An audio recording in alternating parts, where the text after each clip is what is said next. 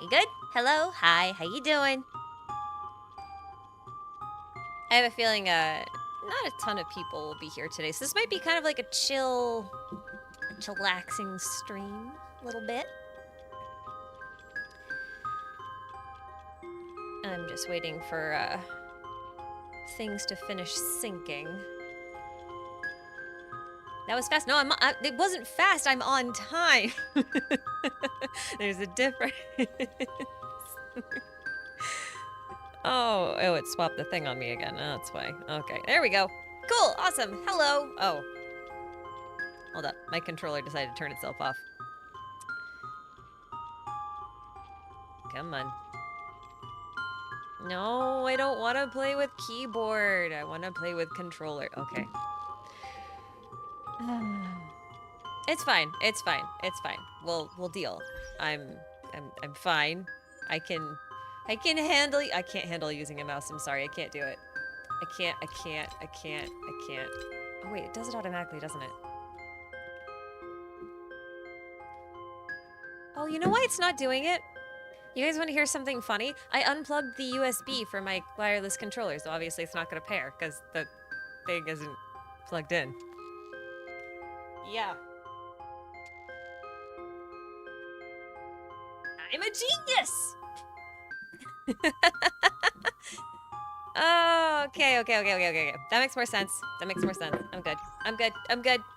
Anyway, hi, how you doing? How's it going? I'm a moron and a genius at the same time. That is possible. Is the music really... Okay, if the music's really loud. It might just be because it's the music box thing. I'll turn it down. Is that better? Is that better? My controller's still not working. My computer thing... Okay, hold up. You guys can ask me things if you like. I need to get my thing working. It's not working. It was working. Okay, 1 sec. The screen should be black. It's okay. It's fine. There we go. Controller, you shall work. You know, if I was smart, I'd test this before I turned things on, but I tried to be on time, and that meant I didn't test things. Oh, I love it. Anyway, while this is loading, hopefully my controller won't turn itself off again. That'd be nice. Mark Lee, I was curious to know if you still think the third path that's involved in Amphoreus is Enigmata. There are so many similarities to Destruction that I can't help thinking about it. Yeah, no, I still think it's Smethus. Oh my god, like, it turned off again! I hate everything. I don't want to run around with a... Let me have my... Okay, good. Sorry, I'm having a little bit of a meltdown. It's okay. I'm getting out of here. I just did the bare bones apocalyptic shadow because I hate this mode. I really hate this mode. I don't like it. It's awful. If you like it, you're a tryhard. I'm sorry. That's not actually a bad thing. It's not a bad thing to be into that. I just no.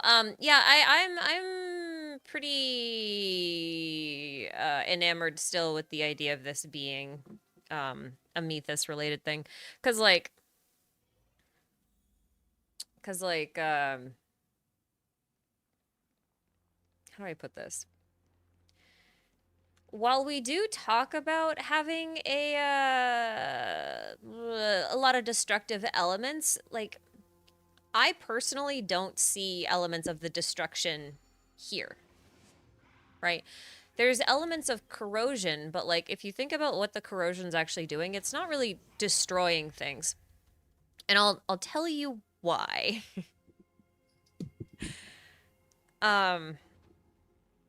Although I can't really like substantiate this really well. Hold on, my mic is like in my way. Get out of my way. I can't really substantiate this very well. Like, I don't know quite how to like articulate this in a way that well, makes a lot of sense to anyone but me. Maybe we'll see. If you played through the 3.1 story and you met the swordsman, right? The Black Sun guy, the Eclipse guy. I'm going to call him the Eclipse guy because that's kind of what, like, one of his moves, he takes his Black Sun sword and then the moon and he overlays them, and that's like literally an eclipse. So, um, it's like called a harbinger of disaster or something. I forget the name of the move or whatever, but like, the thing is, the Eclipse guy, during one of his attacks or whatever, says that everyone needs to return to the Great Dream. So let's go, hold on, let's go to the Grove for a little bit. That's where we're going to end up anyway. Because I made sure to do like 0 exploration in the Grove so that we could have something to run around and do. I'm just wondering if there's any... I haven't been back here since I finished the story. I know there's a chest there. I'm going to ignore it. Or maybe I won't because it's right here.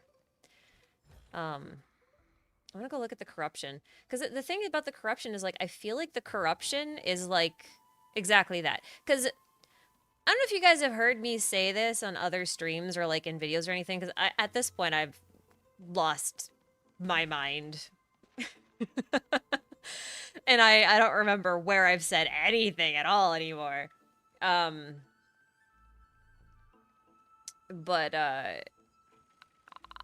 I've often held that Hoyoverse has one idea and they just like to remix it like a billion different ways.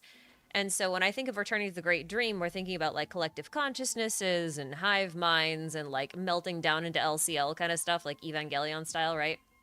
And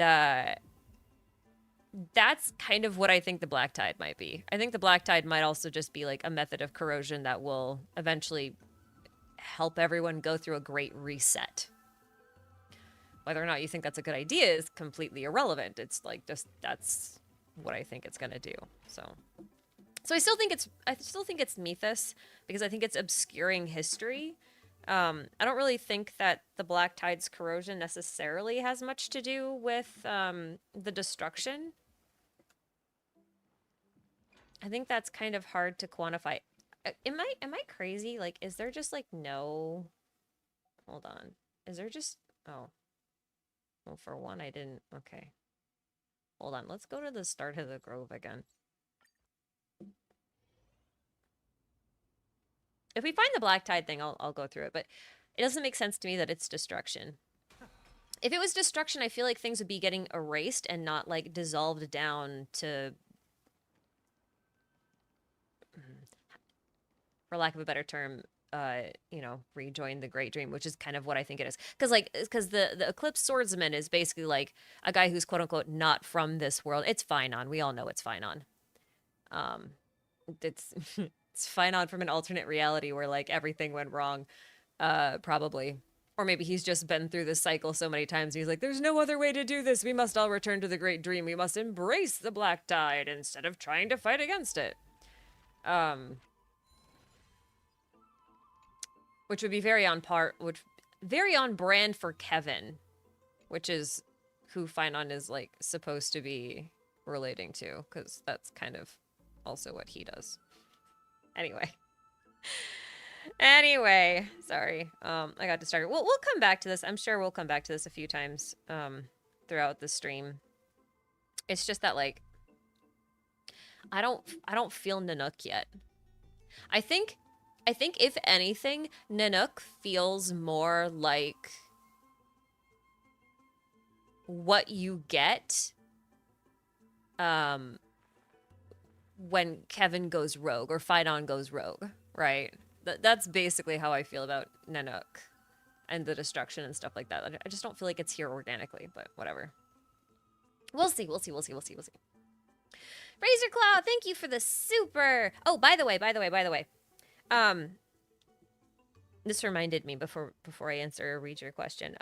If any of you get gifted a membership or join as a YouTube member and you're having an issue getting in to the Discord and you want to get into the Discord, you don't have to send me a donation on Ko-fi, but if you send me a message on Ko-fi, then I can get you into the Discord that way.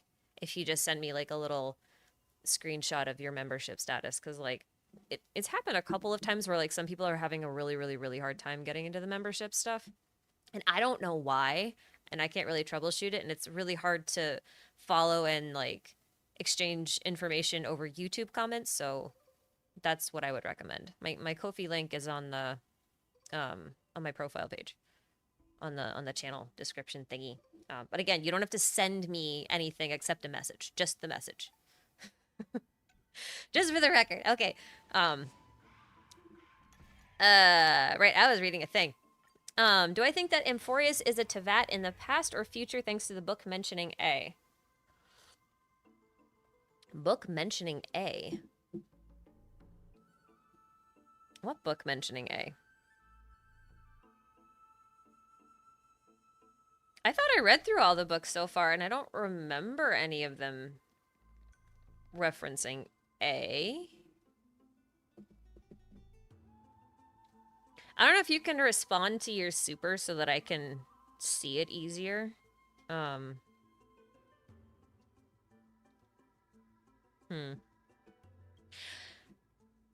don't know about the book. I don't remember it.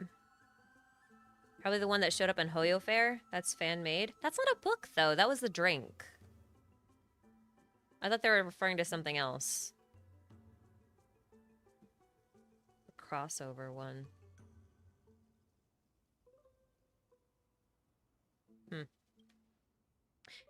I don't think it's Tevat proper. I do think it's an allegory for Tevat. Like, again, I've been saying over and over and over again, like, Hoyoverse has one idea and just has a billion different ways of remixing it.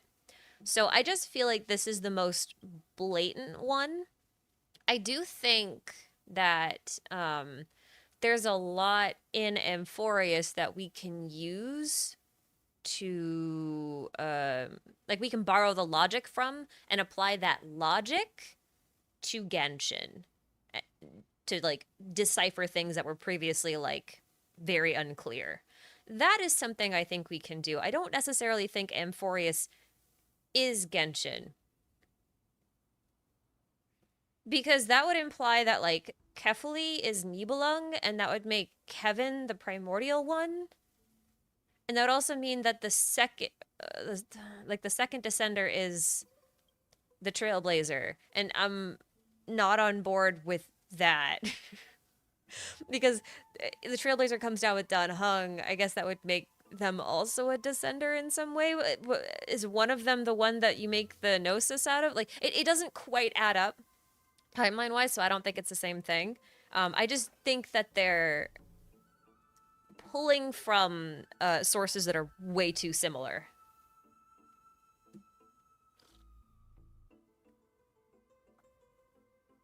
The book talking... I don't know what book you're talking about, though. You don't have to do a second super. I mean, thank you, but you don't have to do that. You can actually just reply to the super that you put in. And I can see the threaded replies on that, so I can keep track of clarifications and stuff. I just think that they're similar worlds. But I don't think that I don't think they have the same world.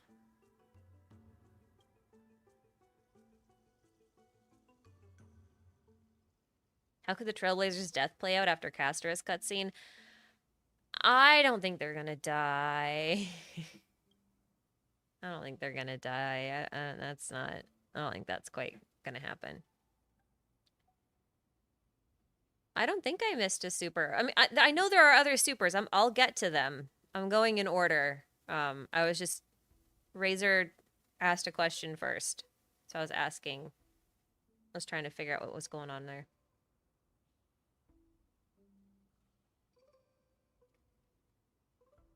People keep mentioning... Yeah, I don't know what book you're talking about, Razorclaw. I really don't. I don't recall a book that mentions A in this game. But Elliot, thank you for your super. Do you think that there's a possibility of there being more than 12 or 13 Chrysos heirs in Amphoreus' story? I mean, yeah. Will they be ones who get the core flames? No. Because there are only 12 core flames plus maybe a 13th.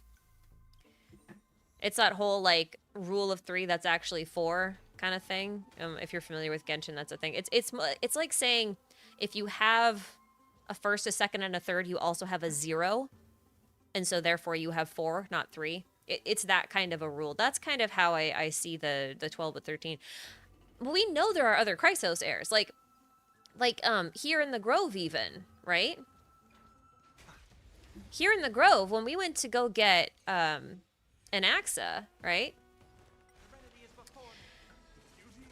When we went to go get an Axa, you can open some. We'll go look at them. You can open some of these memory crystals, and there's like this one guy in there whose name I forget, but he's a Chrysos heir, and he's just a basic NPC model. So I think there's like a whole slew of people who can be classified as Chrysos heirs. And not all of them will end up with a core flame. Not all of them are like the quote-unquote heroes of prophecy, so to speak. You know? So, yes, there are 100% more than just the 12 or 13 that we're going to have playable in-game. But, you know, they're a little bit inconsequential. Flame Chase has been going on for a long time. Like a long time. I don't think we'll get any other Chrysos heirs that are playable that we haven't seen teased already. I'll put it that way. I do think it's possible that we'll get some other Amphoreus characters that are not Chrysos heirs. But I kind of hope that if they do that, they give us some 4 stars. And, like, the justification for them not being 5-star rarity is, like, they're not, you know... They're not a Chrysos heir, so they're like, oh, well, they don't have to be. Or rather, sorry, they don't have a core flame, so they don't have to be a Chrysos heir. Yeah. Like, I like that prospect. We need 4 stars. Like, so bad. We need some more 4 stars. 4 stars in this economy? Yes! I want some. Come on. There's so much they can do with it. And, like, especially with, like, the Remembrance Path now, like, we need... like a 4-star remembrance character that's not the Trailblazer. That's my opinion. So I sure hope that this is the case. Halo, I want the beetle. I'm still feeling pretty confident about the hypothesis that this planet may have been one that got dissolved and forgotten about after the Machine Emperor's War, though. I'm still feeling very confident about that one. There's just... yeah. Oh. There's a whole box. And there's a thing in the box, and I can't get in the box.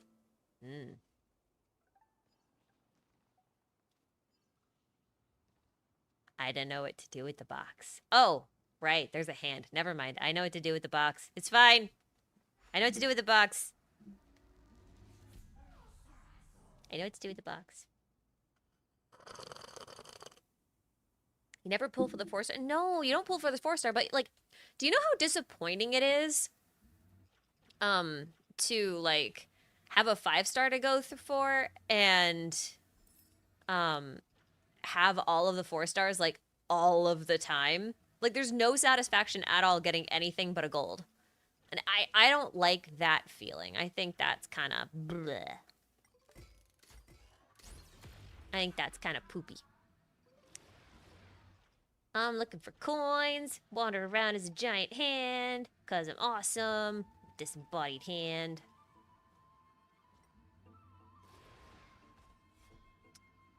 What was the other thing I was going to say? I forget. I actually don't know if there's anything out here. I wonder if they had set up, like, a lot more puzzles and stuff in these areas. And then... abandoned any of them because, like, people were complaining about, like, the quests and stuff being too long. I was wondering about that. I don't know. Hypothesis. Give me a coin! Yeah! Cool. So few 4-stars that everyone's at E6. Yeah, exactly. That's what I mean. Like in Genshin, like I still don't have a C6 sucrose in Genshin. I've been playing since launch, okay? Like Genshin doesn't have like a ton of 4 stars, but it has way more than Star Rail does proportionately. And you know, you feel it. You feel it. You really do.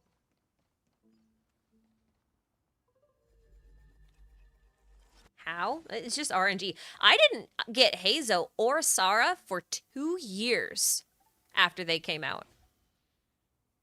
2 years. Isn't that wild? Super wild. But yeah, yeah. I don't know, we'll see. Razor, thank you again for your super.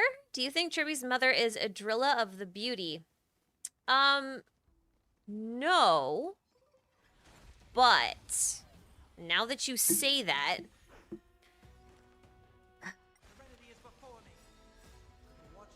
I don't think Tribby represents beauty. I would think Aglaya would represent beauty. If we're gonna compare the Titans to Eons, which I think might be a fair thing, I think it is plausible to look at Amphoreus and be like, 12 Titans may be analogous to the Eons.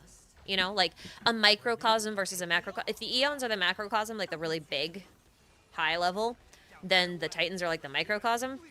If we look at it that way, then Tribby is actually Akavili, not Adrilla. Aglaya is Adrilla, right? Exactly. Yanis would be Akavili. Romance and beauty feel very connected. Yeah. Well, if I don't know if you guys have read Aglaya's character stories. The thing I don't like about Star Rail's character stories is that they don't ever really contain much substance. Like, I feel like when you read a lot of the character stories in Genshin, they're way more fleshed out. And maybe that's just, you know, a side effect of how they go about setting things up in their world and whatnot. But if you do read Aglaya's story, and I wouldn't blame you if you haven't, but if you do, you'll find that a lot of her stuff is all about beauty and all about making beautiful things and why beauty isn't always beautiful or beautiful things don't always represent beauty. I think that's kind of interesting when you look at it that way. Apparently all of Menestia's followers are tasked with like creating the most beautiful thing that they possibly can in order to offer their deity to the Titan. So there's that. Oh, I hate these. Okay, that's fine. Boot Hills is very good. You're right. Boot Hills' character story is quite good. But like I've read through. I know he's not out yet. Okay, but I read through Mighty's, and I read through Trivies, and I read through Aglaya's, and like the amount of stuff that's just not in there is really funny to me. It's really funny to me. Well, that was an easier one. Menesti Aphrodite. You know, I wonder if that's plausible too. I haven't really thought about it too much. But technically speaking, this is an interesting point. Technically speaking, if you look at the Olympian pantheon, right, and you look at like the 12 gods of Olympus,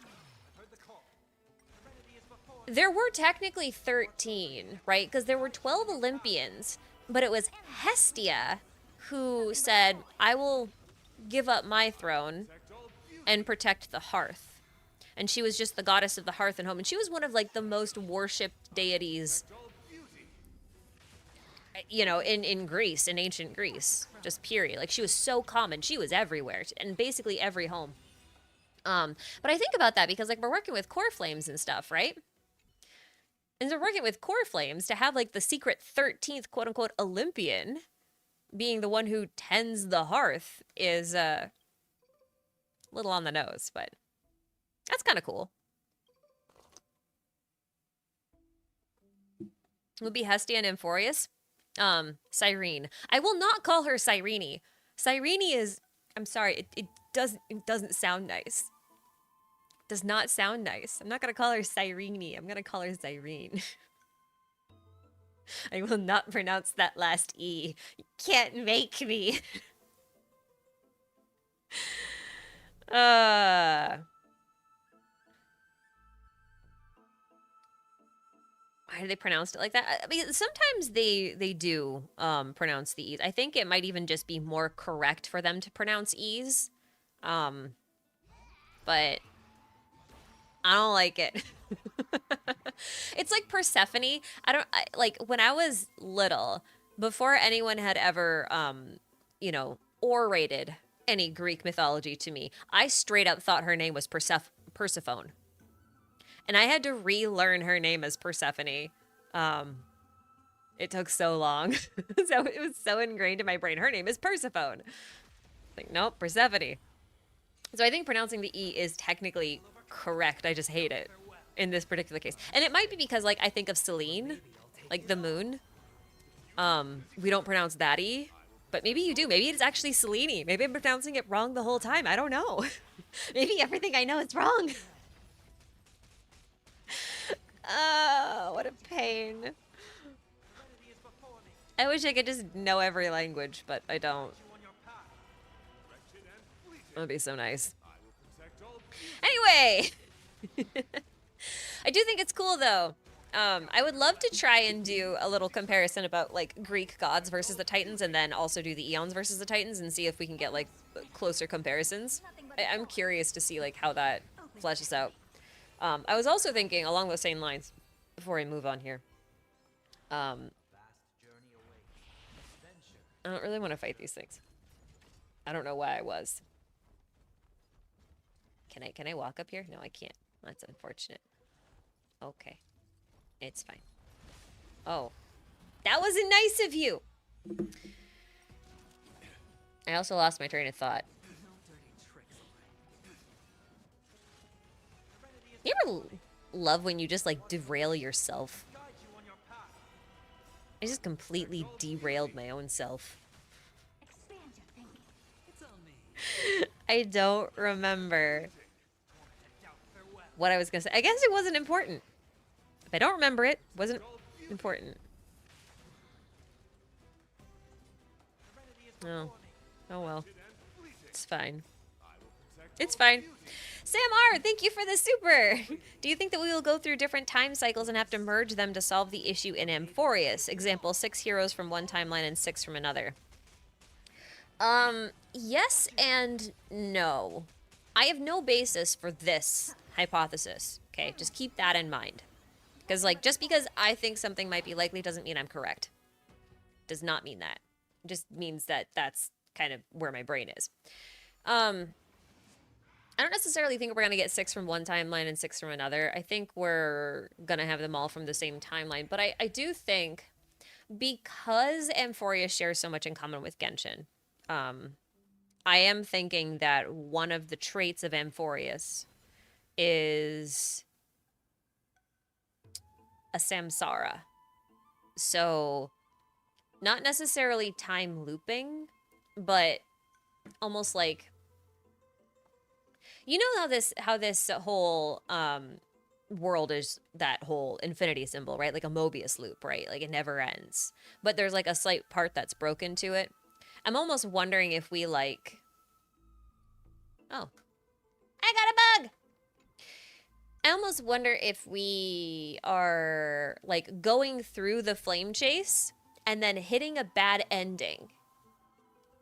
And then time can't proceed. And so like it jumps back to the start again. It's almost like a record skipping, right? So, like, previous era and current era from Honkai Impact 3rd? Yeah, because, like, well, kind of, but not really.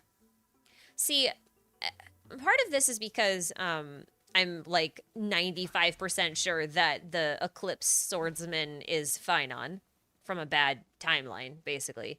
But, like, I just think that the Flame Chase journey keeps going through over and over again, but, like, something happens towards the end that doesn't let it finish, something goes wrong, that's not the course the story is supposed to take, and so it just resets itself. And so like things are just stuck, like it is like a record skipping. It gets to a certain part in the song and then it just like jumps back to the beginning. The needle won't proceed forward. So I think Amphoreus has been through several of those resets already. And it's a little different from Honkai Impact, because Honkai Impact, like, they would just reset humanity, but not, like, the whole world. Like, it didn't actually, like, go back in time. It just, like, set humanity itself. It's complicated. Let's not go there. It is an apt comparison, though, because we are dealing with the Flame Chasers in both circumstances. But I think that Phynon that we see, or, well, the Eclipse guy that I think is Phynon, is literally from a bad end, from, like, the bad end of a Samsara, and he's just like, oh, well, we can't end this loop. I've seen how this ends. Like, I'm gonna go rogue. I'm gonna do things my way, and maybe it'll, like, completely break the cycle, or something along those lines. But maybe it won't break the cycle in a good way. Maybe the whole thing is that we're supposed to complete the story the way it was meant to be written. So when I think about, like, going back in time, and actually someone else asked earlier in chat about, like, how is the Trailblazer going to die at the end of the thing with Casters or whatever? I don't think they are. Because, like, if you recall from 3.1, the Trailblazer is actually going to try and take Orynyx's core flame, which would imply that the Trailblazer is going to be one of the 13 Chrysos heirs, which would be very fitting if you consider what's her name, Cyrene, to be the one who was supposed to be the 13th Flame Chaser, or if she's the Mother Titan or whatever, the 13th Titan that the Numerophiles worship. If you think of her as that, in that way, and you think of Mem as her, which is honestly almost undeniable at this point. One thing that they said in this quest is that Orynyx was what allowed Mem to manifest in this world, which I also thought was interesting. I didn't quite catch that in 3.0. I don't think that was quite clear.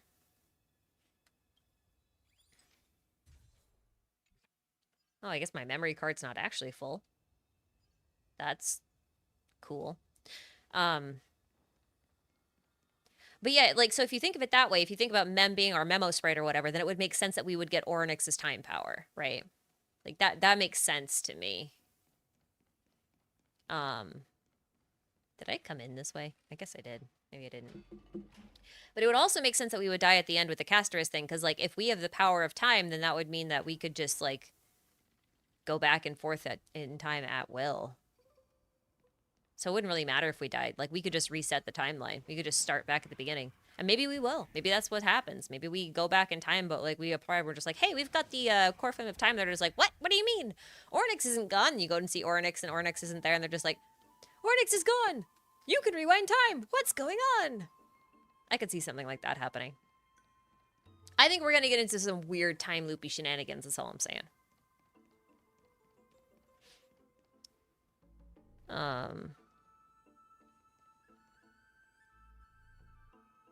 Yeah, I see some real confusion in chat too. Like the abandonment of Mighty's home, because you thought that the Chrysos War was thousands of years ago, but then Mighty was the prince, so is Mighty really old, or was it more recent, or what? I'm really confused. Yeah, I don't blame you. I actually haven't sat down to, like, look at an actual timeline yet. I confess I have not done that yet. I feel like I should, because I am also confused about the timeline, which is one of the reasons why I think time is really messed up. But I was also thinking about, like, if we are looking at this as, like, being a parallel story to Genshin, not being to that, but, like, you know, having the similar bones. I think that's how I'm going to put it. They have similar bones, similar structure. If we think of it that way, time moves differently in different parts of the world. So, like, I'm thinking about how in Genshin and Enkanomiya, you know, time doesn't seem to flow at all, or at least it flows really differently and really slowly. Whereas above ground, it moves at like a steady pace. Like you have the same sort of thing that happens in the chasm, right? And I'm wondering if similar things happen in Amphoreus, where time moves correctly in Akama, but nowhere else. Because Kefali's Dawn device is only present in Akama. But I don't know. I have to go look at that. They have been giving us some dates, which I think are quite helpful. I just haven't sat down to put them all together. Why is Natlan's story so similar to Amphoreus? I don't think Natlan's story is necessarily so similar to Amphoreus so much as like Tevat's whole story. The one thing, like I keep saying this, Hoyu only has one idea. Only one idea, and they just remix it over and over again. If you look at like Tevat's story as a whole, and then you look at like the individual arcs that you go through in each nation, and then even in world quests and even in story quests for that matter, you see the exact same story playing out over and over and over and over again. But with like, it's like having vanilla cake, but like every time you have vanilla cake, it comes with different frosting, different sprinkles, and it's always a different color, and like sometimes it has different fillings in it, but it's still always vanilla cake. That's what we're dealing with here. It's like you went to an Olive Garden where they only sell pasta, no bread, just pasta.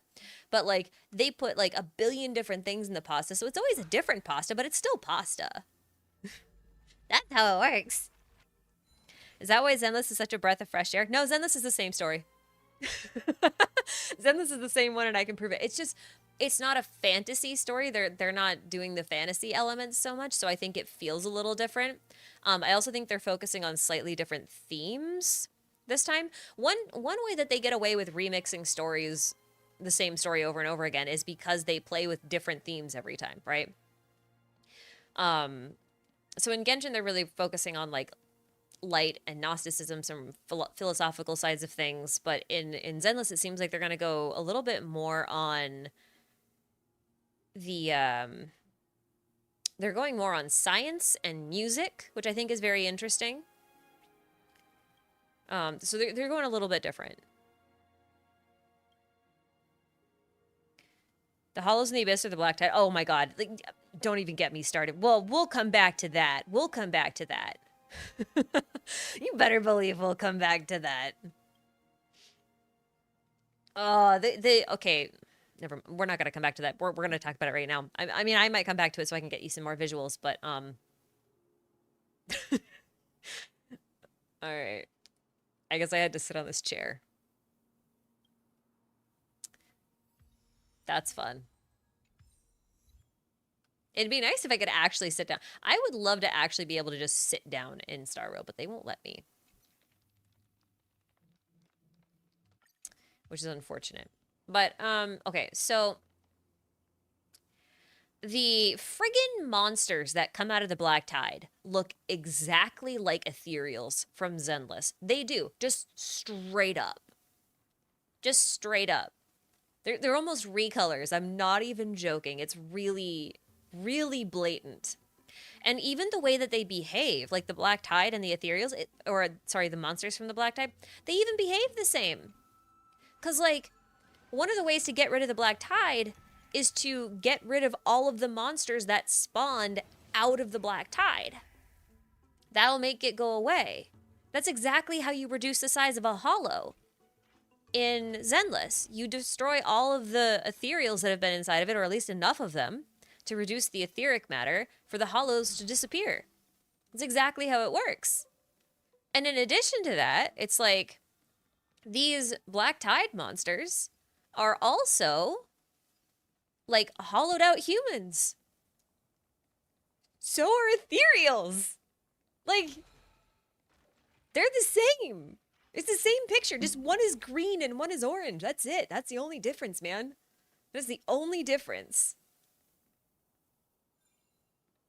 Okay, I really didn't do anything in here, so I guess we're gonna go take a look around. Woo! Oh. I guess I can't do that. I guess we'll do this first. Anyway. Malachite, thank you for the super. What are the implications for other characters if the HSR verse seems to have multiple XPs, i.e. Finon and Kevin-ish that Acheron killed? I actually talked about this because Hoyoverse has an official statement on it. When they did their Honkai Impact and Star Rail collaboration thing, when they did that, they had a whole interview where they talked about their thoughts on. Whoops. Hold on.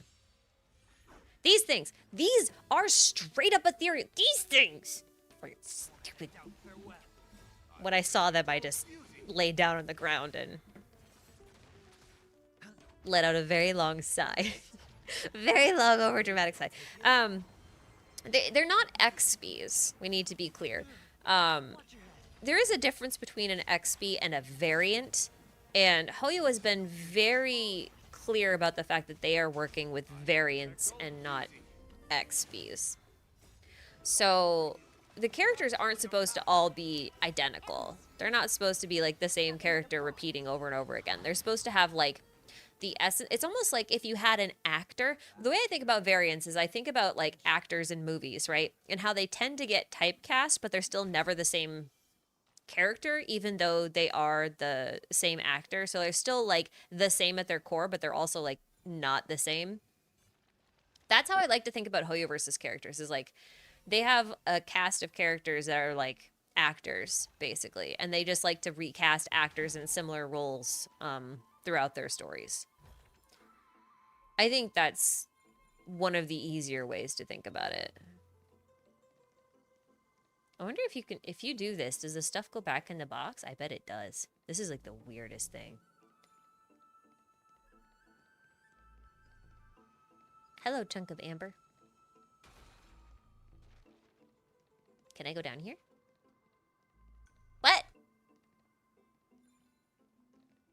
Cheap. Cheap. Lame. Ow. Okay, I didn't expect that to hurt me. But yeah, I don't think that there's like... Oh, oops. I rewound it too far.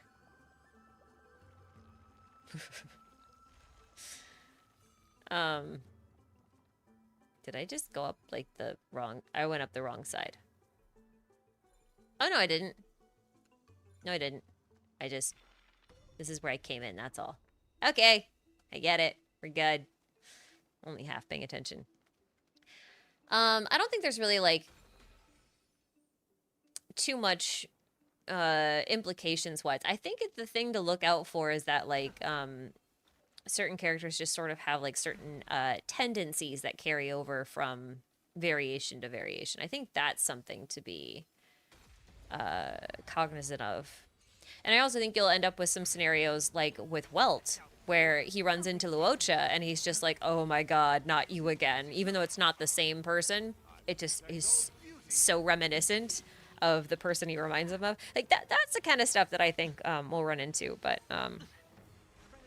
yeah, Welt is just Welt. He's not even an XP. He's like, literally, he is the exact same Welt that came from Honkai Impact. He went into space and got stuck here, and now he's on the Astral Express. So, like, Welt is like a whole different thing.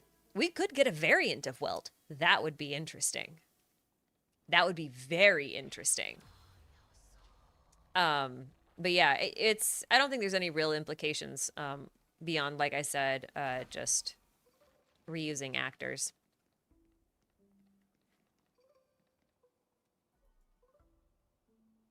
I think that's about it, honestly. Black Tide! There it is! Ah, Black Tide, come here. This stuff. Can he cross the Black Tide? I don't think he can. I was looking at, like, this stuff is, like, so digital, it's not even funny. It's like a digital... It's like everyone's gonna be broken down into little qubits. And then reformed again. They could have made the Black Tide look like anything, and yet they made it look like something out of the Matrix. Just saying.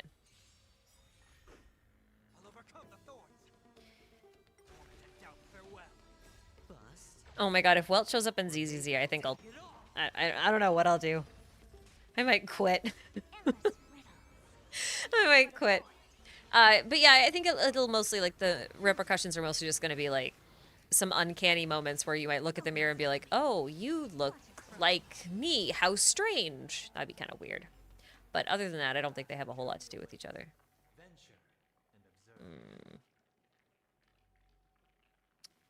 We'll see. Lubo, thank you for the super. What's your take on people heavily criticizing HSR story, accusing it of over-exposition and unnecessary complex lore ever since 2.0? Hoyo even had to admit on X to say that they will try to improve it. How do I put this? I think some of the critique is warranted. Okay?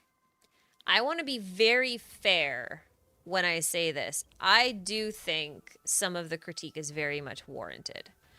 It's just that, like, I think some of the critique is really overblown, and I think other parts of it are fair. Like, for example, I think the complex lore on each of the planet is good and makes sense because we're spending an entire year on these planets. So we should get to know them. We should have more complex, in-depth lore. We should have all of those kind of things. I think that's a good thing. In fact, I don't think they give us enough complex lore. I would like them to actually give us more documents. I would love that. That would help flesh things out a lot. They won't, but I would love that. However, I also think that Hoyo in general, in all of their games except Zenless, they have a horrendous issue with not knowing when to stop. I honestly think that's basically it. Like, the stories are good, right? The stories are good. The plots are good. The characters are good. And even the way the dialogue is written is still good. But there's too much dialogue. Like, there comes a point where a moment loses the magic that it has when you add more words to it. I know that sounds really weird coming from someone who's actually, like, naturally very long-winded. But the reality is, I am a fiction writer. Like, that's my roots. I was a comic artist for a long time. And I take a lot of pride in my writing. And I spend a lot of time working on my dialogue and making sure that it's tight. And that I've picked the right words and the right pacing to convey the message that I want, right? And if I can convey the same message in half the amount of words, I will do that every single time, even though that's harder to do than using twice the amount of words. So I like with the whole Tribby scene, for example, and even with Mighty's scene, with his flashback with his friends, like, he didn't need half that dialogue. You would have gotten the exact same impression and would have been able to remember everything better if they had used half the words, right? So I 100% agree that Hoyoverse has a problem with over-explaining. I think it's unfair for them to just blame it on Star Rail. Like, just to say it's a Star Rail problem, be like, oh, ever since 2.0 we've had a No, that's not the problem. It's a Hoyoverse in general problem. They've had this problem for a long time. And I don't doubt that it'll continue, you know? I would love for them to take some lessons from Zenless because, I don't know. One thing I learned really early on about writing dialogue, especially, is that dialogue in a game and in a book or in a movie isn't supposed to be written the way people talk. Because you're not... The goal is different, right? Like, the dialogue is supposed to do a job. The way I'm talking to you is not the way I would write the same ideas down in a book if I was to, like, novelize this stream for whatever reason. I would condense the shit out of this.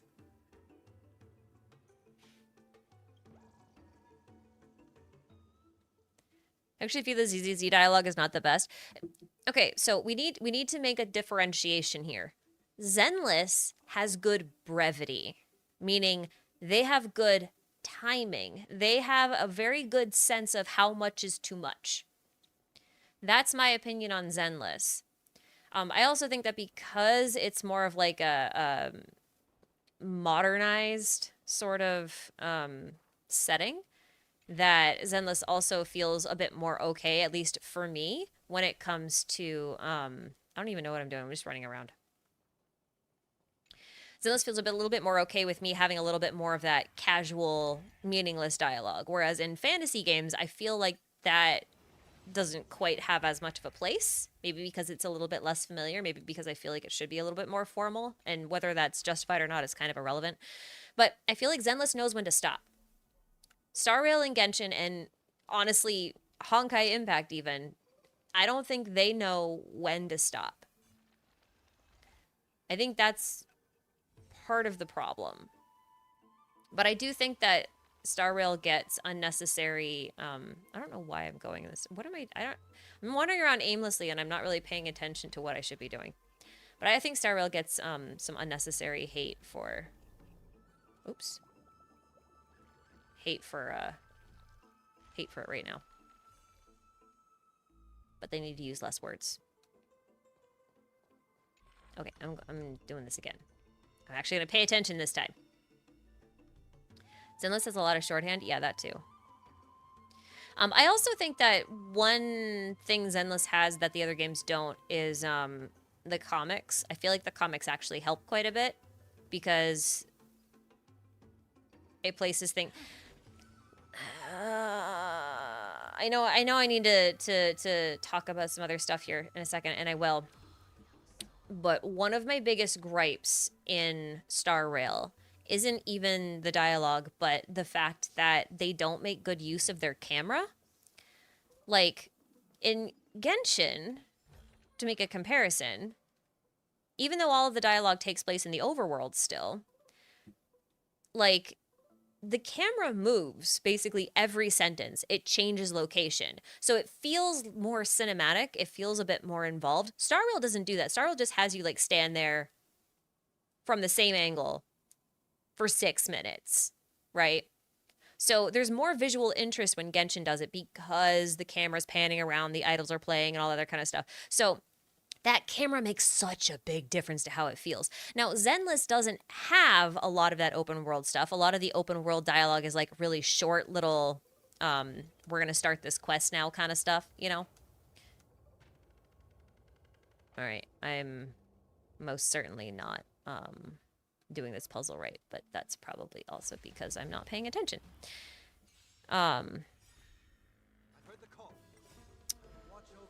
But yeah, so Star Rail really struggles with that. Zenless has the comics, and the comics are kind of like what I call their camera, because otherwise, if you're not in the comics and you're not in the overworld, then you're in like visual novel mode.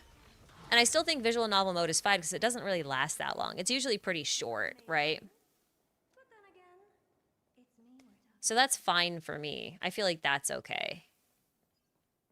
But I'm sure other people will feel differently.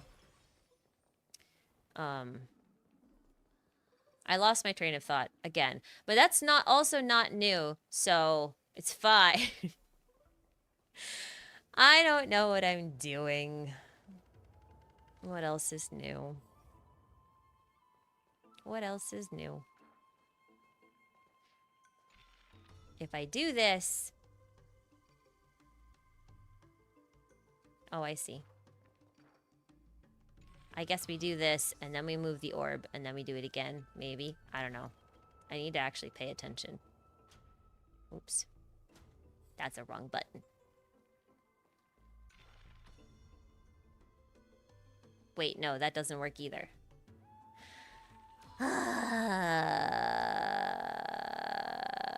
Oh, wait. Back to the Future. Yeah, I like that. That's funny. Can I move this one? I don't think I can move it again. I can only move it between those 2 points, huh? Okay. I guess that's fine. I guess that's fine. I don't know if this is right. It's fine. Turn it off? Will Cersei's ever be playable? No, I doubt it. She's an NPC model. That was the thing. Anyway, sorry, that sent me off on a little bit of a rant that ended up not mattering all that much, but that's okay, I think. Okay, turn this one off. Or at least move it over there. Maybe. No, because then I can't get over there. Okay. So one of these needs to be on and one of them needs to be off.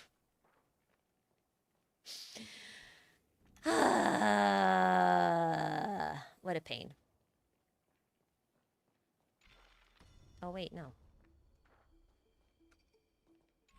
No, that just needs to be off. This doesn't even, I can go through it no matter what. Oh, no, I can't. Yes, I can. No, I can't. Yes, I can. That one's wrong, though. I guess. I don't know what I'm doing. Slimebo, thank you for the super. Do you think it's likely that an Amphoreus character will join the Astral Express or too soon after Sunday? I think it's very unlikely for now. Or if one does join, I think it won't be until, like, we haven't met them yet. I think that's possible. Like, I feel like they keep hinting at Amphoreus not being, having not always been isolated, you know what I mean? And since they keep hinting at Amphoreus not always been isolated, I wonder if, like, at the end when we complete our Flame Chase journey, if, like, one person at least is going to want to set out with us. I feel like that could be a thing. Oh. Off you go. Okay, we turn this one off. Maybe. I don't think this is right either. Nope. I might just be stupid. It's okay. Or I'm doing this wrong. Mem might go. Well, Mem should go with us, like, theoretically, unless she has to stay behind for some reason. You know?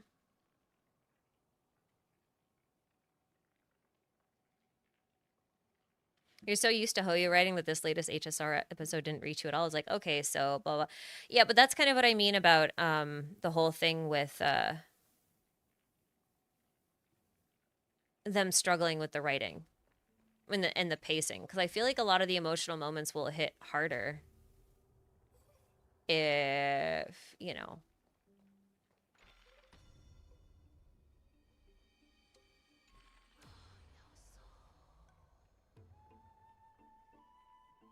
I think I'm just dumb. I think this is just not the way to do this puzzle. Because you have to go over there at night.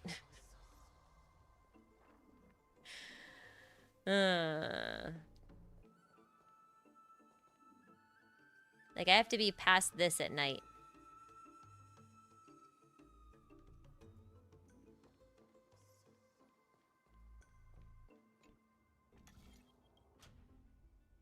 Which you can't do.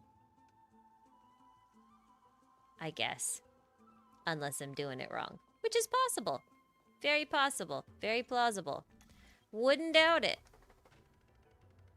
Wouldn't doubt it. Alright. Yeah, so if there's any... Oh my god, what am I doing? Like, my brain's not even on. If we get anyone to join the Astral Express, I don't think we've met him yet.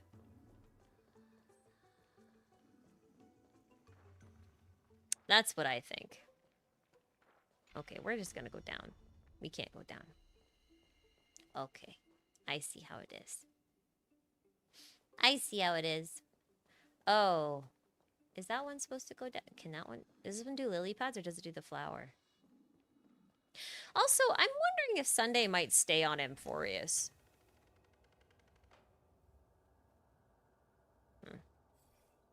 I don't know if that does anything. Probably not. I have no basis for the idea that Sunday might stay on Amphoreus, but I wonder. I wonder if he might.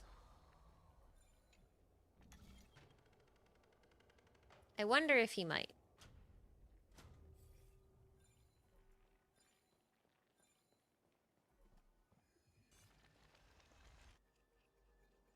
Oh, can you just go down here even though it's corroded? How come this works even though it's corroded?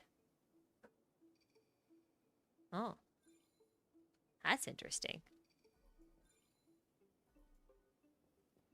Is that a feature or is it lore? The real questions. I have to ask the real questions. Oh. So this is where this goes. Hello, Kefali. That's another thing. Like, if Phynon ends up getting to be the world-bearing titan, or getting that core flame, and Kefali's symbol purifies the black tide, and the eclipse dude that we think is Phynon is, like, made of black tide or has black tide power or whatever, then, like...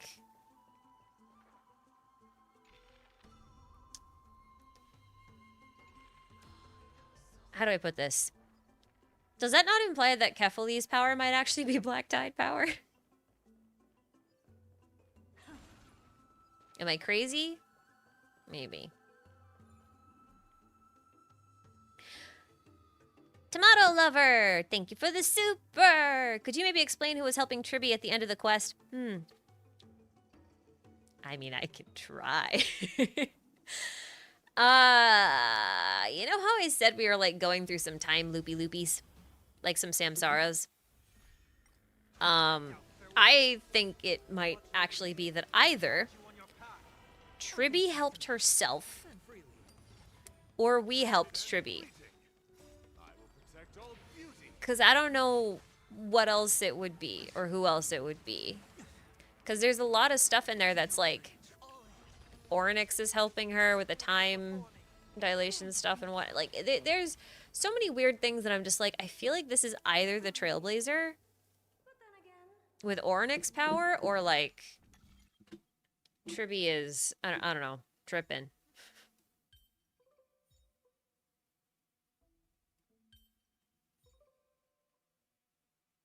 Well, that's not right.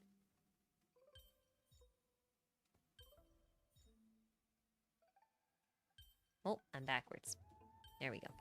That's where I meant to go. Secret aid from Cyrene? I mean, maybe. I don't think that's implausible. But, like, even then, that would still be the Trailblazer, right? Because, like, if you assume... I have to explain a really complex subject if I go down this theory path. Maybe I can get away with not explaining it. Okay, but, like, if the Trailblazer and Mem are, like, one entity right now, which they are, right? Like, they are one entity right now, at least.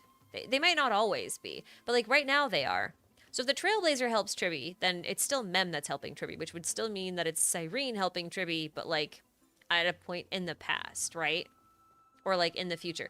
Like, so if Cyrene would have been the 13th Titan or whatever, if Cyrene helps in the present, past, or future, it doesn't particularly matter. Maybe she always knew she was gonna help. I don't know. It gets complicated. I don't like it. I could actually explain why I was saying it that way. But what if I don't want to? Oh, there's a puzzle down there. Oh, there's a puzzle up here too. Oh, wait, where am I? Oh, I take that puzzle over. Oh, that's how you get to that side. And you need to be, okay. Okay. I see. I guess sometimes the best thing to do is just look at a map.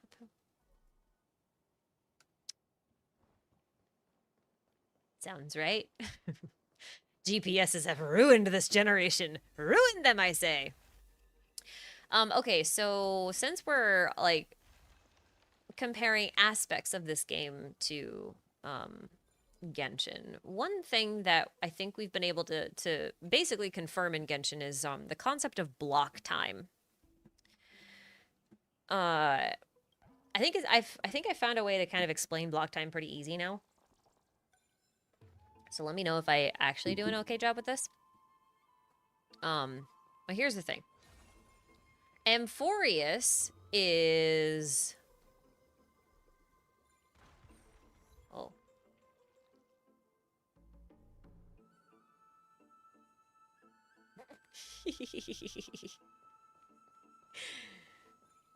Sorry, I got distracted. Okay, so Amphoreus is all about, like, writing in a book, right? Like, we keep putting things in this book, right? This is the story of Amphoreus, this galactic book that basically encompasses the entirety of Amphoreus, right? This is... Oops.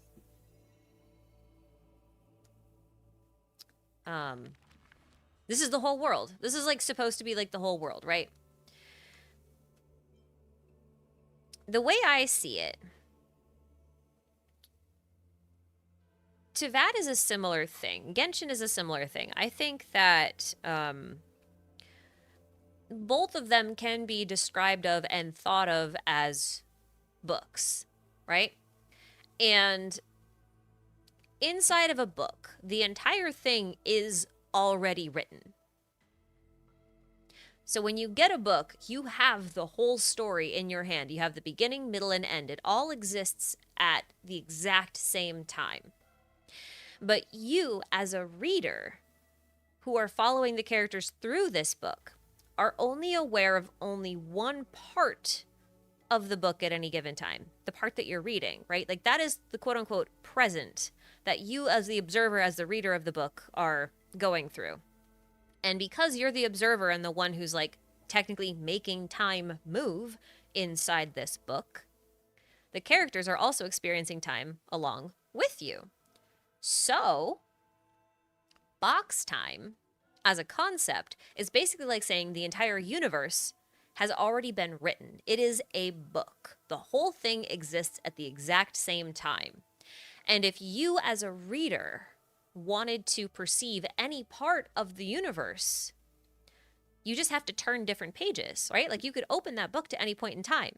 So you could then be at a different place in time in the book just because you changed what page you were on, what page you were reading. And that's kind of how I feel about Amphoreus, right? With block time. So if you think about Cyrene, again, if you think about her as being Mem, this book sort of being like a book that she wrote. There's a dedicated page? Okay. If you think about Mem being like the one who's writing this book and everything, like, she basically encapsulates the beginning, middle, and end of the book, which would mean that she knows how it starts, how it goes, and how it ends. But as she is right now, she can only perceive the part that you're reading. And as she moves through time, as you read the lines on the page, you know, like, the story progresses and you can see how the whole thing ends. And when you get to the end, you might be able to be like, oh, I don't like that ending. What if I go back and change something on a previous page that changes the context of this ending? And I like change the whole thing. Or what if I rip a page out? What if I scribble this part out? What if I obscure this? What if I dump the whole book in a bottle of ink? Right? I think that's kind of like how I conceptualize box time. Box time is a book. Everything exists at the same time, but you are perceiving only a small piece of it in a linear fashion. So, what was I trying to explain? Oh, like Cyrene being able to go back and forth and stuff like that. Like, that's kind of why I'm thinking about, that's why I'm thinking about Cyrene in that context. Oh, wait, this is the wrong way to go. Or is it? Wait, what was I doing? I lost my... Okay. I'm very distracted. We're probably gonna spend, like, the whole stream in just this one room at this rate. Is there a book down here or am I crazy? Did I make it up? Did I make up the fact that there's a book down here? No, but there's a puzzle down here. But I think there's a puzzle in a different time. Oh, that's the piece of the puzzle. Right, okay, I know what I was doing. I know what I'm doing.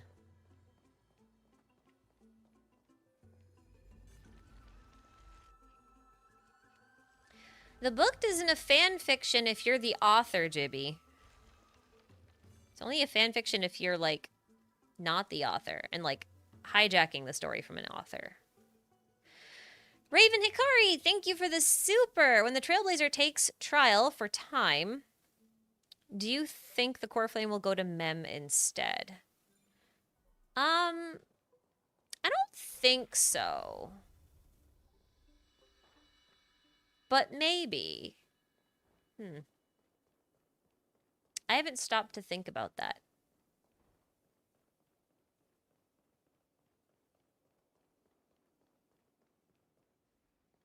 Okay, I think I get what's going on.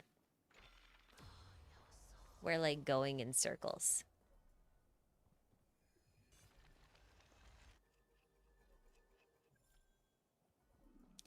We are going in circles.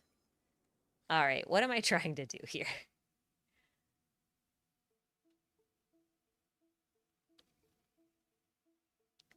I don't know. I think I'm trying to get to the other side during the daytime, right?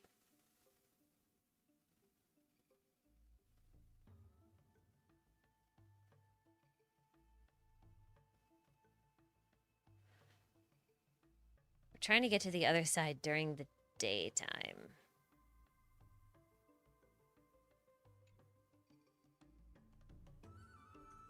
I am thinking about the mem comment. I just don't quite know what I think about it yet. I'm a thonkin.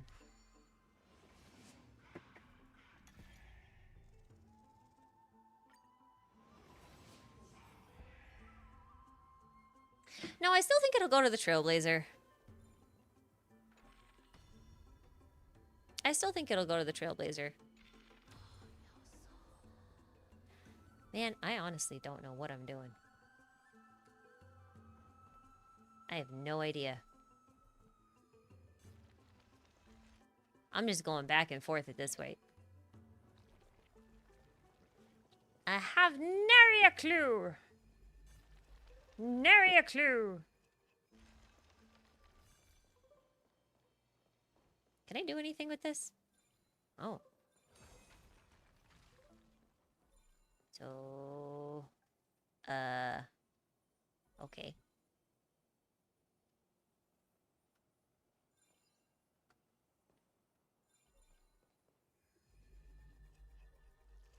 So... what we doing? Okay.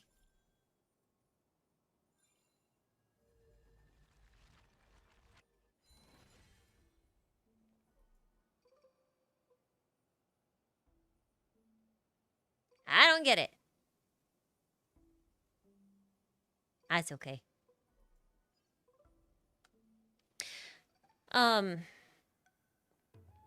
Why would I need that one if you have this one? That's what I don't get. Like, if you have this one, why do you need the other one? Or do you? I guess you don't? I don't understand. No, I don't understand. No, I don't. I don't know. I don't know. I'm gonna go turn the thingies off. Let's see what happens. I don't know if it makes sense for Mem to get the thing, because, like, if you do subscribe to the idea that Mem is related to Cyrene, I don't know that it would make sense for her to get the thing. Unless you would, like, consider her to always want all the core flames? Maybe she eats all the core flames in the end. Maybe that's what happens. Maybe she just eats them all. Num num num num num num num num num num num num num num num num.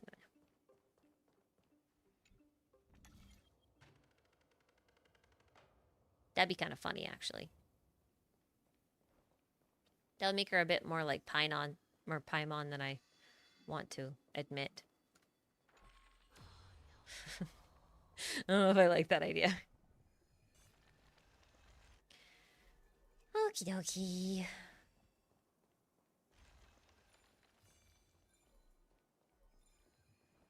Let's see what's up. Oh. Well, I guess I can't do that anymore. I guess you gotta go around. You gotta go. I can't go on the thingy anymore. Nope.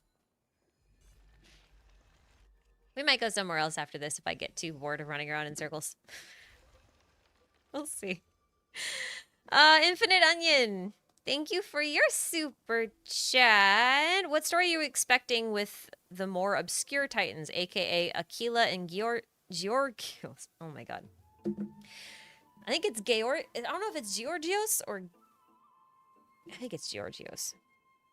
Like Anaxa said, none of them can fly. How does Hyacinth fall asleep?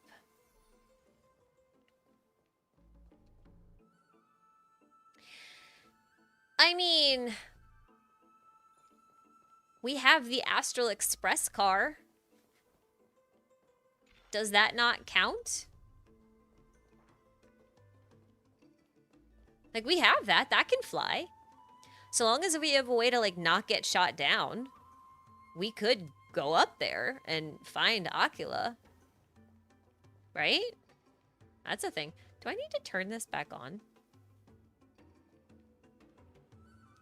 Is that a thing? I want to see if that does anything. Georios. Okay. I follow. You know, I think we'll repair the Astral Express car. Like, I wonder if we can use, like, Oryx time rewind power to, like, rewind the Astral Express car back to a time when it wasn't broken. Can I? Nope. Once it's open, it's open. You can't put the candy back in Mom's wrapper. Yeah. Take a space train to the big bird in the sky. I like it. Why are you all memming in there? Why are you all memming? What? They mentioned it towards the end, Don Hung and Trailblazer. Anaxis being an alchemist with Conrad references. Dude, I just about lost it when he said he was like, I'm splitting my soul with alchemy. I'm just like, no, you friggin' aren't, you lying liar. Oh, I just about lost it. It's like one of those things that will bother a very small amount of people. And I am one of people. I think about it a lot. Stupid Anaxa. You know he actually, like, has a hole in his chest? Like, he's, like, not all there. Which is kind of weird if you think about it. If he's, like, some sort of blasphemous sort of person who doesn't believe in the Titans and divinity and everything, and he's, like, splitting his soul into pieces and all this kind of stuff. Like, if you think about that for a minute, and then you think about the fact that, like, he looks like he has a literal hole in his chest. Like, he's hollow. Is it just him who's hollow, or is everybody hollow? And he's just the only one who knows he's hollow. Like, I have questions.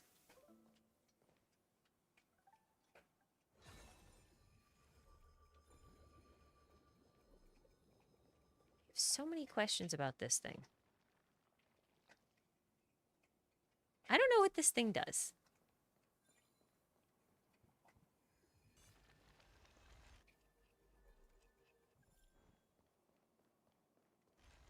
I don't know. I'm just going around. I'm gonna go somewhere else. I'm sick of this room. I'll figure it out later.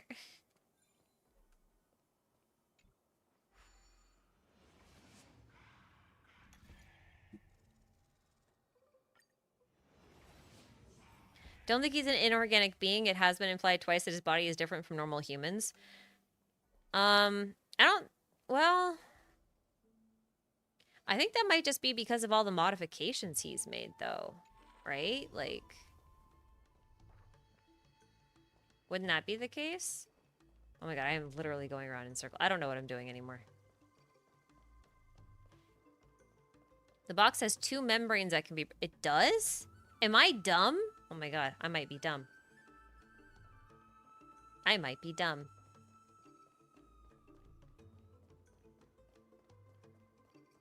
Anyway, Anaxa annoys me.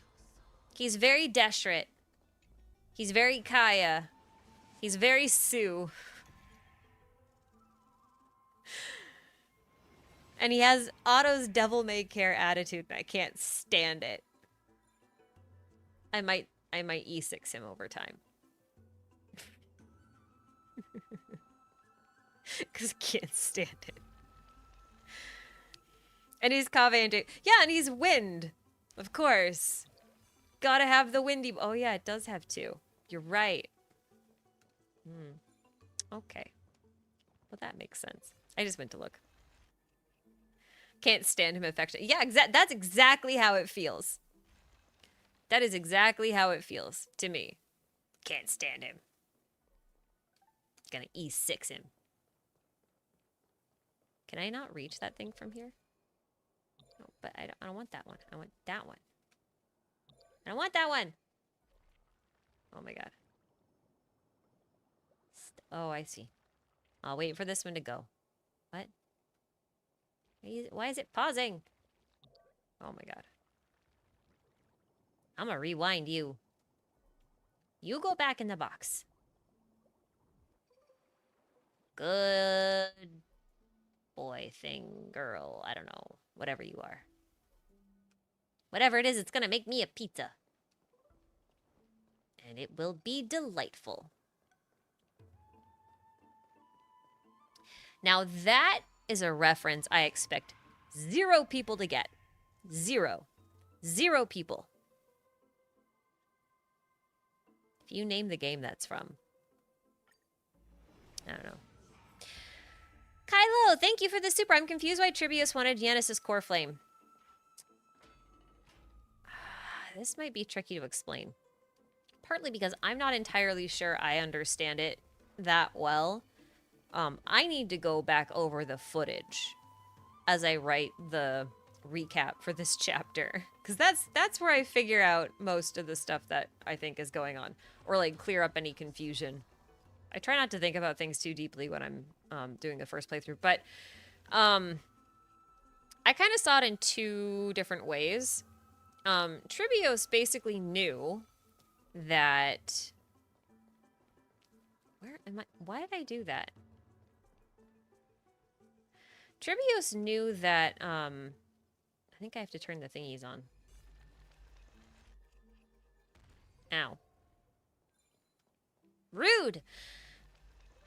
So Tribios was a holy maiden, so she was supposed to receive the oracles and the prophecies of the Titans, right? So the oracles usually come from Orynyx or one of the other fate gods, right? Now the problem is that... Going down this way. I know I'm being silly. Leave me alone. The problem is that if you watch Triby's trailer, she basically says that the gods weren't able to answer the prophecies anymore. Like, they weren't able to provide prophecies the way they were supposed to initially. And the only oracle that they were able to receive didn't come from Orynyx, and it didn't come from Talantin, and it didn't come from Yanis. It came from Kefali. And it's not even really a prophecy so much as it is, like, a sign of hope. Like, the way I understood it, it was like...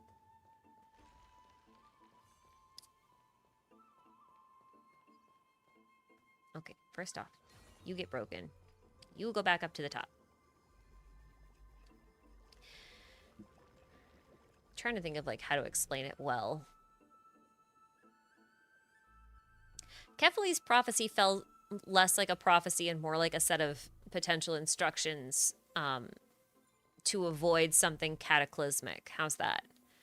That's more what it read like to me. And I think what Tribios realized is that in order for that hope to have any hope of doing what it was supposed to and bringing people hope, she had to start the flame chase journey. She had to be the one to sort of open the gateway, as it were. Um, and that meant she had to take the core flame of a Titan. Oh, that's how you break these. See, that's nice. Finally! The golden scapegoat is mine! So she realized she had to be the first one. She had to take the plunge because she knew what the context was. She had to be the one to deliver the message. She had to be the one to sort of like sound the alarm and find all the people who needed to be involved and spread the word and all that kind of stuff. She knew she needed to do that, but she couldn't do that as the Holy Maiden. Because if she tried, how many do I have?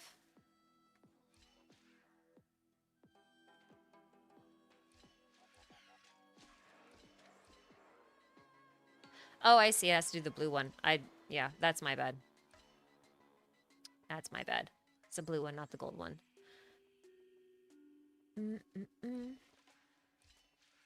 Is this going to be an easy one or no? No, it's not. Okay. Let's see.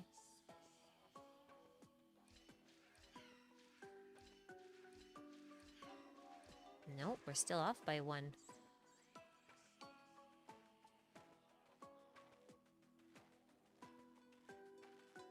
I don't know how to do this one. Do we even have enough moves for this? Oh no, I guess we would end on the gold switch and then get them over to the blue one. That's right. Okay. All right, so she knew she had to open the gateway, the pathway, and all that kind of stuff, and then become the messenger, split herself into 1,000 pieces, find everyone, bring them all together, and then start the journey. The way I see it, she kind of works as like the Olympic torchbearer. You know, like the guy who's supposed to like take the torch at the beginning of the Olympics and like run around and like light the torch and sort of kick off the games? That's kind of how I see Trivios. That's why she wanted Yanis's core flame, because she knew that she had to do that, and Yanis was like, I will open the path for you. So she just took it.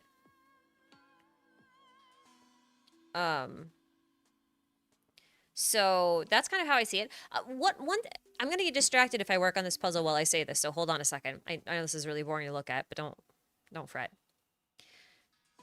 The thing I thought was really interesting about Triby, because we talked earlier about how her equivalent would actually be like Akavili.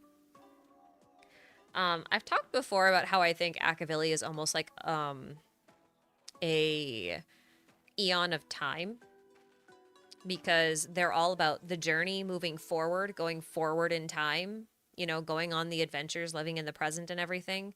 And I keep thinking about like going through a universe that's shaped like a tree with all these, you know, countless branching pathways. And that felt like opening the pathways, which is what Tribios was doing, right? Like she's opening the pathways for everyone to walk down in order to fulfill this new destiny that Kefali suggested they try and pursue. And I was like kind of taken aback when they said, oh, but you know, there's only going to be one Triby left at the end of this. So all of those 1,000 different Tribbies are all guaranteed to die because they all die opening up the pathways. They get ground into the pathways. They like almost become the pathways. And I was like, I wonder if one of the reasons Akavili died is because of the same thing. Like, is it possible that, you know, like there were thousands of Akavilis at one point? Did we have one Akavili on every express car? And then every time an express car went missing or a journey end, a path was truncated, the Akavili that was on that path died with it. I thought that would be a really cool possibility.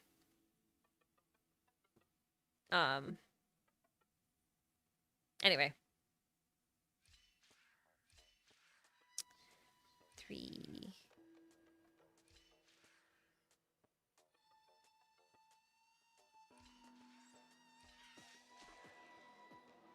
This might not be right.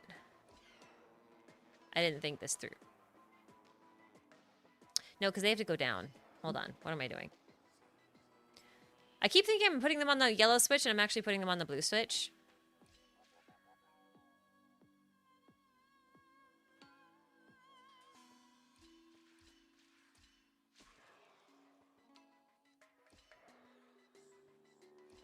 Okay.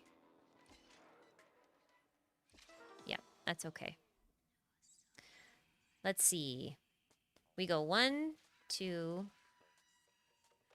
3, back, 1, 2.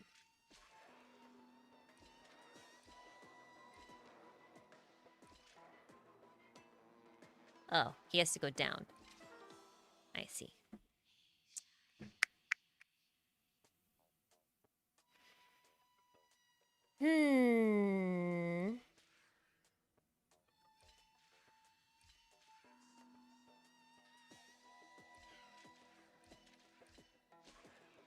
That's not going to be right. I don't know why I did that.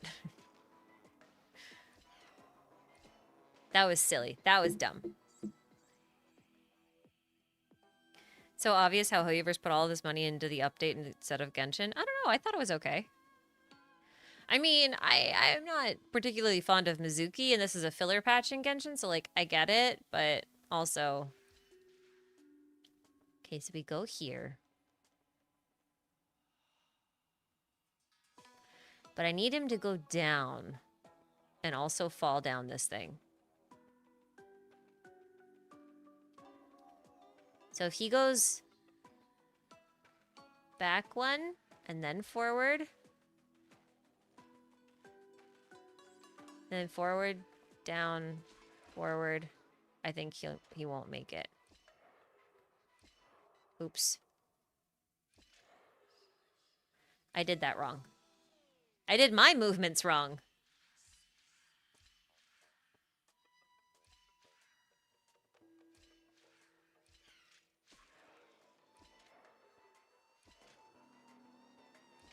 Oops. Okay.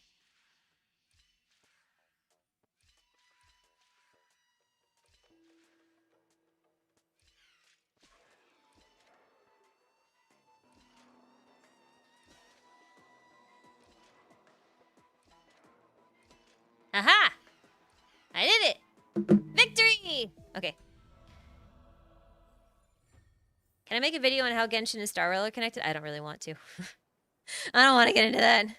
I mean, you know, it's actually pretty easy. It's actually pretty easy. It's I don't even need to make a video about it. It's really just like, if you consider Star Rail's universe to be like an infinite universe of infinite possibilities, and in some places there are like little obscure worlds like Amphoreus, Genshin is just like an Amphoreus somewhere. It is not Amphoreus itself, but it's like one. It's just a little obscure world hidden somewhere in the Star Rail universe. There you go. Game's connected. Bada bing, bada boom. Kung Fu Titan, my friend, thank you for the super, by the way. A friend of mine said the overlap of Trailblazers' missing memories with the Celeron Hunters and the fact that we haven't seen Elio's face is too coincidental.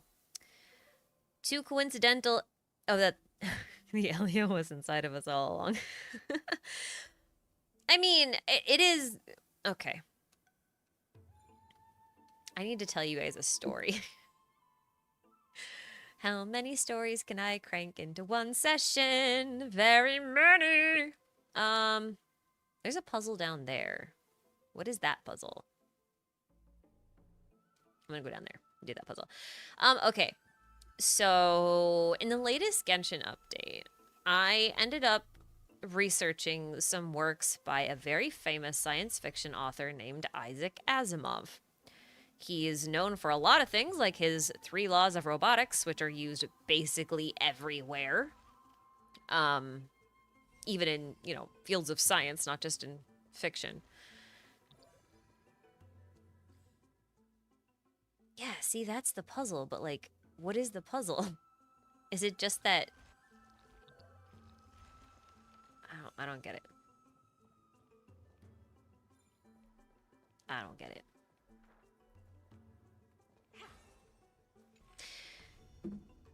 Okay.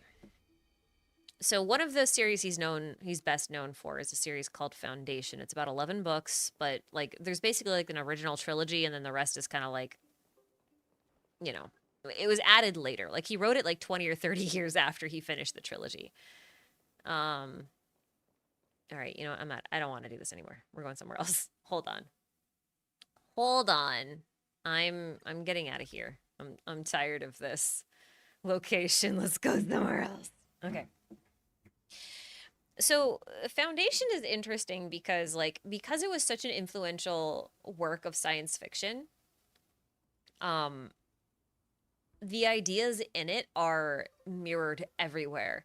And once you kind of read through the books, or at the very least read the summaries, you'll start to see all of the parallels between it and almost every story that Hoyoverse writes. Um, one so the synopsis of the first trilogy, which is the part that matters, is that there was this guy who invented a method of predicting the future based on events of the past, like through mathematical models. And he was just like, okay, so I can predict that in a very short period of time, our entire empire of the galaxy, the empire that rules the entire galaxy, also known as the Galactic Empire, what a great name, is going to fall. And then when it falls, we're going to have like 30,000 years before humanity recovers and comes back up to the level of development where it was. And he thought that that was way too ridiculous, and he wanted to sort of like accelerate humanity's growth, regrowth, recovery efforts, basically. So to do that, he created these repositories or encyclopedias, two of them specifically, um, that basically contained all of the knowledge that you would need to rebuild human civilization and that kind of stuff. And he also like put in some fail safes to make sure that humanity stayed on track so that it could accelerate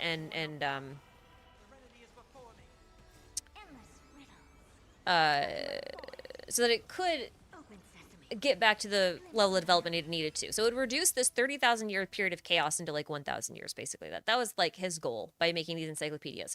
Now he made two of them, and he put one of them on a planet at the very edge of the galaxy. And that planet was called Terminus. And that was supposed to be like the new future capital of the second or rebuilt Galactic Empire, basically. That was the idea. And then he decided he wanted to make a backup of this stuff, and he wanted to put that backup on the current fallen capital of the first Galactic Empire. So he did that.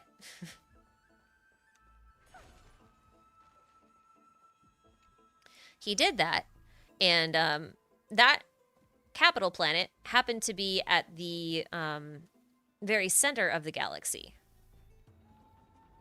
So I was sitting here and I'm just like, well, if you have a galaxy and it's like a spiral galaxy and you have two encyclopedias and you have like one at the very edge of the galaxy and then one at the center of the galaxy, like I can't help but feel like it does feel like you have two copies of the same planet almost that are like, how to put this, moving towards each other at a slowish rate, you know? And it did make me think of like Acavili and Terminus being like a train coming into the final train station. They sort of like move closer together. Like you're bringing those 2 points in history back into alignment, sort of. And that's kind of like the stuff that I think of with the Trailblazer and whatnot. Is like Elio is almost like, hey, I'm on the he's on Terminus, and he's basically like, listen, I'm telling you what's at the end, and you need to move towards me in the way that I say so that things go the way it needs to in order for events XYZ to happen correctly, sort of thing. But that also means that, you know, you can't know what's going to happen, because if you know what happens, then you might choose to change what's going to happen. So I can't tell you. I can only tell people who are absolutely, definitely going to follow my script.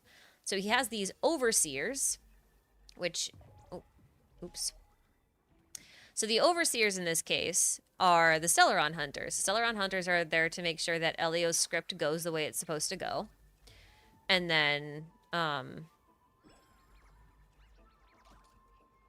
once the script has been fulfilled, they kind of just rest on their laurels until they get new instructions, and they let time kind of move the way it needs to again. And Bob's your uncle. And I think that's why we don't remember, that's why we're not supposed to remember anything about Elio, is because Elio is supposed to be dictating the future. So Elio is basically that guy who was just like, hey, I'm going to calculate the future. from events of the past and that kind of stuff. So that's kind of like how I'm viewing it now. There's a lot of instances in Hoyoverse games in general. Circe's came from Kefali in this myth? That's interesting. I lost my train of thought. Oh, no, I still lost my train of what was I saying? Right, before I got distracted, what was I saying? Oh, right. Hoyoverse loves the theme of breaking free of a predestined fate, right? They don't like the idea of like fate being something inescapable. Like one of their core ideas is that fate is something that is fallible, that you can change, that you do have the ability to break free from, and that there's always someone or something that has set those shackles on you to begin with, and it's up to you to like figure out what those shackles are and how to get rid of them. And that's kind of how I'm looking at the Elio situation here. Can you go back down? Hold on. I'm looking at the map.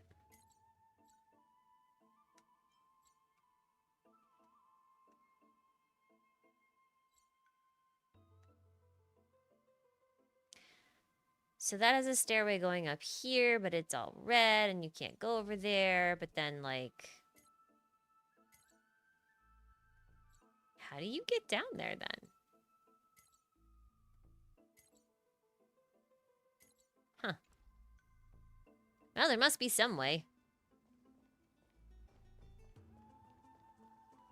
There must be some way down there. We'll figure it out. We'll run around. You always imagined Alice to have a Herta-ish appearance. Yeah, me too. Partly because, well, Alice is a witch and Herta is also a witch. I've always associated Alice with keys, though. And I think it might be because, like, in Alice in Wonderland, like, there is a whole thing about Alice, and keys. What? Why did I hit the wrong button? There's a whole thing about Alice and keys in Alice in Wonderland, opening different doors, trying to find the right key for the right lock, that kind of stuff. And then you have friggin' Herta out here with her keyblade. Giant magic keyblade. Associating witches with keys. It's something I've always done, but never been able to find a source to back up why that connection would be like a historically valid one. I've never been able to do that until they were just like, yeah, we're just gonna put this in here. Actually, I think I was thinking about why they were doing this with the keys and the witches and stuff.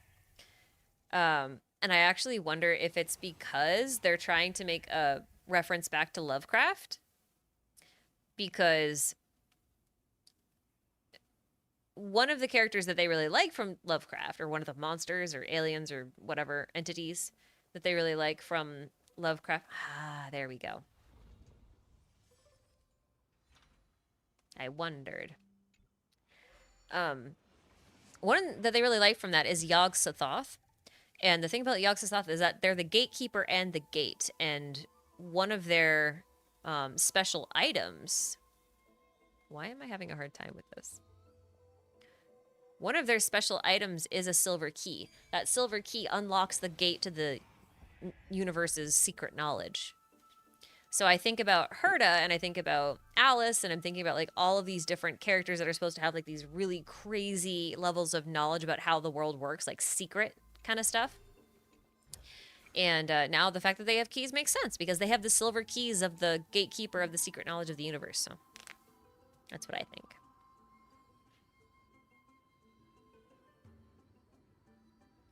That's what I think. Oh my god. What am I doing? Greetings. Please retrieve for us an novice can be defined as a tree seed. It's located in a place very difficult to reach by foot with a stone platform bearing the hand of Zagreus within view. Okay. Interesting. Razor Claw, thank you once again for your super. Do you think any Stellaron hunters are on Amphoreus? I don't think so. However, you know who I think might end up on Amphoreus is Acheron. I think Acheron has a very good chance of just showing up here. Completely unexplained. Just like, I got lost. Low-key, I think that is a distinct possibility. It would also be really fitting because in Honkai Impact, the story of the Flame Chasers is told to you through a simulated, through a simulation, basically. And the character that goes through that simulation is Raiden Mei, who is, you know, the variant that Acheron is based off of. So it would be very fitting if Acheron made an appearance here. Very fitting. And Argenti. I would love to see Argenti and Amphoreus. He might show up after, like, at the end of the story. I have a feeling, like, a lot of people will show up at the end of the story. But Argenti really does like to show up in weird places and do weird things.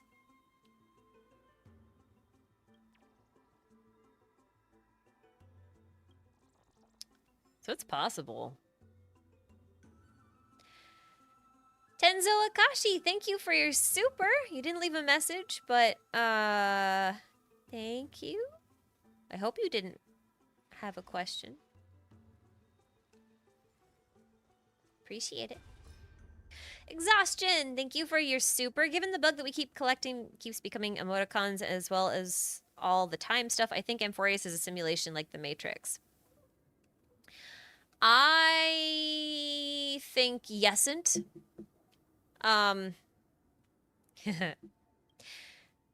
So I think it's possible that it is a supercomputer of sorts that's running it. Like there is a giant machine like Titan. Like obviously we've got the numeral files who already believe that with the 13th Titan being the mother Titan, which is also functioning like a giant computer. But I think the giant computer runs on Memoria.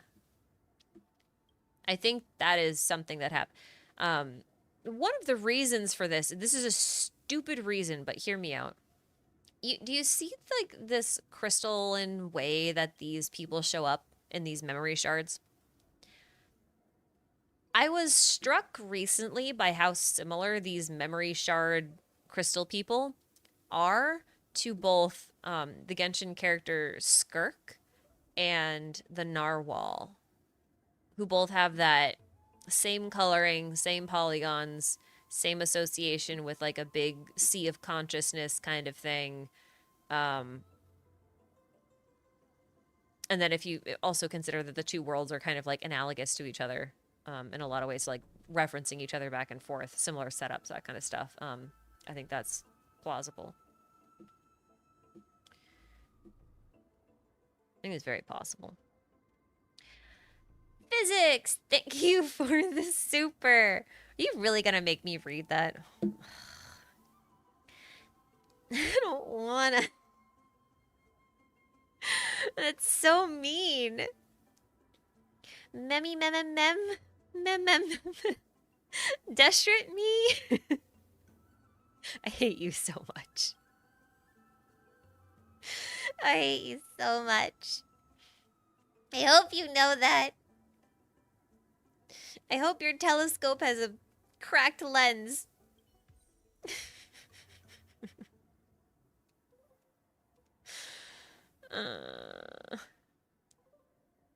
Okay, well, anyway, that was fun.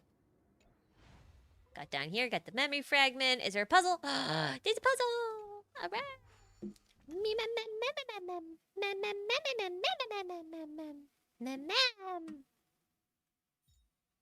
I want Mem to, like, just do her memming and then swear. Just out of nowhere, just swear. It'd be so funny. It'd be so funny.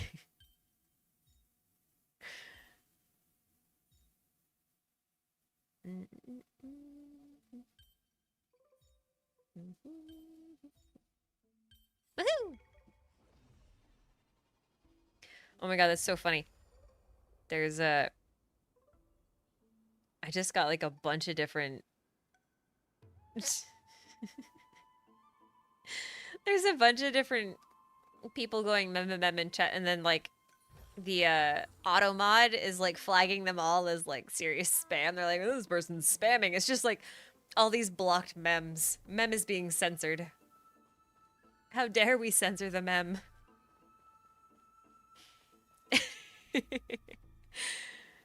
Oh, that's funny. Okay. So this is not where I was trying to get to. Apparently. This is pure genius in action.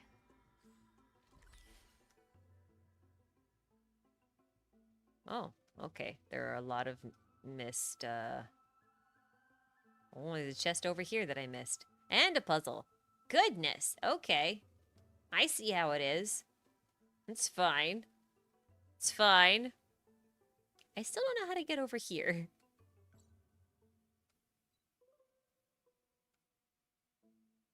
Still don't know how to get over there.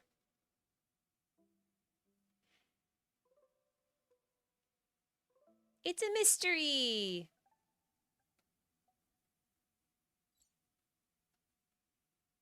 A real mystery.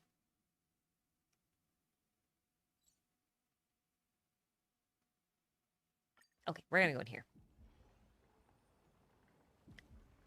You thought Mem would annoy you, but she's actually very endearing. I think if we spent way more time with her where she just kept memming all the time, I think she would get really annoying. But the fact that we're not going to be with her that long and she's already starting to develop speech kind of like shows her growth in real time, which makes things a little bit easier, in my opinion, to kind of like, she doesn't feel as annoying as some little companions might.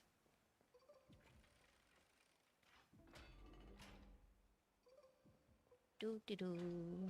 Do do do do do do. Can you just walk there from the calyx to the tree branches? I don't know. Maybe.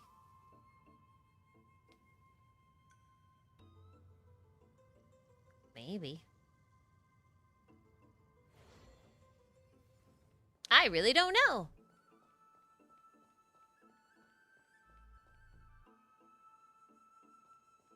Oh, this is a new room. Well, it's not a new room. We came here in the story, but it's a new-ish room. It is a new-ish room. I'll take it. There might be things in here. You never know. I should have Topaz in my party. That would be smart. It'd be smart of me to put Topaz in my party. Because Herta can mark 3 on my map. But Topaz tells me where they are. In real time. Do I believe in milk and cookies? No, I believe in cookies and cream. Obviously. Cookies and milk is a false reality. Cookies and cream is where it's at.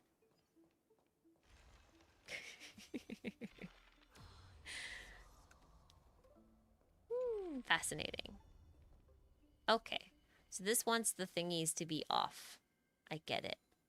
Okay. I guess we'll do that. Let's go do the thing. Oh, this stem's corrupted too.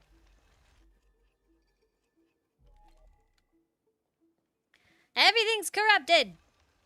It's like my files. Okay. Off you go. I'll go turn off. That might be the wrong orb to turn off. Orb on the other side. Okay, that one's closed. Great. Oh, cool.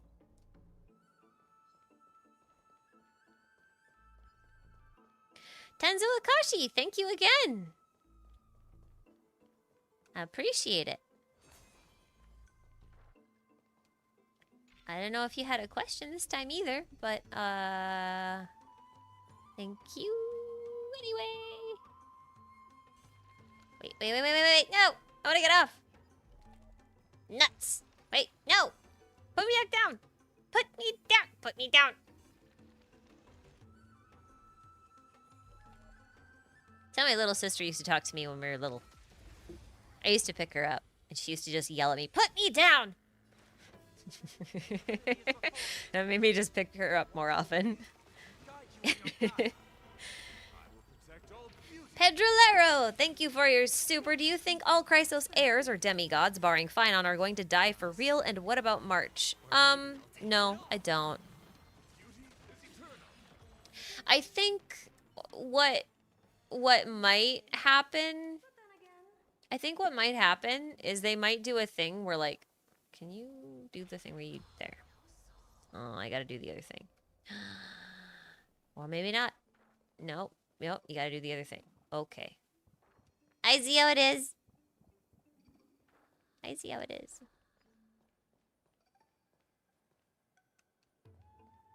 Oh. Okay.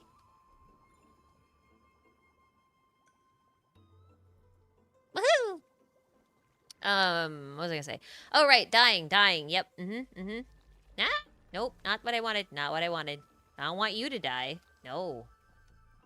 I would like you to grow. Excellent. What a good little flower. An excellent little flower. I don't think that actually mattered. Unfortunately. No, it didn't. Whee! No! Let me off! Let me off the road! Oh, right. Dying. Yeah. I'm trying to think of, like, what I actually think will happen versus, like, what I think is likely to happen based on how Hoyo writes things. And I feel like those are different. I wish you had a second membrane.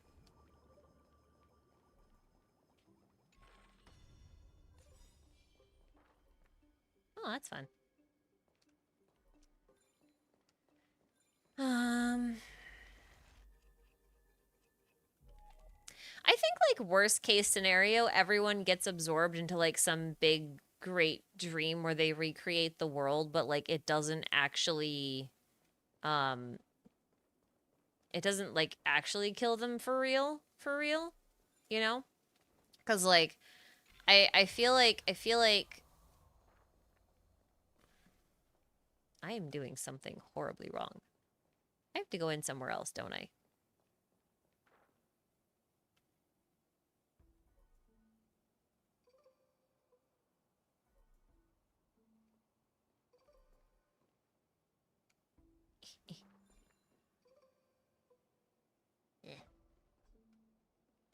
Why can't I rewind? That's so rude. I think everyone gets absorbed into a great dream and then they just kind of, like, do the thing where they revive in the new world.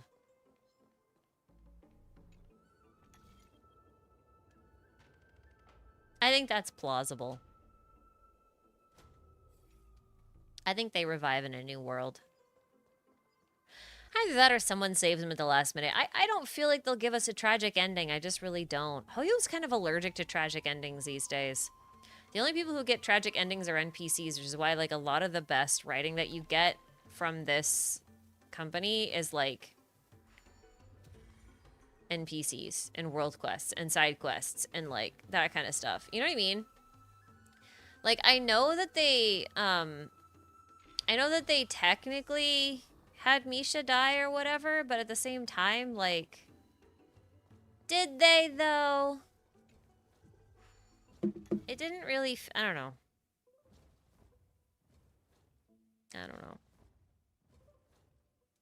It didn't feel right.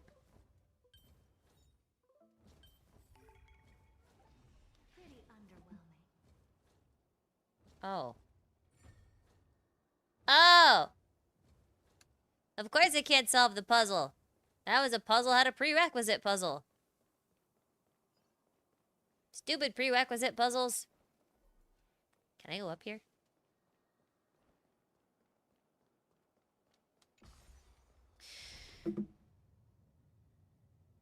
Yeah, Misha was the last one that died, huh?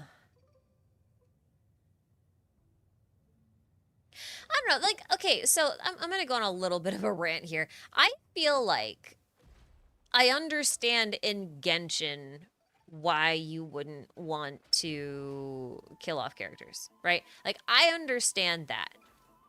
I do. But in Star Rail, I don't, because like the thing with Genshin is like you can't do any new events with a character and stuff like that. Like you can't add more story quests. You can't have them show up in future events and that kind of like you can't do that in Genshin if they're dead. So I understand why they're allergic to killing in Genshin, but I don't understand why they're allergic to killing stuff in Star Rail because, as we talked about earlier, like with the whole variant system and whatnot, like if you kill off a character, you can just make a variant of them, right? Just make a variant of them on a new planet.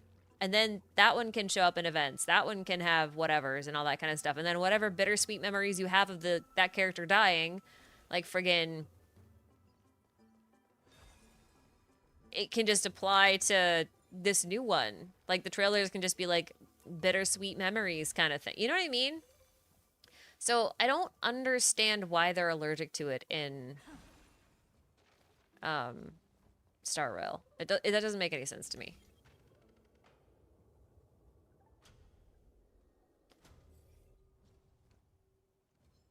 I don't know. Maybe I'm off base. Maybe they actually will kill people off. I just don't feel like they will. Like I feel like even Cyrene might end up being playable for real. I think that's also a possibility. Even though I think that kind of cheapens things. Oh, ow. I don't know. I think March will also be okay. I can't imagine that they'd kill off their mascot. You know, it'd be like killing off Kiana. I don't think they'll do that. Although, you know, I do wonder if March does end up tied to Amphoreus in some way, whatever way that happens to be, I do think it's plausible that they have her stay on Amphoreus for a little bit. I bet that is a possibility. I don't know if it's very likely. Just because people really love March, and again, like, she is kind of like the mascot. But at the same time, I feel like, doesn't it seem likely?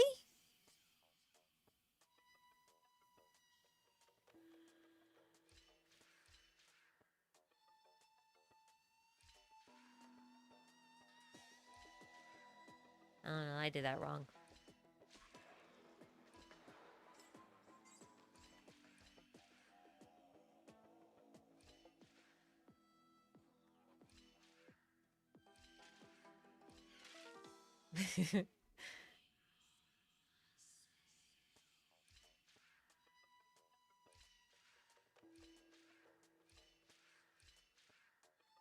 Nope.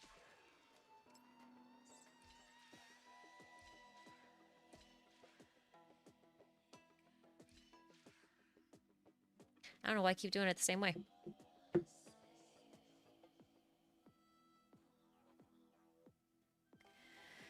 Developers, you can have narrative consequence and stakes without character death needing to always be president.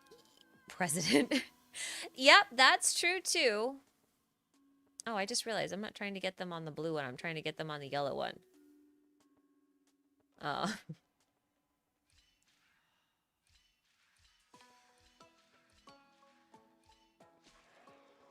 Whoops.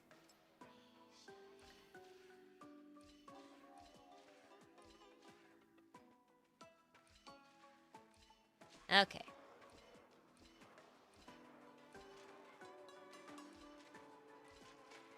There we go. I don't know why I was trying to put them on the blue one. That was silly. Death also helps narratives as it. Yeah, you know, I feel like there are other things that you can do besides death, though. Like, I would love. Okay, hear me out on this.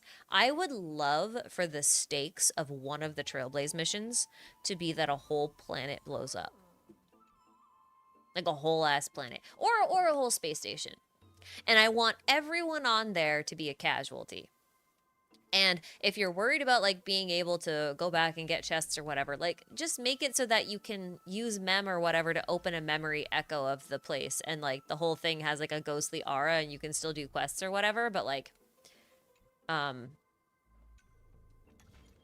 you know, it's just a memory, like you're not actually there. So you can still go back and get your jade or whatnot. I think that would be really cool if that was a consequence. I guess it's still death in a way. But yeah, I think I'd like that more. Oh, what am I doing? Did I do this wrong? Did I do this wrong? Oh. Oh no, it's over there. I see it. I see it. I just... Ah, me through. There we go. Okay. I just didn't see it. We're fine. We're fine. We're fine. We're good. We're good. All is well. Give me that. Mine. Oh, that wasn't what I thought I was doing. What I got is leagues beyond. I just want to make a whole planet explode, okay? Don't judge me.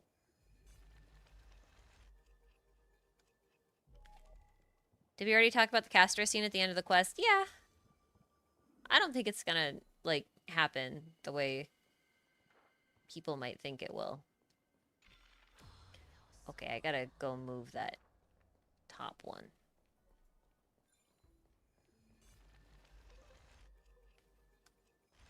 Ow. So rude.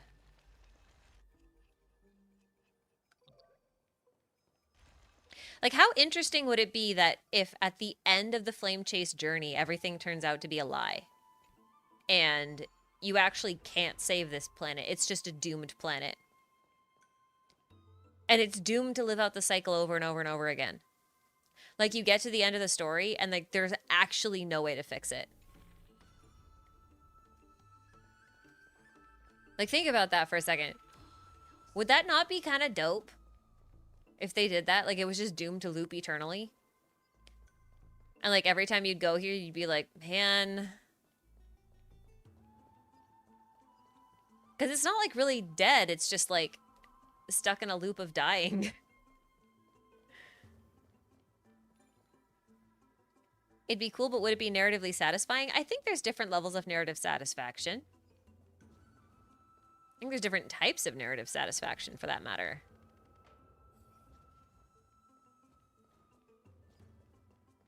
Like, some people like really open-ended books because they can imagine certain things happen even if they don't, you know? Some people hate open-ended books because they're just like, well, there's no resolution. And then, like, in those cases, it's like, yeah, that's not the point, is it? The point was never resolution. Oh. Okay.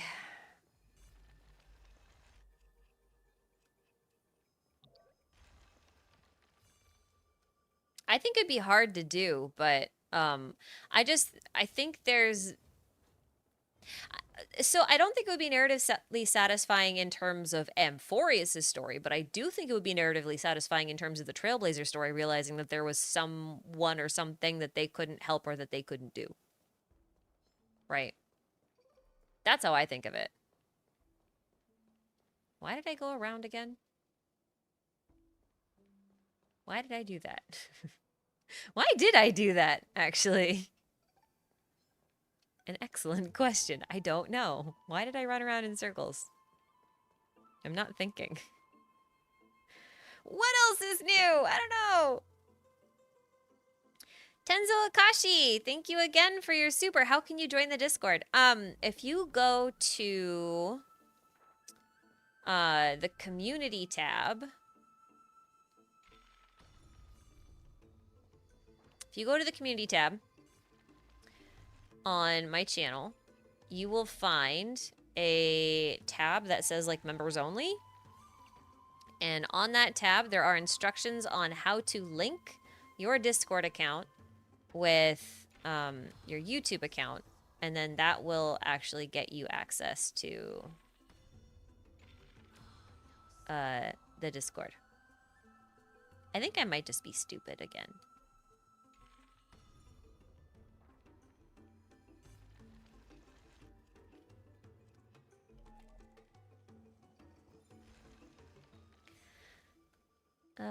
Cyber Goblin, thank you for this super. Would it be possible that Begana is the equivalent of Trantor, assuming your thing about Elio and Terminus is right? Oh, that's interesting. Yeah, I mean, that is possible. I could see that.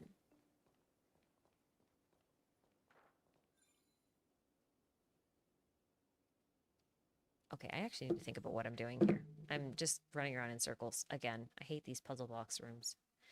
Give me my chest!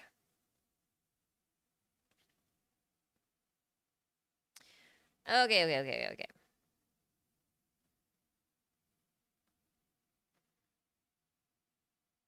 Hold on.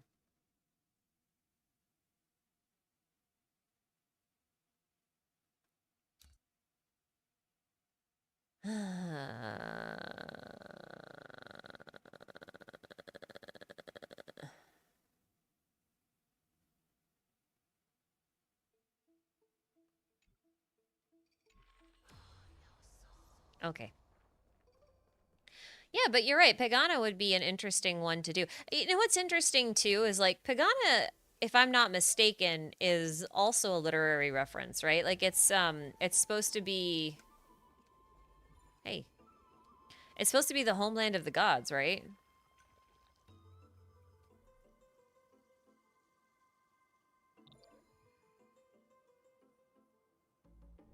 That would kind of fuel that idea about Akavili. Okay. You know, like the whole Akavili being akin to Yanis, and Yanis being the one like opens the pathways and that kind of stuff for other gods, for them to come from like the original planet of gods. I think that would be kind of fitting. It's a nice idea.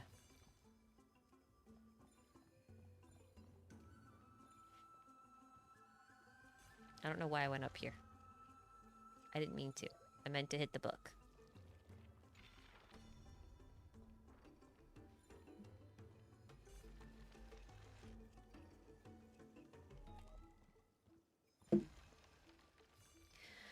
Razor Claw, thank you again for your super. Oh dear.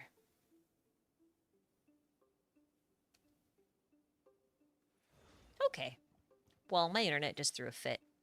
That's fine. Yep, there it goes again. There it goes again. There's another one down there. But now I gotta get down there.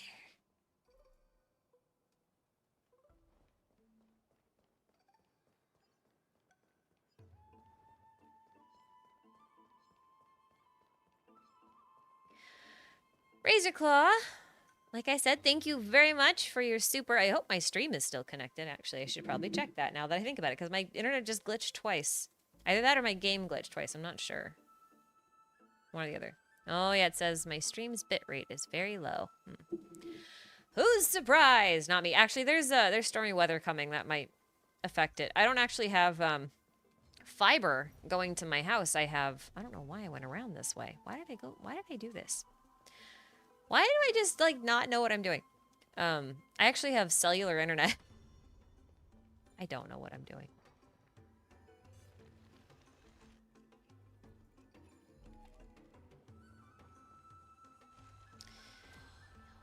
So that's what I'm streaming on.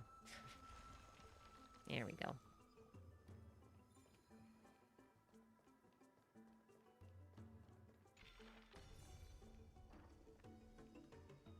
Well, that doesn't help me, does it?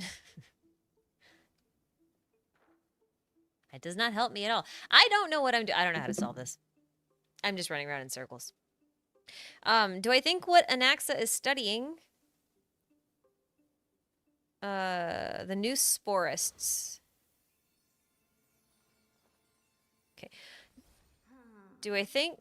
Okay, so that's worded really weirdly. I'm having a hard time reading it out loud because it doesn't. The words don't make sense because it says, "Do you think that what Anax is studying Noose something is given to him by Noose themselves?" Um. All right. So here's the thing. I actually need to hop out of game for a second. I need to show you guys something. I know you can only see the game right now. Don't worry.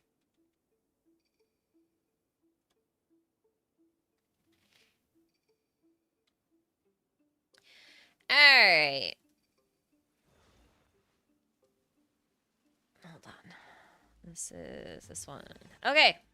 So, you guys see my screen? Can you guys see that?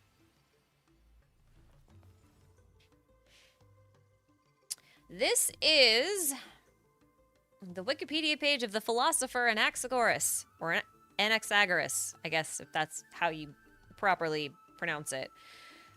He's quite literally responsible for introducing the concept of Nous itself, the cosmic mind. So, one of the reasons why I was so fixated on the numero files had a bit to do with this, is because when we were looking at the character names when we first got them teased, I knew that his name was Anaxis, and that his most likely inspiration was Anaxagoras. And then when you come here, you immediately get Nous, and we know that Nous is one of the eons that's tied directly to Amphoreus, right? So, like, the fact that it is also called here as the cosmic mind, and we have those numerophiles who believe in a 13th titan that functions like a computer, and our eon Nous was a computer, and it's also functioning as, like, the cosmic mind of everything else. I was just like, hey, fascinating. I wonder if his new sporists stuff is actually like straight up like numerophile stuff. I don't know if this actually has any like real basis. Like I don't know if the sporists part has a different root word, but the only thing I can think of is like he's talking about like the cosmic mind of fungal spores, which is just yeah. He's also an atheist, yes, but also look at this. He also gave several novel scientific accounts of natural phenomena, including the notion of panspermia, that life exists throughout the universe. So basically, he's saying life exists outside of Amphoreus, right? He's saying Amphoreus is not all there is, and then could be distributed everywhere. Exactly the same thing. And he also deduced a correct explanation for eclipses and described the sun as a fiery mass larger than Peloponnese, and also attempted to explain rainbows and meteors. He also speculated the sun might just be another star. Fascinating guy. The thing is like, think about this for a second. You know that sword master? What does he have? He's got a black sun and he's got a moon sword. Sorry, he's got a moon staff and a black sun sword. And when he puts them together, he makes an eclipse. And I'm just like, well, if he like deciphered what the sun is and Phynon is covered in sun symbolism, then basically what this is telling me as far as like Star Rail is concerned is that an Anaxagoras is going to basically be like the decipherer of what's going on with Phynon. In fact, the meteors in this case may actually be referring to the Trailblazer and Dan Heng, who have descended from beyond the sky in a falling, quote unquote, meteor, right? Wait, like the level up mats? I don't know what level up mats you mean.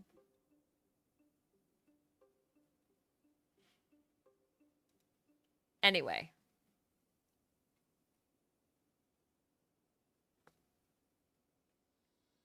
Yeah. Oh yeah, okay, so this was another thing. I need to go read up on Noose again. It's been a while. So you remember how I was saying like the eclipse Phynon, as I'm gonna call him? I'm so certain that he's Phynon. Um he's talking about Noose as like the one who orders things. Now, the Eclipse guy is saying, like, we must all return to the Great Dream. And if you think of him coming from the Black Tide, and the Black Tide sort of like dissolving everything back down into one formless, chaotic mass, and Noose being a concept that orders that mass, like, things kind of start to make sense, in my opinion, anyway. Um, yeah. This is like such core theming that Hoyoverse pulls from for so many games. Thinking about reason and the mind being a power given by God, that kind of stuff, all that kind of thing.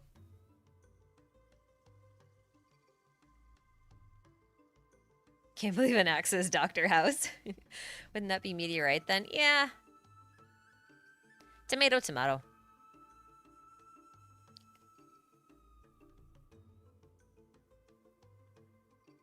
Hmm. Flame Reaver is a herald of Noose? No. I would say it's the other way around. Noose is like the force that would go against the Black Tide. The Noose is the cosmic mind. It's what orders it takes order from chaos, basically. So the Black Tide, the way I see it, is sort of like melting everything down into a chaotic mass. So the force that opposes that chaotic mass is an ordered force. So that's Noose. Noose is the ordering force. So, like, if you have a giant box of Legos, they're just in a chaotic order. You just got, like, a whole mass of different colors and sizes and blocks and builds and all that kind of... It's just a big box of chaotic Lego bits, right? Well, Noose basically takes those Lego bits in that chaotic mass and just puts them together and builds a house or builds a little car, builds a little setting, puts together a little Lego guy and puts him on that little green block. You know, like, that's what Noose does. It takes those little building blocks, literally, and puts them together into something sensible instead of like this big chaotic box of Legos. Flame Reaver is fine on. It's a theory, but I'm like 95% sure about it. Flame Reaver would be destruction. Flame Reaver would be nihility, in my opinion. I don't know if he's necessarily destruction.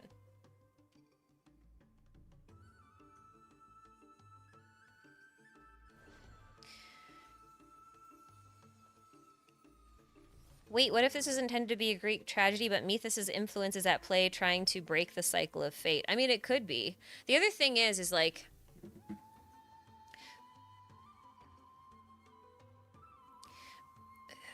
How do I put this? The fact that the eclipse is basically saying, hey, you all have to return to the great dream, doesn't read as destruction to me, because you aren't being destroyed, you are melding together, which I think is different because the matter itself isn't gone, right? The reason why I'm looking more at Methus than I am Nanook is because Methus obstructs the past. He obfuscates it, right? Like, he hides it, he conceals it, but behind like a whole mess of lies. The other thing about Methus, hold on. The other thing about Methus, oh my god, freaking I you know, like, I understand needing ads to make money to run your site and shit, but like, there is a limit. We have a limit, you know? Methus is also connected to thought, right? Like, Methus is specifically made to counter Noose. He was born, or it was born rather, to be a perfect counterbalance to Noose, right? Because Noose, the Eon specifically, is all about absolute certainty. They need to understand things. They want everything to be known. But Methus believes that not everything should be known. There should be unknown things. So if Noose represents the known, the ordered, the absolute, then Methus represents the exact opposite of that. The chaotic, the disordered, the unknown things, right? But the thing that's interesting about Methus is, like, again, if you think about time as existing all at once, right? If you understand the past, you have set your future on a fixed path, right? Because if you understand past events with perfect certainty, then those calculate out into a very specific trajectory. It's like if you take a marble and you put it on the floor and you flick it and it runs in a very specific direction, like it's gonna go in a very specific direction and it's gonna hit very specific objects in that path. It's not just gonna like immediately veer to the right? Unless something interferes with it. So the way I see it, Mythos basically says, okay, well, what happens if instead of that marble getting flicked, like, what happens if I just like say that that marble was rolling on an entirely different surface? What if it was rolling on a conveyor belt? A whole series of conveyor belts that switch their directions all the time, right? Like it goes back and changes something. Well, now even if that marble gets flicked in the same direction that it was before, now it can go any which way, right? So Mythos just created like a whole bunch of different possible trajectories for that marble to go down. And that's kind of what I mean by obfuscating the past in order to kind of like give more options for the future. But that's also the same thing. Like if you calculate out the perfect future, right?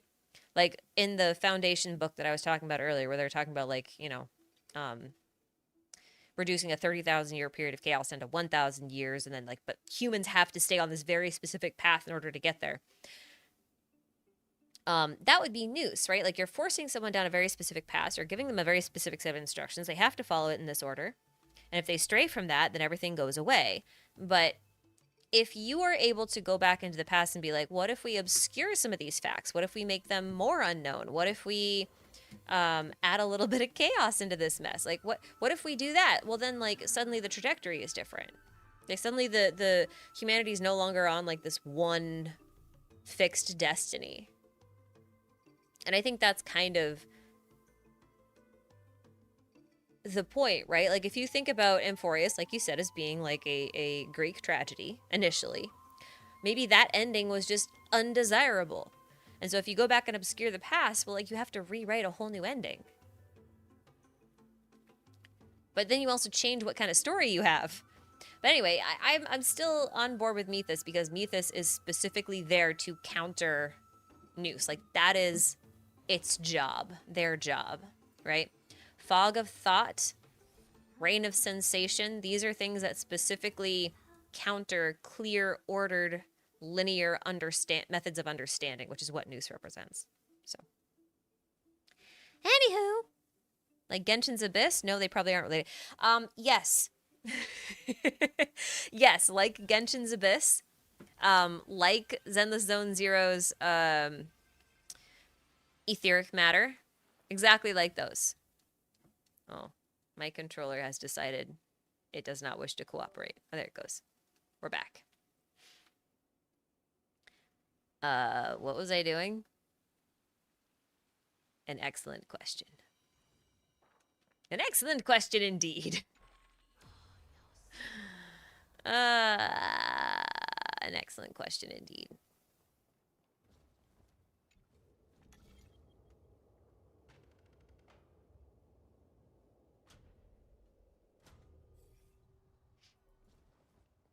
Okay.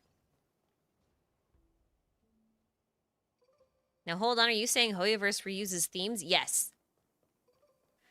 They recycle themes like Chuck E. Cheese recycles pizza. Will anyone understand that? I don't even know.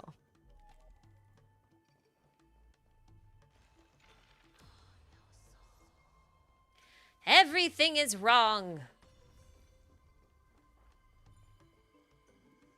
No, this is wrong. This just goes down to that one thing. I honestly don't know what I'm doing. I don't know how to solve this puzzle. Chuck E. Cheese recycles pizza? No! They don't actually. I mean, they don't really recycle pizza. It's a myth, but like a heavily perpetuated one. You know?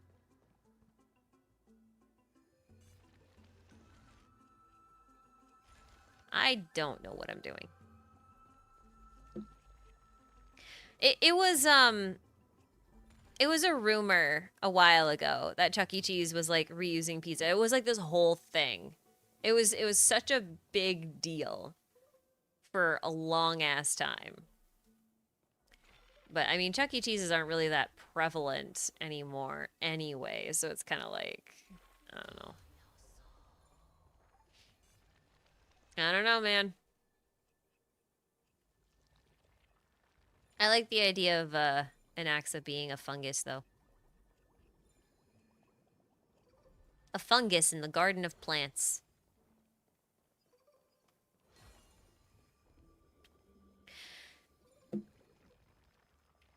Pedrolero, thank you again for your super chat. Despite their reluctance to kill characters, all demigods receiving a death penalty, plus the Flame Chaser's fate in HI3 makes me wonder. Yeah, but the Flame Chasers in HI3 are like...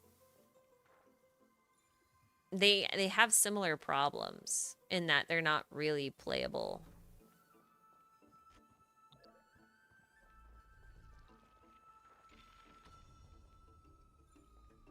That's the thing.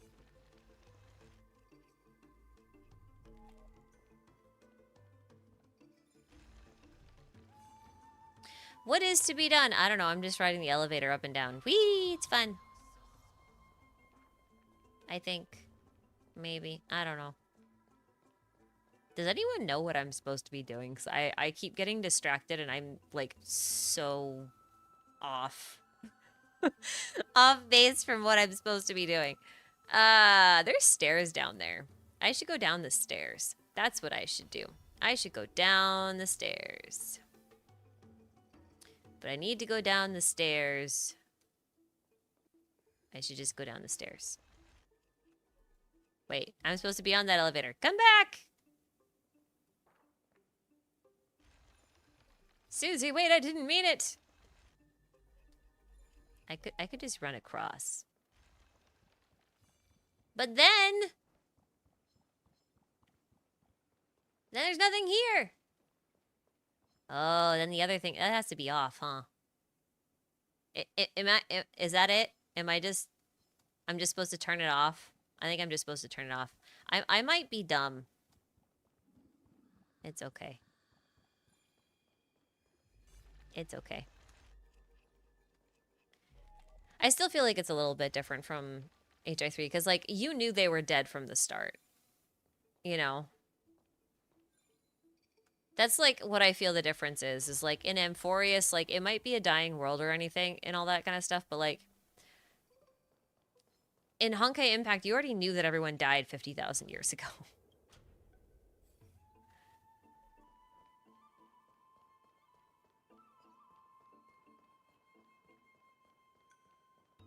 It was just a matter of, like, how did they die?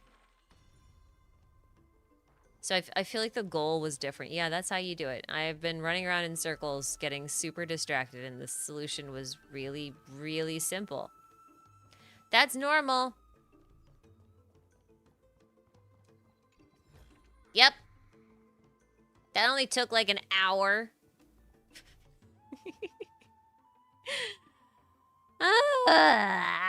Okay, I'm not. Yeah, we're gonna. I still don't know where this goes. Oh, maybe it's just I haven't unlocked the past. Maybe you just go here, and then I just need to turn around. Yep, that's it. That's all it is. It's just not marked in the map. We're good. You're good. Problem solved. Crisis averted. Everybody calm down.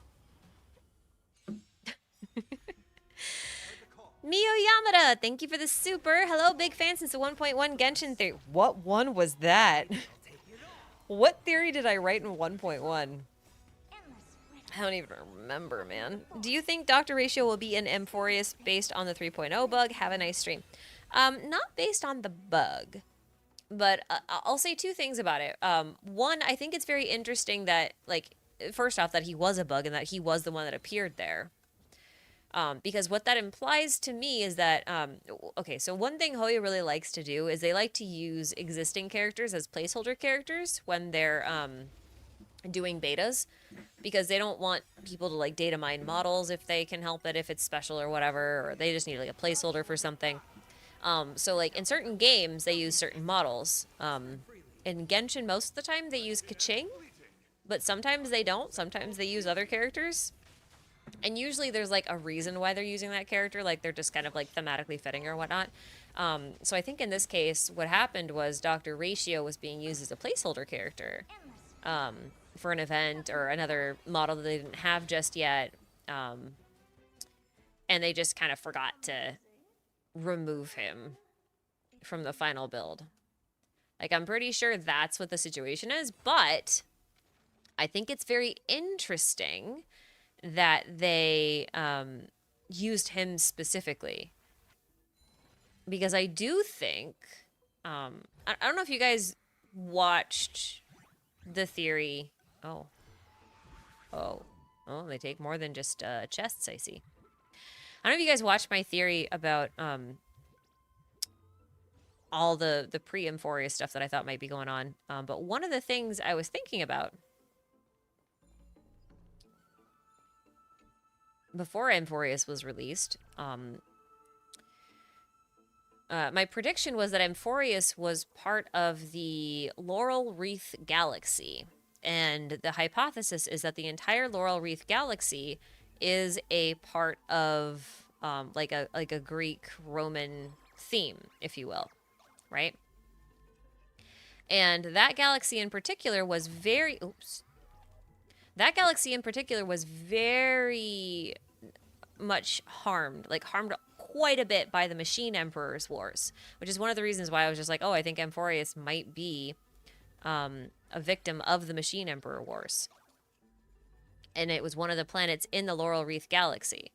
And I think it's possible that Ratio is just from another one of the planets in the Laurel Wreath Galaxy.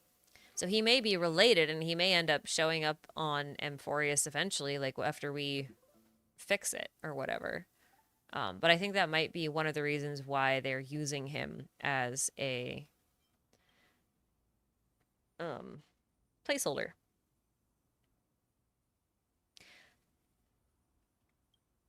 Secret treasure in the desert? Don't tempt me. I love deserts. Are we gonna go to the desert? I love deserts. I love deserts. They're so much fun.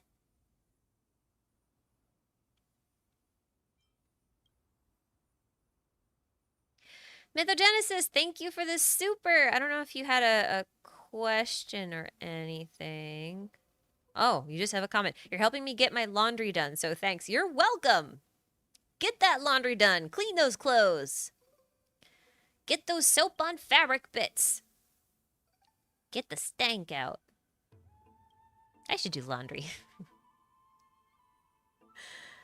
It feels like laundry is one of those things that just never ends. We haven't met the Georios area yet? No, we haven't.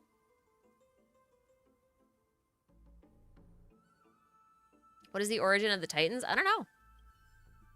I think your guess is as good as mine. One thing I will say, hypothesis-wise, I do... How many of you have played Horizon Zero Dawn? I'm just curious. Handy. Because, like, the fact that we have, like, the rumor of the 13th Titan and it's, like, a big supercomputer and it's supposed to run a planet and everything, it just reminded me of Horizon Zero Dawn's Gaia. And all of the other Titans would then be her subordinate functions that carry out her bidding. I think about that. Like, that would be one potential origin story, is if you had a supercomputer based world and she just needed a bunch of different subordinate functions in order to you know, run the world.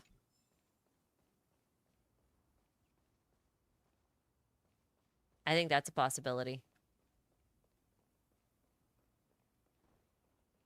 It would explain like the clear delineation of roles too, you know? Like you have 3 different titans that handle like basic physics, time, space, that kind of stuff. And then you have other ones to manage different parts of the world, so land, sea, and sky. And then you have like the ones that both protect the world and also work as random variables. And then you have the ones that are in charge of like creating new files and storing them and managing them and analyzing them and that kind of stuff. I think it'd be happy. I think it could happen.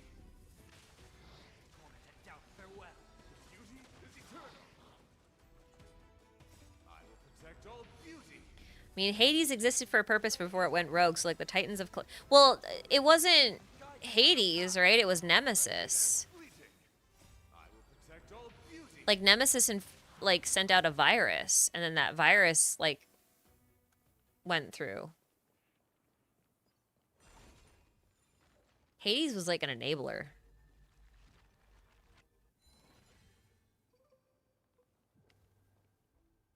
Did you not play the sequel, Jibby? Because Nemesis sent out that signal, right? That, like... it sent out the signal that then, like, Hades picked up on, and then it kind of went rogue, and then it started to kill things. But it was, like, Nemesis. What? Oh. Well, none of you know what Nemesis is, so it's fine. It'll still be a surprise. It's an old game, all right? I'm taking no responsibility for this. Nope. No responsibility. It's not my fault you guys don't play classics. What am I doing?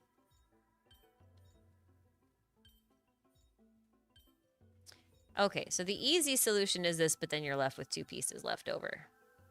Which means that in some way you have to get these to counteract each other. Which is gonna be the task.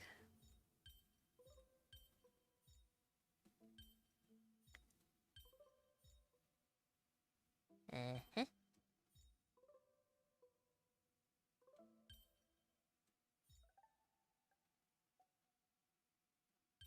This is a silly idea. Nope.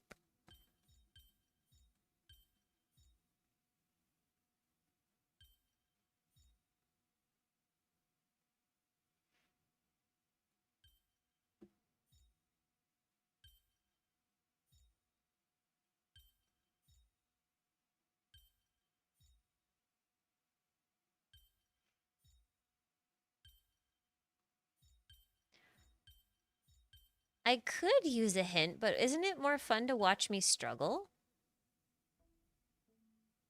I think it's more fun to watch me struggle.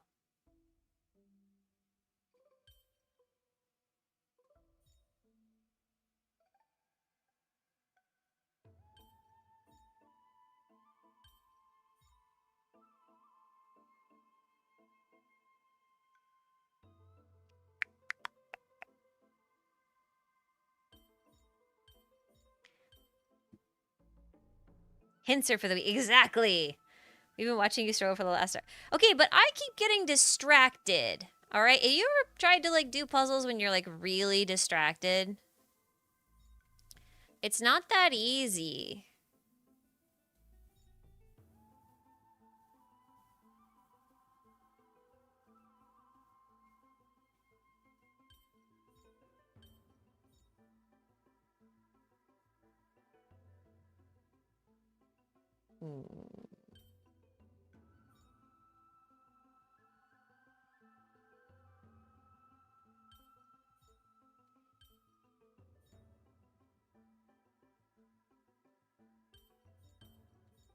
No, I'll just struggle.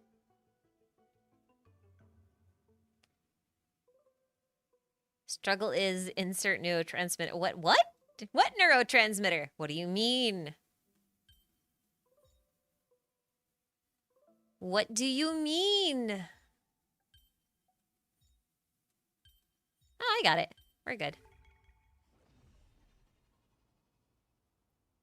It doesn't matter the order that you do them. It just matters, like, the location you place them.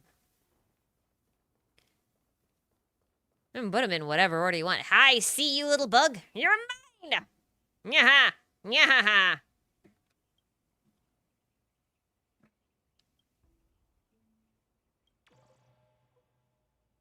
Give wrong advice to maximize. You're mean. How rude. Why would you do such a thing? I shouldn't ask that question. Everyone on Discord bullies me. I know what you guys are up to. Yeah! Yay! Well done. I think that's it. Oh no, there's still one left. Oh, it's over here. There's a puzzle I missed. Okay, we'll just go get it. Anyone figured out the crash site of the puzzle? And okay, so that puzzle, I forgot to get this one. That puzzle, you actually have to do like you have to catch all of the bugs, all of them, and then you will get like 1/4 of the answer for the puzzle. And to get all of the other pieces, you actually have to go talk to people online and like get their pieces so that you can put the whole thing together. If that sounds like too much trouble, just go get a guide. For real, for real.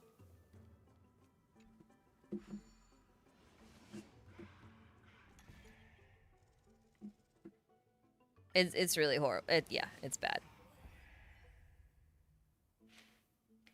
Mythogenesis, thank you for the super. The Asimov comparison with the spiral galaxy at two ends. What if Terminus is Earth? HI3 went cosmic around HSR's start. Then Welt would stay to the end. That'd be interesting. Oh. Oh yeah, this guy. This is a Chrysos heir. Kalinicus, that one. Yeah. He's a Chrysos heir, but he's like straight up an NPC. Look at him. His beard's not even crystallized. He's so NPC. His beard's still brown.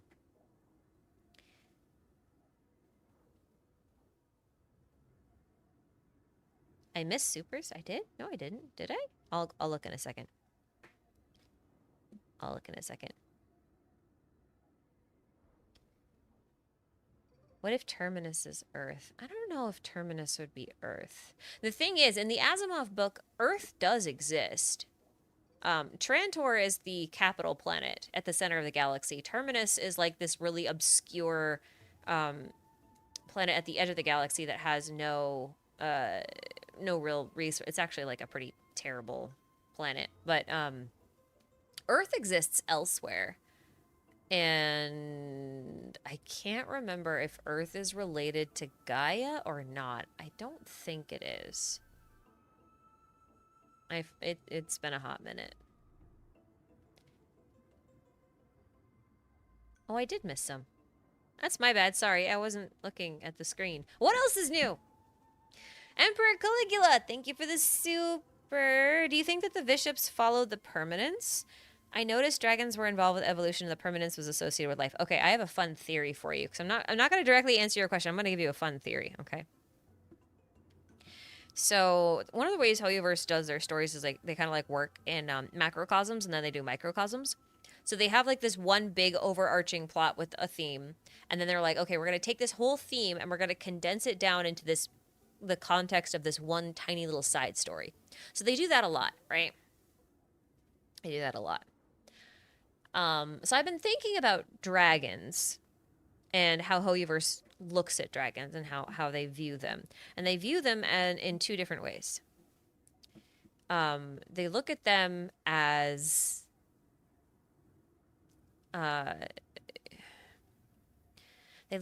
both arbiters of death and bringers and creators of life at the exact same time. And I think that's really interesting because, like, to me, if we look at Star Rail, for example, we have Leviathans that preceded eons, right? They are called the Dusk Leviathans. They seem to have existed about as far back as our known history goes. And the only known survivor of the Leviathans is Ouroboros, who is named after the snake that basically eternally eats itself, right? But like it's a symbol of eternity, it's a symbol of cyclicality, which I also think is interesting. But that's the only confirmed surviving Leviathan. But because Leviathans and dragons are basically the same thing, I'm looking at the permanence being like, okay, so why is long different from Ouroboros? And I was thinking about this again. I was thinking about like the Great Dream and everything, and I was thinking about like where, like what Hoyoverse thinks dragons are and what they do. And one interesting thing that you'll note is that the Leviathans are basically Genshin's dragons on a cosmic scale, but Genshin's dragons are actually, um, they're more like the Honkai beasts from Honkai Impact, right? That would be more or less their equivalent. Because again, we're going from like macrocosm, which is like the big dusk leviathans, down to the microcosms, which would be like the dragons and the Honkai beasts. Now, the interesting thing about the Honkai beasts is that what they have in common with Genshin's dragons is their affiliation with like dreaming and like only being able to think in their dreams. Otherwise, they're kind of like monstrous, right? And I got thinking about this, and I started to wonder if the reason why dragons and leviathans are the nexuses of both death and creation is because that's their role in the universe. Like, I'm wondering if Ouroboros is supposed to eat and eat and eat and eat and eat until it can't eat anymore, and then it just gives birth. Like, that's a terrible example. I'm thinking about like the very beginning of time. In the very beginning of time, there were a lot of dragons, right? And Long the Permanence was like, I'm going to give birth to like whole different species and eventually like just not exist anymore. And in Genshin, that role would be like Nibelung's, right? Like he's the dragon king at the center of everything. He would have created like the original world if we're following the actual known lore that we have so far. Because like the primordial one in Genshin came and recreated the world, which meant it had to be created in the first place, right? Can't recreate a world if it wasn't already there. So Nibelung, in my opinion, would have created the original world. That's one thing that makes the most sense. So he would have birthed the world.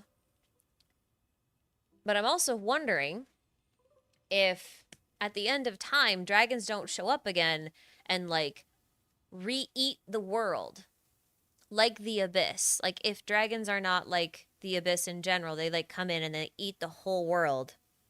And then once they've eaten everything, they like burst it out again. And then the cycle begins anew. I am not explaining this very well. But like the fact that they're called dusk leviathans too tells me that those were the leviathans that like how do I put this?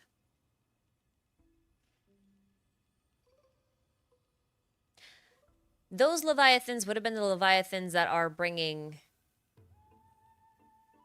I'll put it, actually, no, hold on. Pause, rewind, there's a better way to explain this. If you think of a black hole as like taking everything into itself, right? Like it just sucks everything in. I can't do anything on screen or I'll lose my train of thought.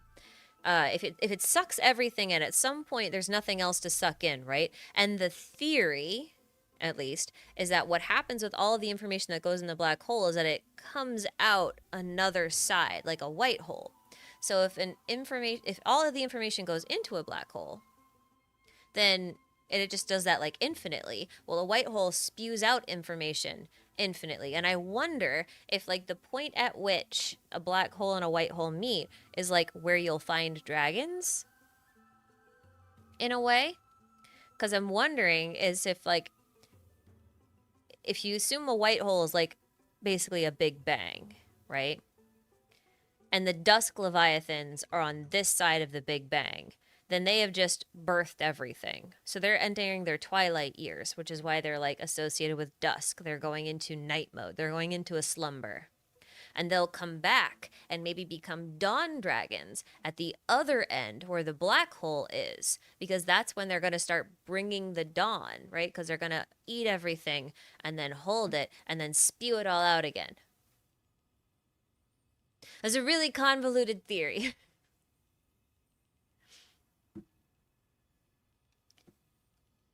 It's a really convoluted theory, but I think you kind of get the gist. I'm just thinking that like dragons are the beginning and the end, and so they're like at the same point in time. But we just see two different sides of them depending on which side we're on. If we're heading towards a black hole, then we see them as bringers of destruction. If we're heading towards a white hole, we see them as like nexuses of birth in the world.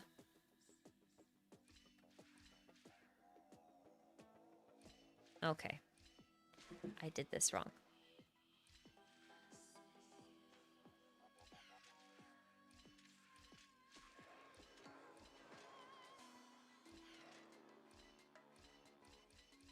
There we go.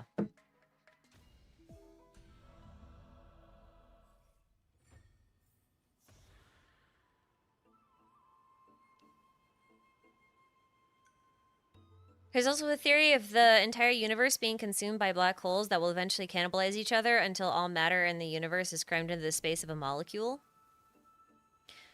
Yeah, but like if you have an infinite contraction, you have to have an infinite expansion, right? Like, is that not the idea? Like, if our universe expands outwards infinitely, like at some point it will have to contract This is pure genius.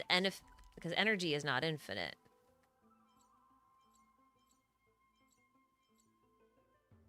Oh, I haven't done any of Janisopolis.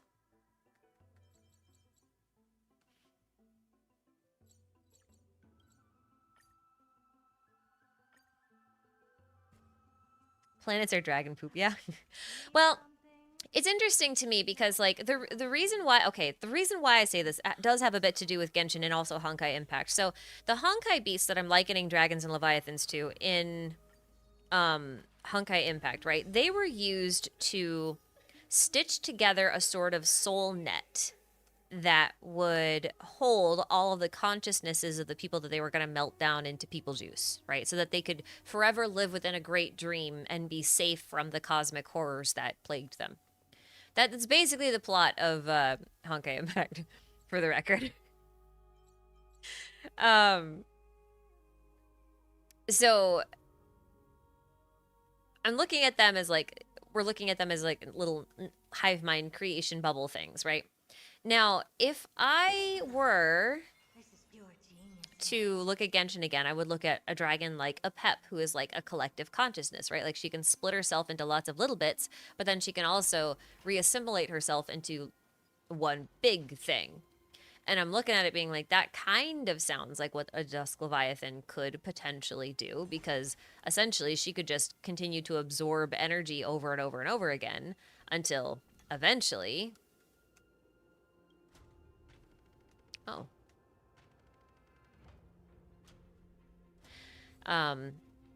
She has like a whole world inside of her. Like literally, she has a whole world inside her. Like those little bits that she's made of, those are like they live inside of her. They have like their own little world. So like it's like a microcosm, right? That's kind of how I'm thinking about it. Like I'm wondering if we're all just a big Leviathan's dream in a way, because we're all living inside a giant space whale. Wouldn't that be wild?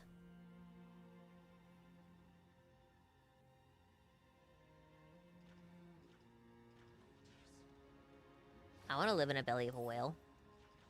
Well, maybe not. I know the history of living in the belly of whales, and it's not pretty. It's kind of yikes. Eh, eh. Woo. Can I punch these guys? I love that it laughs when you do that. That's so funny.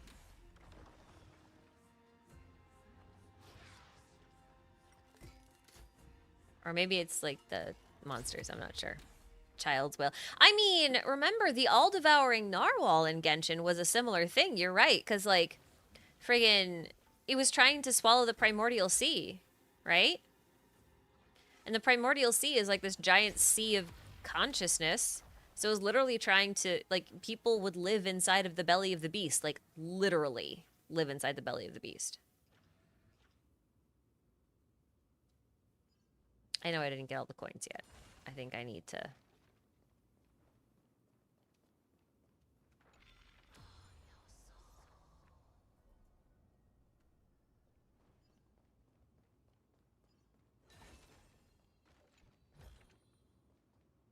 And who's swallowing the black tide? An excellent question. Or is it more like the black tide is a big old monstrous dragony thing?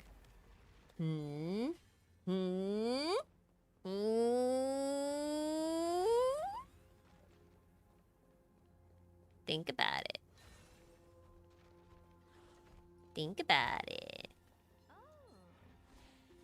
So you're playing Alicia with her new divine key, and she always had an affinity with crystals, but in this new one, the crystals look more blue, like the memories Mem conjures up. That's interesting. Wasn't there like a false Alicia in the Alicia realm that was blue? Expand your thinking. I remember that. There was a blue Alicia. Amazing. But then again, it's me we're talking about.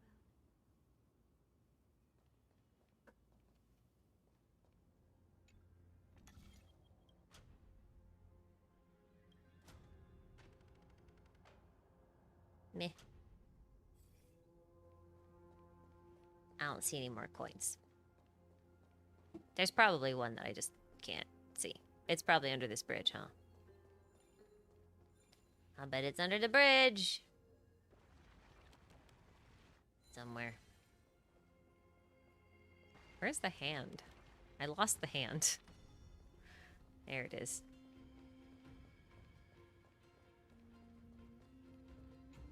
Wait, did I get all the coins? And I'm just like... Maybe. What if I just fly around as the hand for a while, though? Hmm?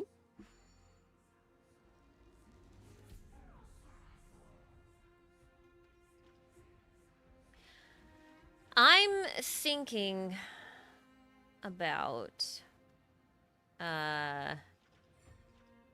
I mentioned this earlier. I'm thinking about putting together a video that's like how I think Hoyoverse creates worlds.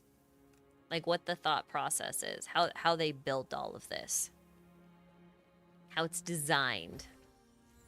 Things to look for, that kind of stuff. I think that'd be really fun. Because I feel like it'll make digesting lore from other games, even if you don't play them, a lot easier.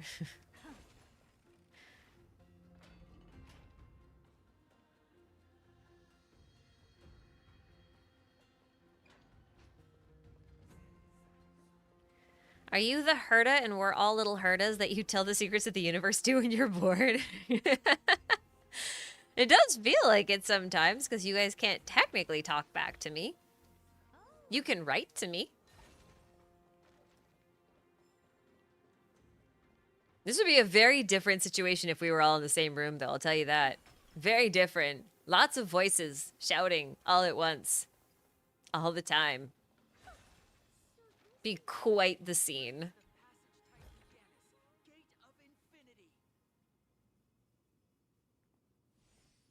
First question Des asks, are we going to make our players cry or be devastated by the end? VR chat stream? No. Absolutely not. Absolutely not. I imagine there would be at least 3 heated debates going on at the same time. Yes. That is absolutely what would happen. Everyone shout their thoughts at once. Ready, set, go! What do you guys have to say? Hello, Crystal Men.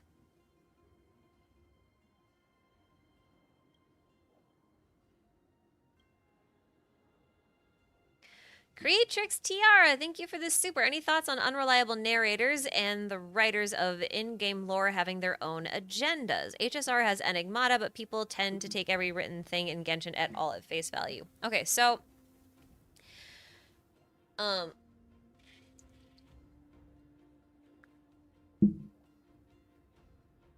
there is a rule to it, right?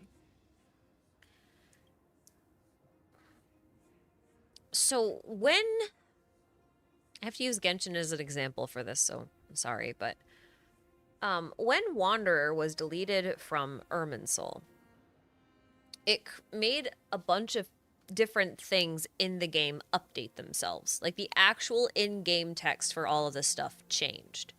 And if you never do this quest, it will never change. But if you do this quest, they will all change. But you have to pay attention to what actually changed. Because the items that changed are the things that Irminsul can edit.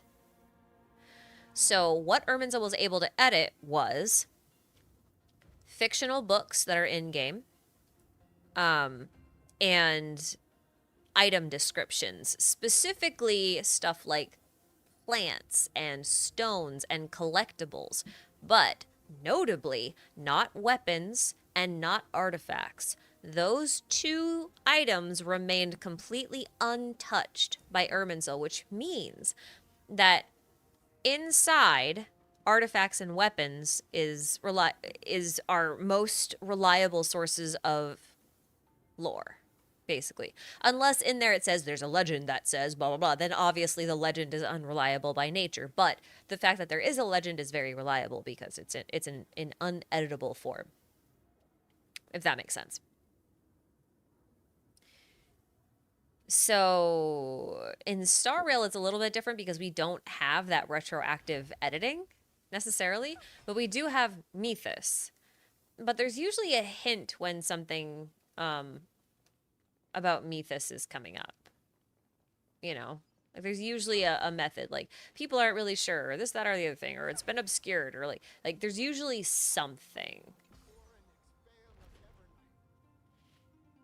I do think it's important to take what you read with a grain of salt in a lot of cases. Like in the case of Star Rail, for example, just to do one specific example, right? With the imaginary tree stuff, like if you're trying to figure out, is it a tree, isn't it a tree, is a world a pancake, is it like an orb, is it like, what shape does the universe take? Obviously there's like 5 different theories that the game presents you with, and then it's up to you to figure out which is the reliable one. So like they've naturally added sort of a layer of organic unreliability into the lore, which is a little bit different from retroactive editing. But it is worth... I feel like, though, you can't look at every bit of lore and then be like, oh, all of this is unreliable because the ability to edit exists, because all falsehoods are still built on granules of truth, right? Like, so there's always going to be some true bit to take away. You're more talking about how things like how people assume the Ordo are absolutely correct about the Samsara because it's written down. Yeah, that's a different level of unreliable narrator. That's more like taking characters' opinions about things and saying that they're absolutely true. Because basically what Renee was saying is like, there is a good chance, like my hypothesis, and I am conceited and therefore I believe I am correct, is that the Samsara is real. But the reality is he's wrong about a lot of stuff, and we know he's wrong about a lot of stuff because we can actually prove he's wrong about those things based on other stuff that's in the game, right? Like we can do that already. So we already know he's an unreliable narrator. And that things he says should be taken with a grain of salt. He's not totally wrong, right? Like, there are instances of Samsara-like things in Genshin. There are things that repeat. There are events in history that seem to happen over and over again that we can't seem to avoid. Obviously, Sumeru had a Samsara in it, so it's easy to look at that and be like, oh yeah, no, Samsaras are totally real. But the nature of how that Samsara works and, like, the particulars about it, those will be different, right? Those are the things that Renee can't possibly know. He can't possibly be accurate.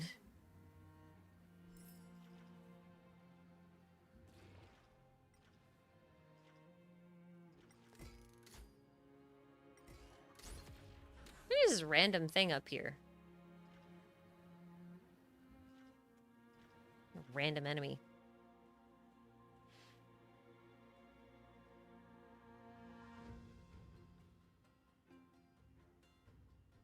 Oh, I missed one. Sorry. Canonless, thank you for your super chat. Nemesis from Resident Evil or Star Trek Nemesis? Neither. Horizon Zero Dawn has its own Nemesis.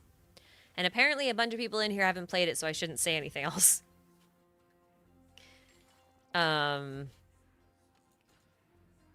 would say, if anything, though, it's probably more similar to Star Trek's Nemesis. Maybe. I don't know. It's a good question. I haven't thought that far ahead. He giggles. It's very cute.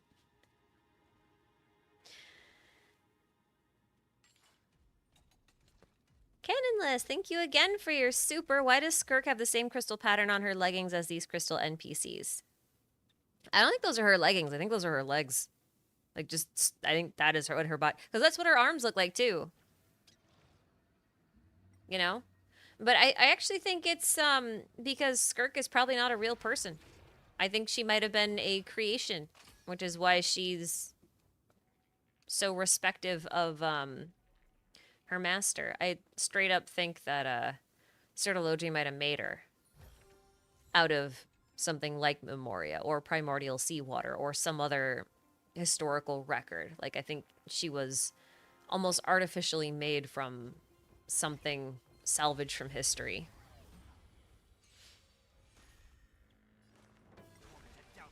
Just because, like, she's very similar to the Narwhal, and the Narwhal feels like they're solidified primordial seawater in a lot of ways. Another albedo, like, yeah, but a little different. But similar, like, artificially created, probably through a different method.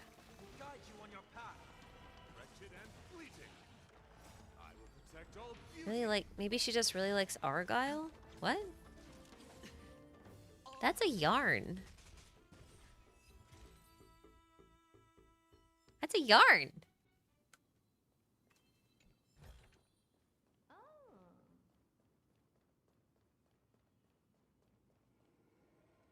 All right, one more scapegoat. Let's do this. Hello, Shadow Self. Okay, we need them on the blue switch, I see.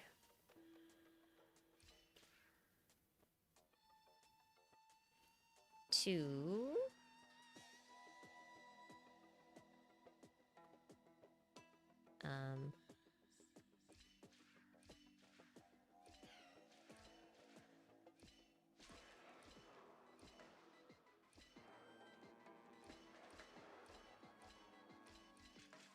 There we go. That was easy.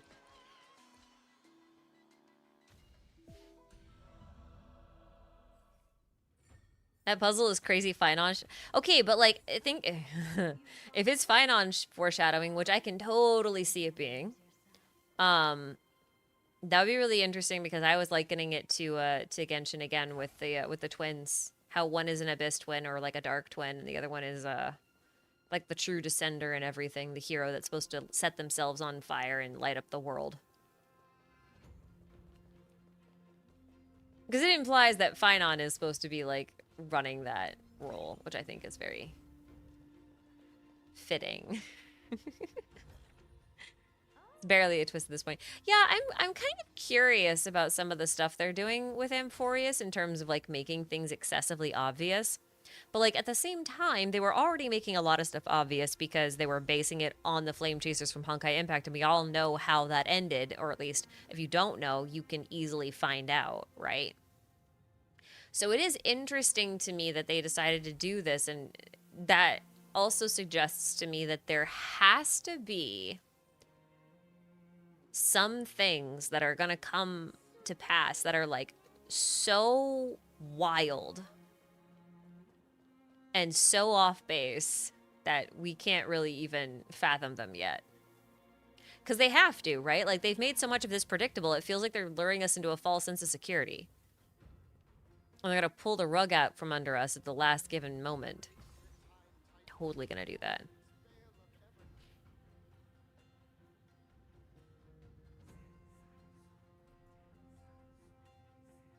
Oh, wait. Is this just another thing that takes... Okay. This is just another thing that takes me down here.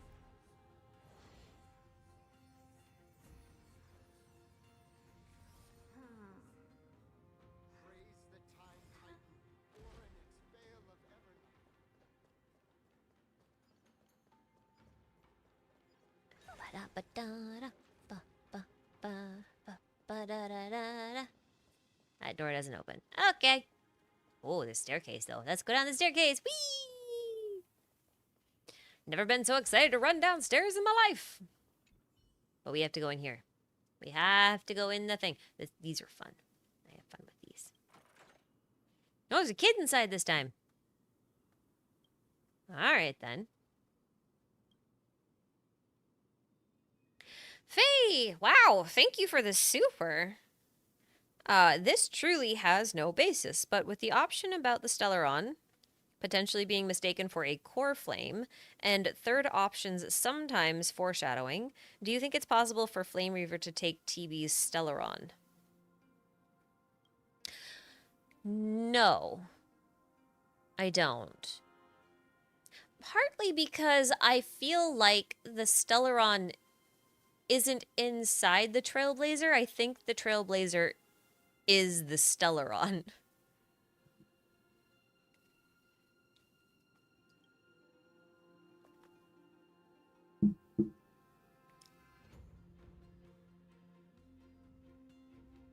How do I put this?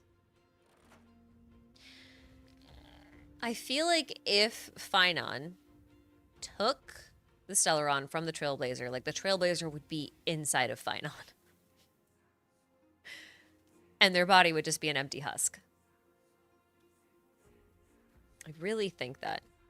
Although I saw a really great theory. I don't remember who it was from. I should really go find it. I think it was on Reddit. But someone had made this really cool theory. They're just like, hey, you know how everyone thinks Elio is a cat? Because this black cat keeps showing up in all these cutscenes, the Stellaron Hunters and stuff, like in the promotional art and whatever. They're just like, yeah, well, what if that cat isn't Elio? What if that cat is actually the Trailblazer? And, like, I thought that was kind of cool. Because it would explain a lot of things about, like, why the Trailblazer likes trash cans. You know, like, really obscure things like that. Explains, like, why they're so chaotic. I thought that was a really cool theory. I thought that was a really great... I don't remember who did it. I should probably go look it up. But I read it a little while ago, and I really loved it. I thought it was a great idea. Are they pulling a ghost trick? Yeah. Well, that was the logic, right? Because they were saying, like, everyone's saying it's Elio or whatever, but they're just like, yeah, but if this is really based on ghost trick, then... you know, like, this was the main character, and the main character didn't know they were a cat and didn't find out they were a cat until, like, the end. The very end. And I was like, oh shit. That's actually right, isn't it? Who came up with this? Seriously, go rewrite it. The black trash. Oh, yeah, that's true. Because the trash can cat, the one that's supposed to represent the Trailblazer, is a black cat inside a trash can. So if you think about it, it could be a black cat, stray cat that Kafka picked up, which is why she's like almost like our mother, but also not really. And how much we might remember. Maybe we had to have a whole new body because they wanted us to have, um, you know, they wanted us to have, I guess we got to go over there. They wanted us to have like a human sentience or something. Think about it. Like it's kind of a. Stella has a real strap. Oh yeah, that was part of it. It was like they were saying the thigh strap on Stella or whatever looks just like the cat's collar. Because the cat has like this blue. Oh my god, I'm having trouble with this. The cat has this blue collar on, Is that it? and it looks like Stella's garter. Oh.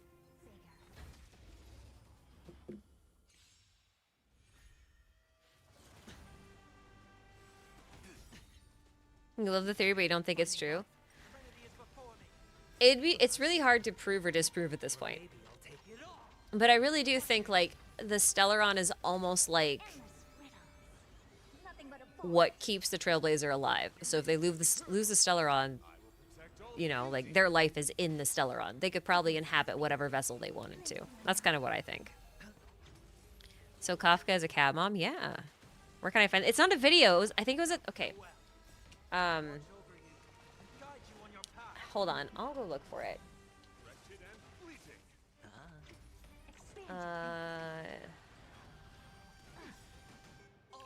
Oh, I found it. That was easy.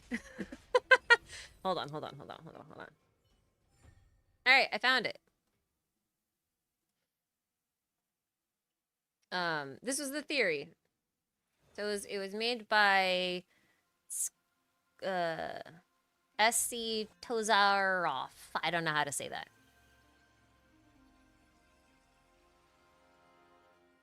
So their theory here is about this black cat in Kafka's splash art because there's like another there's a couple other arts that aren't being put here, but this was the theory. You can find it on Reddit. If you search for Star Rail Trailblazer cat, you'll find this theory right away. But they also you know, recognize that it's not perfect. But it does recontextualize a few different things that I think is really worth paying attention to. Like, for example, I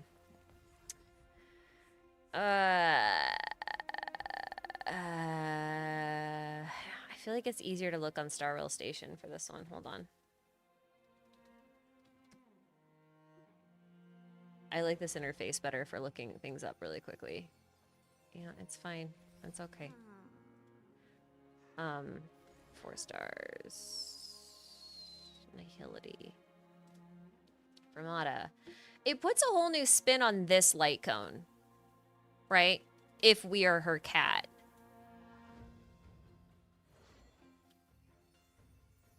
Pretty sure the cat was on the video when they took down that Animal Council planet too. It might have been. But like think about it. If Kafka's having a bath, who's she looking at like that? It's either like a romantic partner or it's her cat who's being adorable, right? There does splash art and Myriad also feature a cat with a blue collar? Yeah. There's stuff like that. Like, I think it's very plausible. I think it's a theory that could work. I think it's very interesting. I feel like there's one other place where the cat shows up. It's at the what's that video? What is it? Something with the Japella uprising or something like that. That promo video. Like the first time we saw Sam was in that video. There's a cat in that one too. Yeah, the Japella Brotherhood, that one. Yeah, yeah, yeah.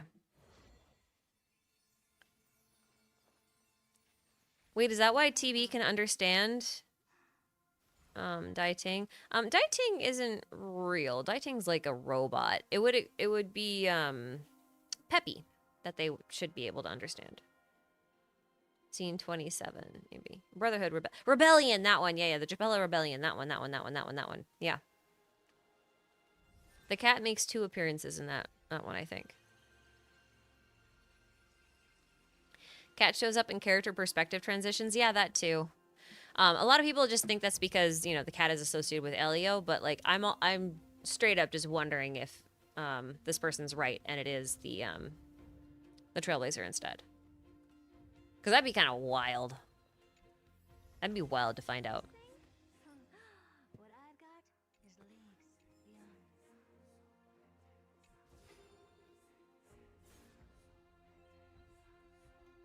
beyond. Pepeshis exist. There's no real reason cats couldn't also be some level of sentient in HSR. Elio is the cat and Trailblazer? I mean, that's possible too. How come I can't? Huh. Is it not gonna let me, like, rewind this one?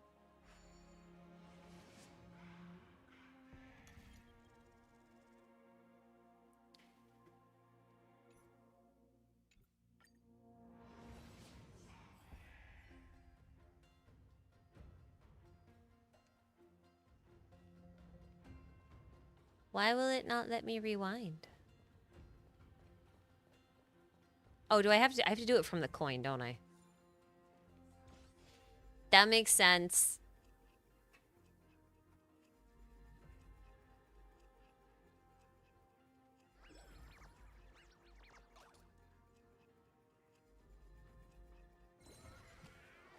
You don't know about Elio being the Trailblazer anymore because Elio confirmed to be male. And if they were the TB, then their gender would change. Yeah, there's also that. That's one of the reasons why, like, in Genshin, people keep saying, like, oh, Ether is Dainsleif from the future or whatever. Or Dainsleif is Ether from the future or something like that. Like, that was a popular theory for a long time. But I'm just like, but wait a minute. Like, you couldn't have that happen and then also have Lumine be canon as a traveler as well. Like, to have them be interchangeable. Like, you just, it doesn't work, you know? Heard the call. Serenity is before me. Endless riddles. Nothing but a void. Yeah, I know the Trailblazer is a construct, so you don't think their gender matters too much, but, like, to me, it does feel weird if you play a Stell, and Stell is supposed to be Elio in a new body, but then Kafka still refers to Elio as male, even though you're female. Because at that point, Elio would have changed gender. So either Kafka is misgendering, or she's making a distinction between the two entities, or it's an oversight.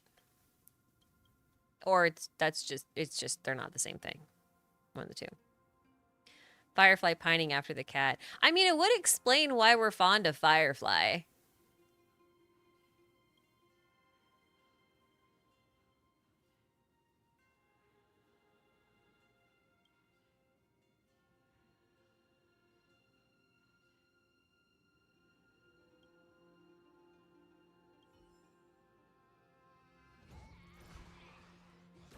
You kind of just assume the Trailblazer were just homunculi. I mean, they are. Yeah. I mean, they technically are. Take it and amuse yourself. Yeah. Take a look. This is pure genius in action. Lots of chests. Look at them all. I don't think we're going to do all these tonight. There's a lot of them. And I get distracted way too easy. I guess that's just an excuse for us to, do another one of these. You guys get to watch me struggle with puzzles more.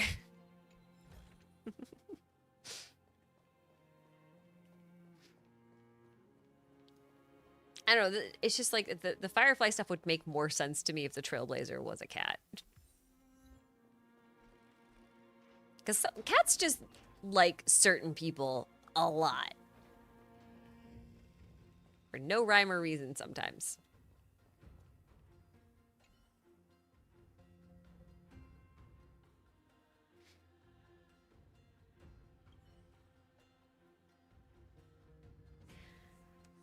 Pedrolero, thank you for the super. What do you think is happening with March?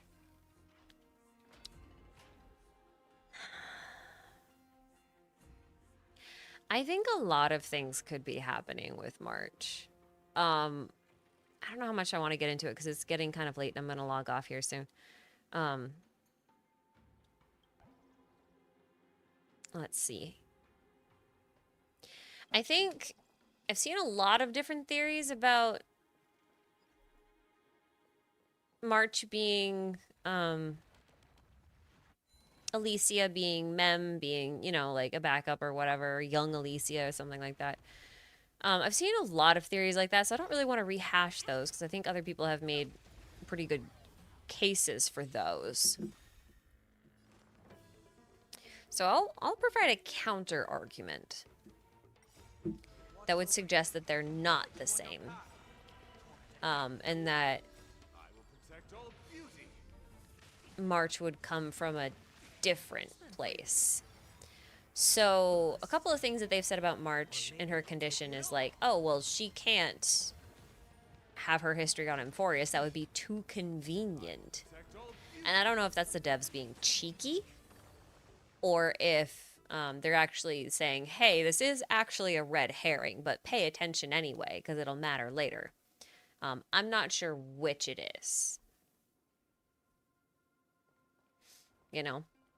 But what I will say is that because Amphoreus is like in a loop of memories and it's like heading on a path of destruction and whatnot, and like we have this thing where March's memory card is full at the end of the quest and stuff like that, I do wonder if like whatever the phenomenon is on Amphoreus that's causing it to loop like this is what happened to March's planet, but it's just a different planet.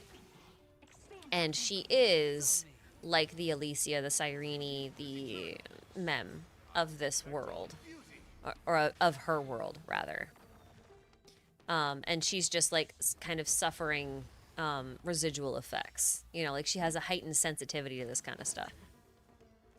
I do wonder.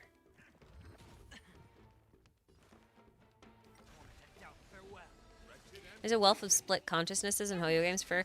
Yeah, I mean, I'm not gonna sit here and say, oh, you know, March is not Cyrene. She's not even a part of her. She's not a fragment of Mem or anything. Like, she's not... I'm not gonna sit here and say that. It's just that I feel like other people have already made that argument and they've done a good job at it. And so I don't know that I do much good rehashing their thoughts when that is a distinct possibility, you know? That's more or less what I'm saying. So I'm providing an alternate perspective. I think it makes sense that we learned Dan Heng's origins earlier rather than later. I think that kind of made sense because, like,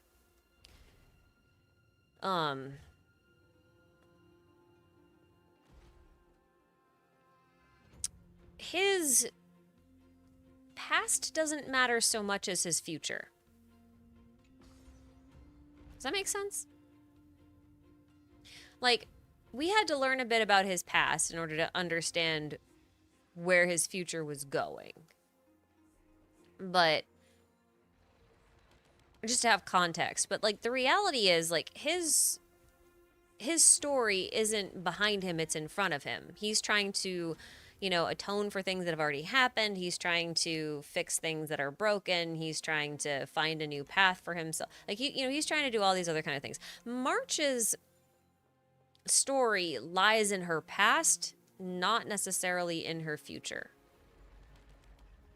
If that makes sense. So I feel like it's too early to learn the whole truth about what's up with March. But it is about the right time for us to start getting some serious information and nods towards it. So if I have to play devil's advocate, that's what I would say.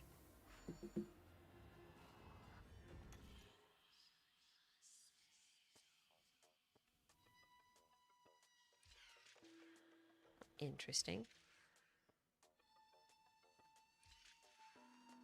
Okay, I understand.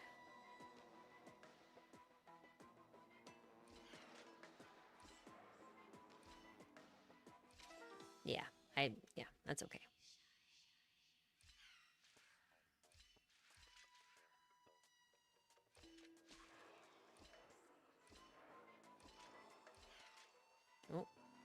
Damn. I thought that would work.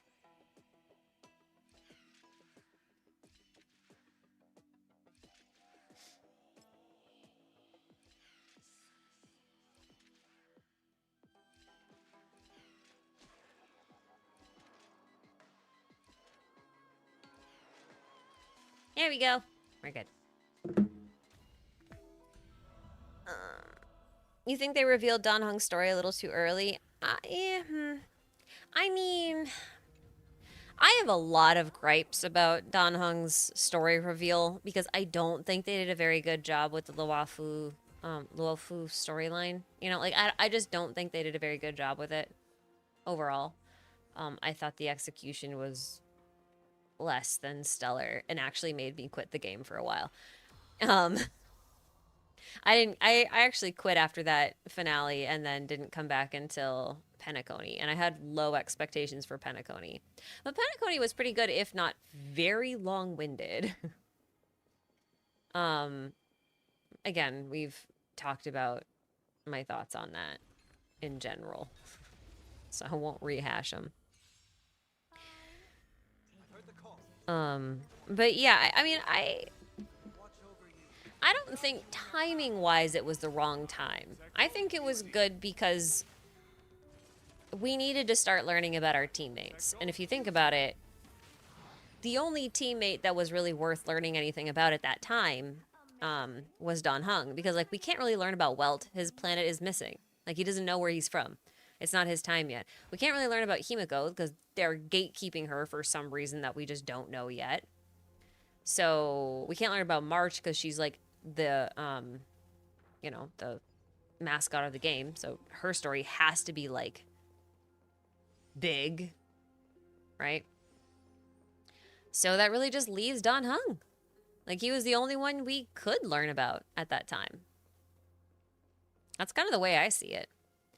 But I also stand by what I said. I think his, like, the bulk of his interesting story is going to unfold ahead of him and not behind him, and I think the opposite is true of March. I think the interesting stuff will unfold behind her rather than ahead of her.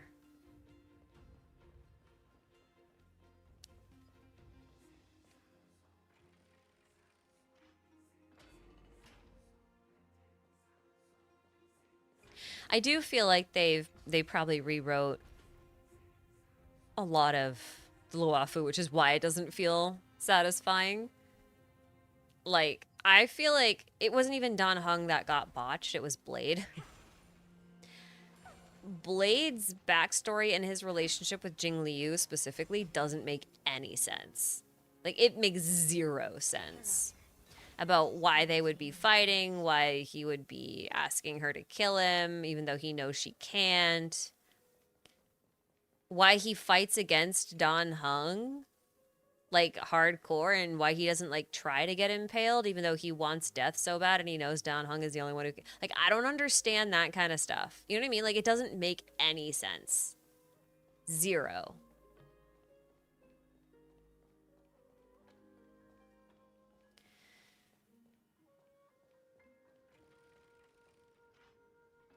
There's actually been theories saying that Himiko is Polka. I don't know if that's true, but it's interesting to think about. I feel like Herta would have recognized her if she was Polka Kakamond.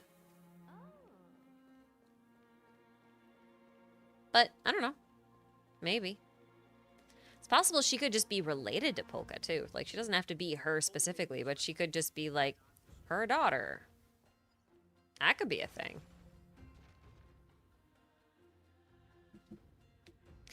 You've heard that a writer on the writing team intentionally messed up some of the lore to promote Bai Hung. That was a rumor. And people made that up because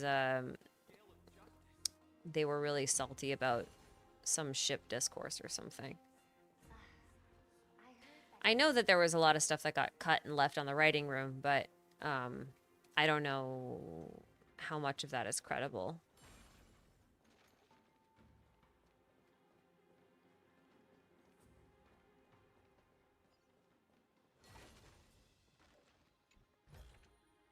It's funny, I like going back to Liyue every year, but I dread going back to Luofu. The thing is, though, like, I thought Fei Xiao's story was actually interesting. Like, I thought that was better executed. Still had the same pitfalls with them being extremely wordy. They don't need to have that many words, like I said. Words are precious. Silence is golden. You know.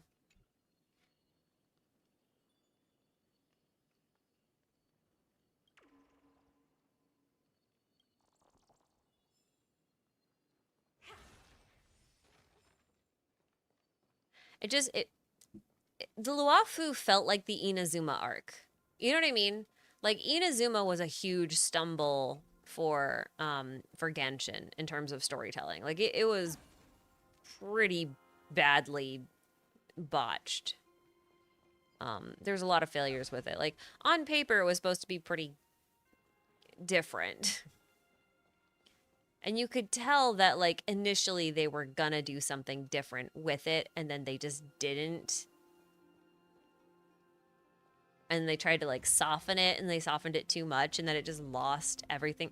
And then they tried to get way too philosophical with stuff and it just didn't get translated well and then it was a bit of a mess, but whoa. Look, she's yellow.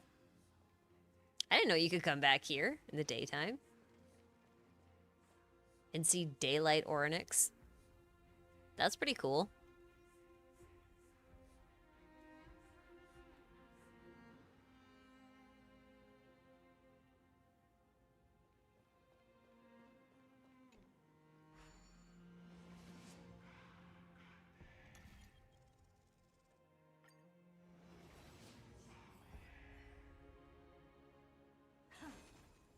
Oryx isn't still alive. This is the Yanisopolis of the past. So, yeah, like, see, here's the gate. Here's the memory gate. This is so cool. I love these memory gate doorways because they make me think of Genshin's domain doors. Woohoo! I think they're fun.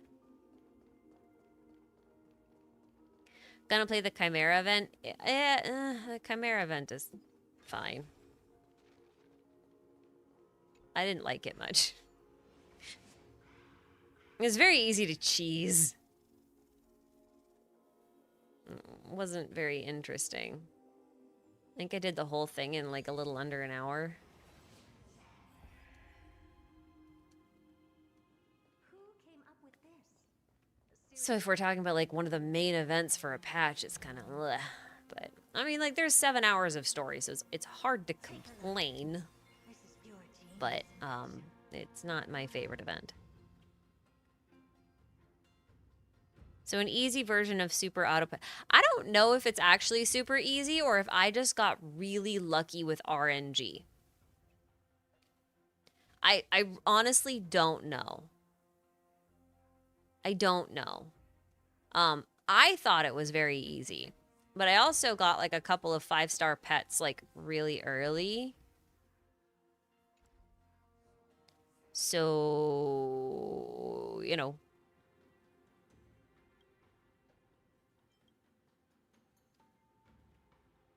Divergent Universe also ate a lot of... Oh, that's true. That reset as well. Yeah.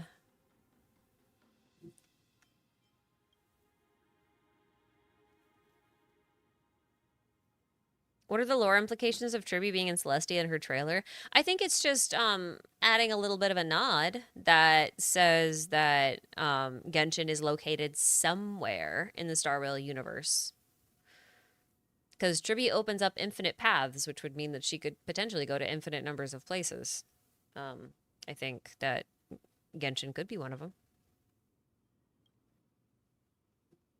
Hate the new DU? I don't mind it.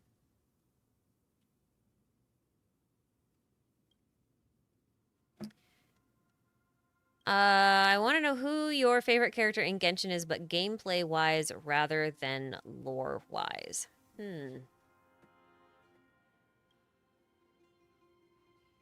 I mean, the characters in Genshin don't really have complex gameplay.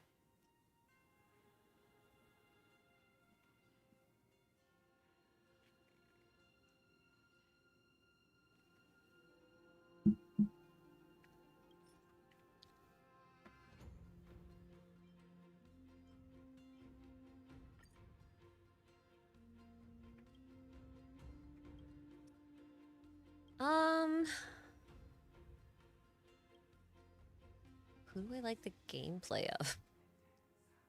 I would say it's a toss-up between Alhaitham and Ito. If we go gameplay-wise. Alhaitham because he's very rhythmic in a way that I find is quite satisfying. And Ito just because he's unga bunga boom boom. And I like throwing cows at people. I think that's fun.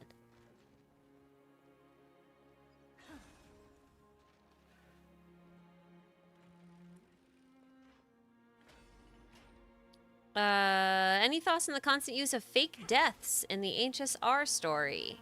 Probably that death is not the real threat. That there might be a fate worse than death.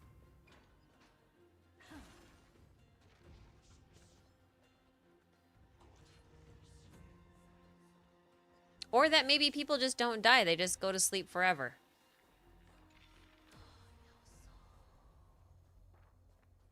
That is a possibility. Hey, dude. What's up? Oh, Levi's grumbling at me. He's being a grumbly boy. Poor Lily. Poor sweet little Lily. Are you grumbly? Why are you grumbly? What are you grumbling about? Aww. He has a little wiggle. A little wiggle on his waggle.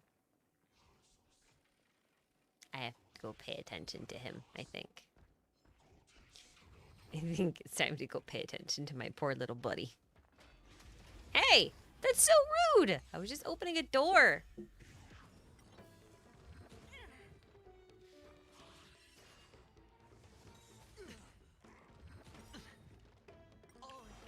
Penacony was the worst offender with 3 fake deaths in a row.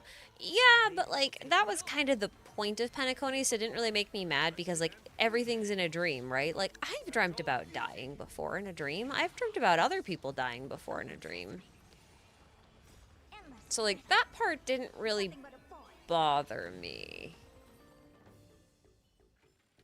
Because again, like, what is a fate worse than death in that case? It would be like being stuck and in a dream forever.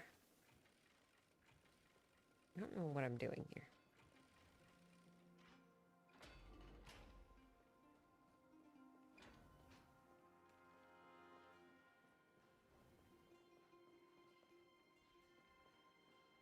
Okay, straight up no idea what I'm doing. I've just run around here in circles twice.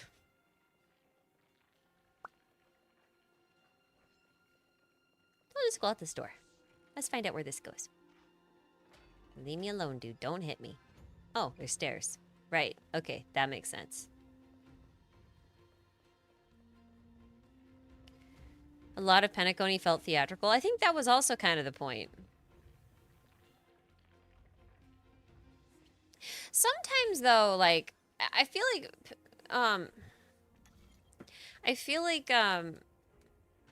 you know,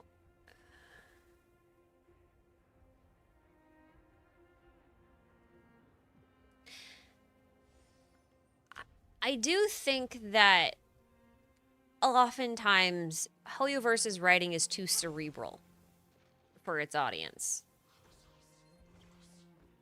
I don't mean that to say, like, people are stupid. I mean that in a sense of, like, I don't think it's the right audience for that kind of topic selection. You know, like, sometimes I think they go deep, and it can be really fun.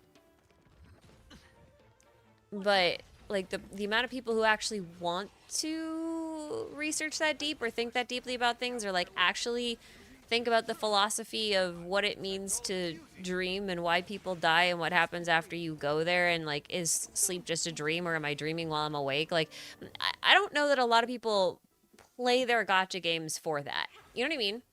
And I think Penacony feels like a poor offender of that because of exactly that reason, actually. Because it's just not really what people tend to look for when they pick up games like these, you know? Like, they want deep lore, sure, but, like, I don't know how cerebral they really want to get about it. Like, philosophical. I don't think people really want to wax poetic about stuff. I could be off base. I could be wrong on that reading. Obviously, I do it, but I also just enjoy that for recreational purposes anyway, so it's like whatever. What do I mean by cerebral? Have you ever read a 300-page book on the philosophy of the mind for fun?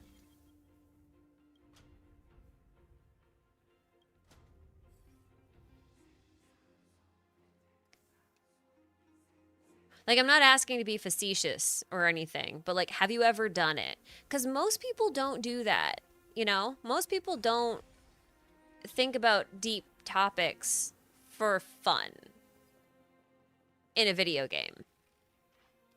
You know what I mean? And like, a lot of times, like, what Hoyo does in their writing is they often pull from really deep and really complex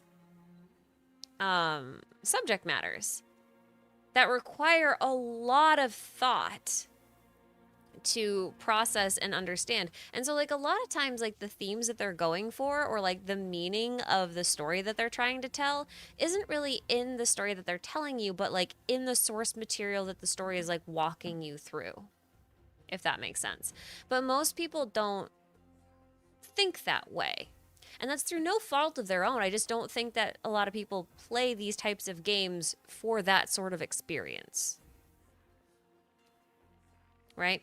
That's what I mean by cerebral. Again, like, I'm not trying to say anyone's stupid or anything. That's not the point. It's more like right place, right time, right content, you know?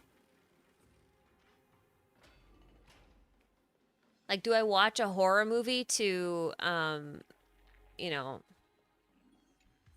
think about the complexities of physics and the vastness of the universe? Oh, that's actually a nice piece. Or do I watch a horror movie because like I want to like have an adrenaline rush and be scared? Right? Like I think of it kind of that way. It's about writing for your audience rather than for your self-serving purpose. And I think for me, Penacony was one of the greatest offenders in this case because they were so in their own head. They were so in their own head. And a lot of the story really felt like, I'm going to pat myself on the back. Look at me. I'm so clever. And that's where I think it kind of lost the plot. Because like a lot of like what you get into with Penacony and like the psychosis and like looking at Sunday's trauma as actually being a trauma, a lot of that is really good, like on paper, but they didn't express it well. It wasn't the focus. They didn't write it for the correct audience. It's kind of like, would I rather go see Die Hard in the theaters or would I rather go watch a Japanese no performance? Which is notoriously difficult to understand. Right? Like, that's kind of how I think about it.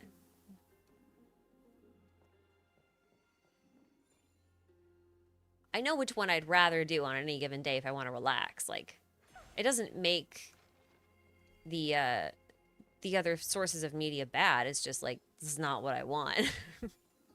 Right?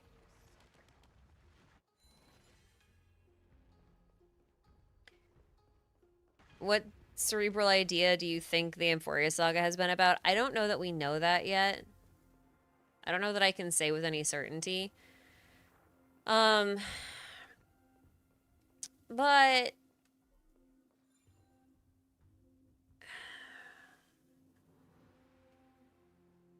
I'm not entirely sure yet.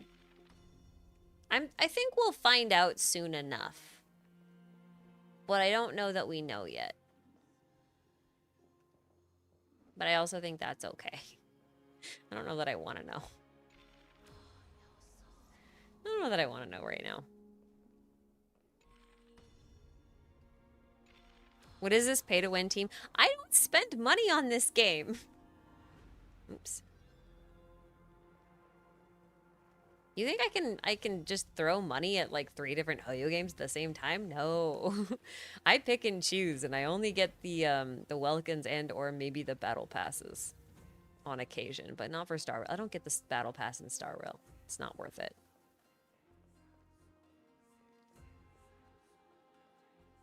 Definitely not worth it.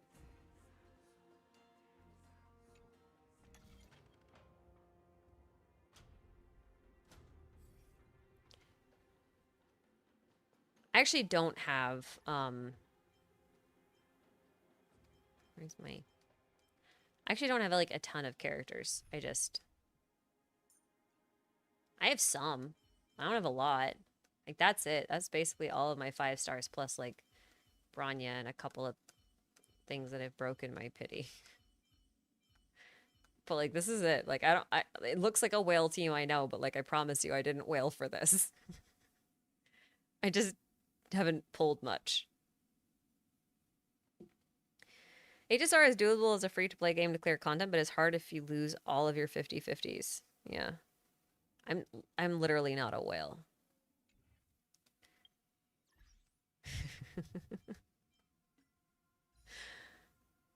In fact, right now I have the pass. Yeah, I bought the pass because I won an AXA, so I wanted to bolster my gems. But I still have all my bonuses. I don't buy things in this game, really. So like, I just don't pull that much. Like there are standard banner 5 stars I just don't have, you know? Well, I've got like 5 pulls I could do. There's standard banner. Like I don't have Yan Qing. You know that? I do not have a Yan Qing. Do not have him. That's years worth of dust. I've been playing since launch though. Of course I have years worth of dust. Look at the description of the achievement I just got. Which achievement did I just get?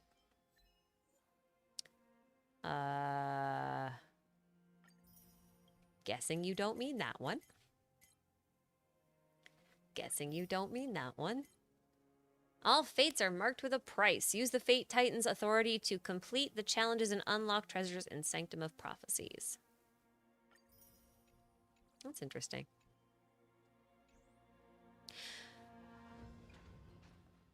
Yeah, I'm not sure what the cerebral part of Amphoreus is. That was, like, I think the original question. I don't know what it is yet, but I'm sure we'll get there. Although I guess it would depend on who's actually in charge of writing this time around. Shoji likes to... Well, isn't he in charge of writing this time around? He's doing a better job than Penacony. Oh my god, do you have to go around again to do the other side? Oh, I guess you don't. This one's fine. Okay. Take a look. This is Who is the Fate Titan? There are 3 Fate Titans. There's Yanis, there's Orynyx, and there's Talantin. Yeah, Xiaoji was in charge of Penacony. Yeah, he made it way too cerebral. I wonder if they got feedback on Penacony being too confusing and stuff. Like, okay, I will say this. I know I've said I'm gonna head off here like 5 times now, but that's normal too. So I was asked to make the Penacony recap, like of the entire storyline. I was asked to do that from a person over at Hoyoverse, and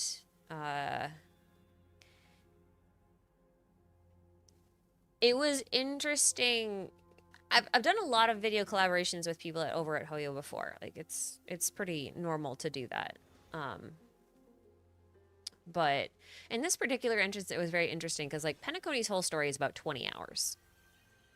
I think from like start to finish. I think it's like roughly 20-ish hours, and it's 20-ish hours of like time loops and like jumping around and like, you know, like it's confusing. There's a lot of it. And I had to like go back and forth and back and forth and back and forth to like put all of the pieces in like some sort of like linear coherent timeline so that it could be digestible. And they originally asked for the entire thing to be done in about like 13 minutes.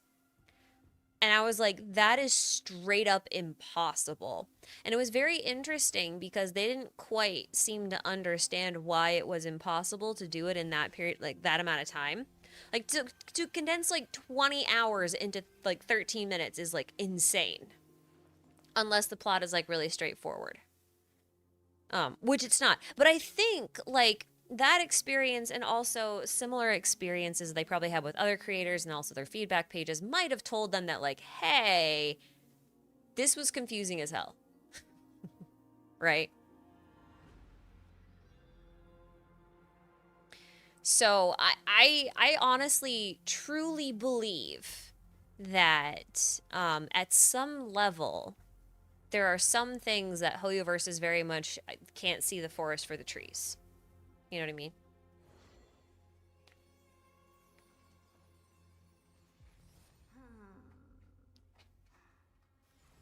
Amphoreus is going to be 8 hours times 8 for 64 hours. Yes. And you'll notice that my very first episode of Amphoreus, the recap, was it was what, like 33, 35 minutes, something like that, like 35 to 40 minutes, something like that, for like 10 hours. And I tried to condense it and keep it as like on point as possible. And the only reason why I got to 35 minutes was because I was trying to give like preliminary world building, which I won't have to do in future videos. So like even this one that I'm working on now should be much shorter, like 15 to 20 minutes, right?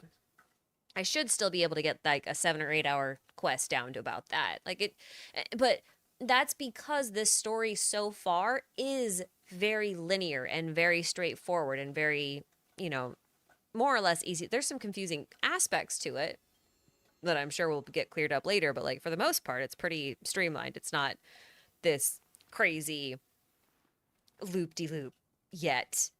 So I'm sure their storyboards were like 10 to 20 minutes, but they know what's happening rather than us who only have half the info. There is that too, right? Because, like, one of the reasons why I'm so long winded isn't because I'm actually long winded, it's because I have to rationalize everything that I do. When I critique the game and I'm just like, hey, you know, brevity is a source of wit, you should learn from Zenless, um, it's because they are the authority here, right? Like they know what's supposed to happen in their game. They know what's going on. They know all that kind of stuff. So like whatever they say goes. They don't have to rationalize anything because they make the truth essentially, right? Like they write the game. I do not write the game. I have to rationalize everything that I explain, which makes me use a lot more words because I have to, you know, do a lot more work in that respect. The confusion in Amphoreus just comes from a lack of knowledge rather than being confusing in concept. Yes, exactly. That's why I'm like, Amphoreus is better, but still long-winded. And that's why it feels justifiable to take like a 7-hour quest and condense it down to like 15 or 20 minutes. Cause like you're basically just cutting out all of the fat dialogue at that point. Do I need a break? Break from what? That's the real question. You feel like Amphoreus has had the most clear story of all patches? I agree. Do you think that Natlan is a giant collective consciousness according to your recent theory with Nouvelette describing it as a nation of dragons? There is a theory that everyone in Natlan is dead and that they're all like almost like constructs of phlogiston in a way. I would buy that.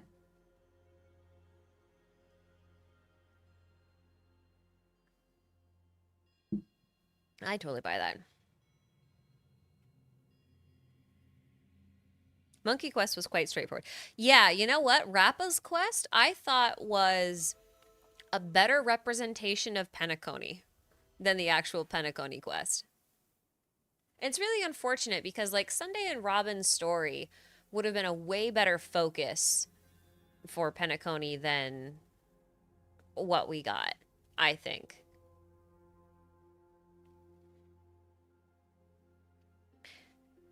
Cause like Sunday was basically a bird in a cage. He had learned helplessness, you know? He had a very limited perspective. He had been basically groomed by people around him. And like so to actually be able to sit there and learn about what that was like and have it directly contrast with Robin, and who was able to go out and travel and see the world and get all these different experiences, and like sort of learn for herself what things are like, and have those two things be in contrast instead of having it boil down to, have you heard the story of the Charmony Dove? It's like, don't tell it to me in an allegory, right? You know what I mean? I'm so sick of that Charmony Dove. Like, I love Sunday, I do, but like, Jesus Christ. Ah.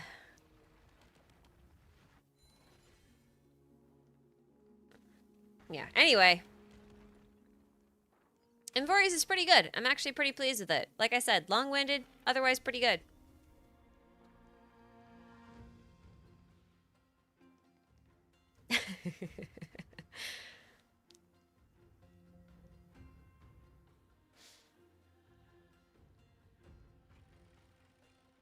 They were kind of forcing screen time on the new characters. I honestly thought Anaxa... Okay, I am a little bit biased because I really like Anaxa. But I did think his section was one of the better ones. And I think that was because he actually didn't have a ton of screen time.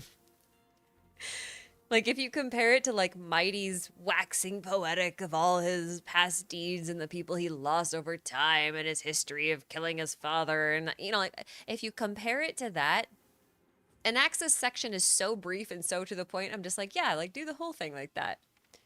Triby's section didn't need to be, like 15 minutes of her talking about the fact that she didn't know who helped her and repeating that over and over. Like, she didn't need that, like, we got it the first time. Oh, I'm sorry. I wasn't looking at my thing. But yeah, you get the idea. Other than that, I'm pretty pleased with Amphoreus. But Hoyo, I will beat brevity into you one day. I will. I'll manage it somehow. Marcus Bullock, thank you for this super chat. Is it possible for Phynon to be the final boss of Amphoreus? Yesn't. I don't think he will be. I think it's possible for him to be, but how do I put this? That is too predictable, in my opinion. Because, like, here's the thing. Oh, I was trying to come out here. That's what I was doing in here. Oh, I'm gonna go back and try again. So in Honkai Impact, after everyone he knows dies, the person Phynon is based off of, Kevin, basically, like, decides to enact a final project, like 50,000 years in the future. And when he does that, like, he becomes the final boss for the main characters of Honkai Impact. Part 1, to be clear. Like, he is the final boss there. So I kind of feel like if they do him as the final boss again,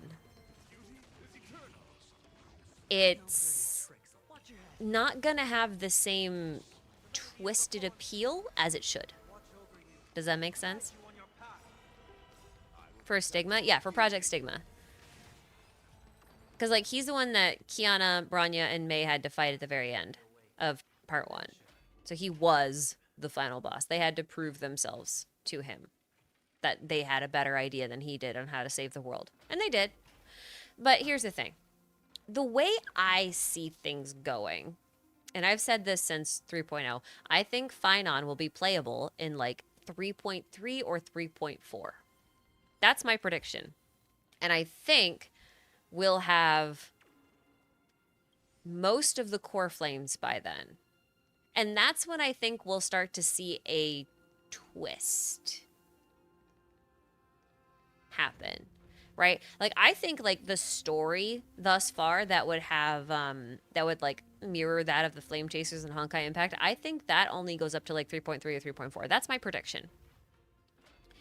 I think we figure out what the Flame Reaver is and all that kind of stuff, and I think we have to, like, stop a causality where that reality comes to pass, where the Flame Reaver Eclipse guy comes out and tries to destroy everything. But then I think there is like something beyond the Flame Reaver, some sort of eldritch horror that we can't fathom yet.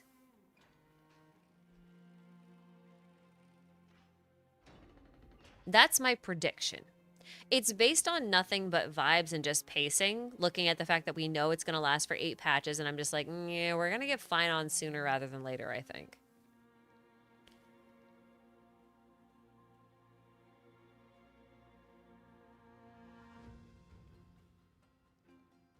You think the twist comes with the Chrysos heirs that weren't shown directly at the first?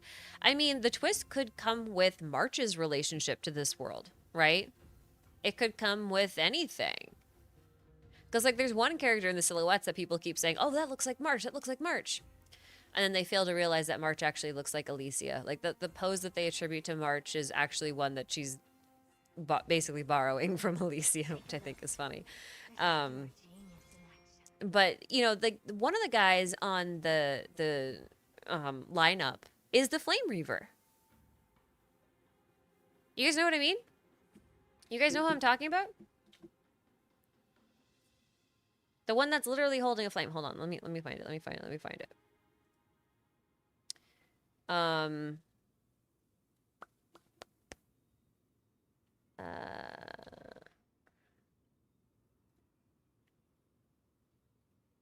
Yeah.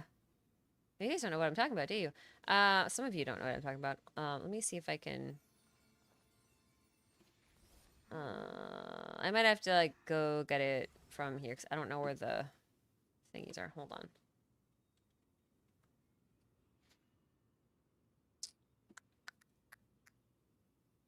Alrighty. Let's see. It was the very first one, so it should be this one.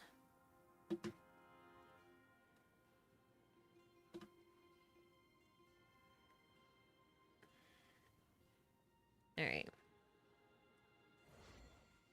This guy. Doesn't this look like the Flame Reaver? Maybe? I don't know. It might be different. Now that I'm looking at the mask, it does look a little bit different. Still.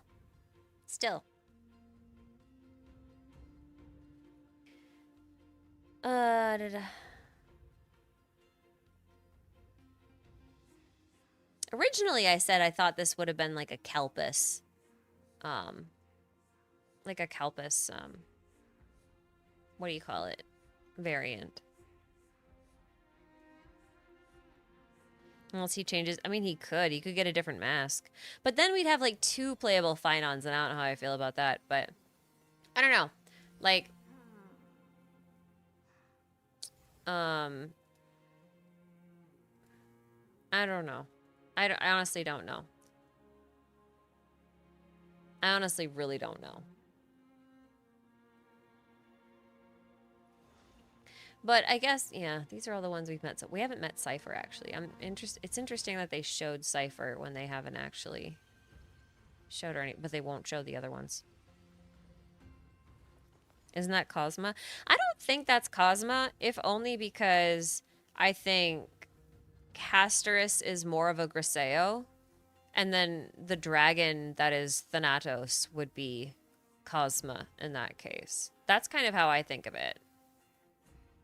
But we'll see. We'll see. Dark March, yeah. But this pose is like the one that they're saying looks like March, but this is also the one that March is borrowing from Alicia. Like,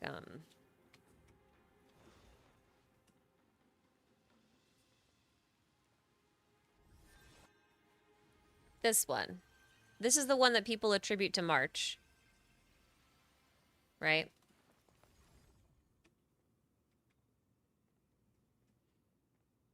And there's March doing the same one.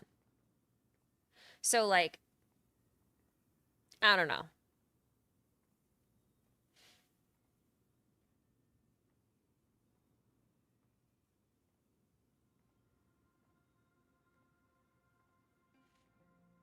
Cosma has a dragon-style beast in ER. Yeah, that's what I mean. That's why I thought he'd be good for that. Because, like, he and Griseo are kind of like a package deal a lot of the times.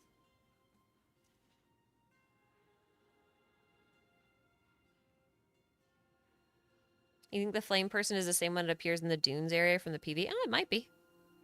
But still, I remembered this image a little bit wrong, but that's okay. Point still stands. I still think Finon, like 3.3, 3.4, to give him his come to Jesus moment, for lack of a better term. And then it's going to reveal something about Black Tide. And then we're going to be able to go freely in and out of Amphoreus, figure out what's going on with March, and face new eldritch horrors. That's what I think. You have a question. Why is there a Barbara XP and not, I don't know, Alice or someone else? Because Barbara's really popular in Japan and China, apparently. Which one is Hua? I don't know that we have a Hua. I think Fu Hua is not going to be among these flame chasers. I think they're going to put her on the Luafu. About the Fate collab, I don't know where and how the Fate collab ties in. I've already said that I think Mighty is supposed to be like referencing Gilgamesh, and I still stand by that. Even if he's not actually part of the collab, I still think that that's a...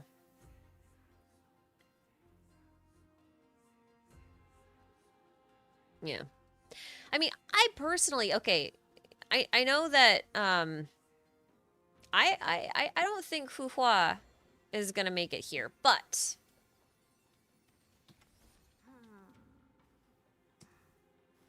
you are right about Senti, and like Senti to me definitely fits the manic energy here, in my opinion. You know what I mean? Like that feels a bit more like Senti to me. The kind of dark madness thing. Like I could get behind that.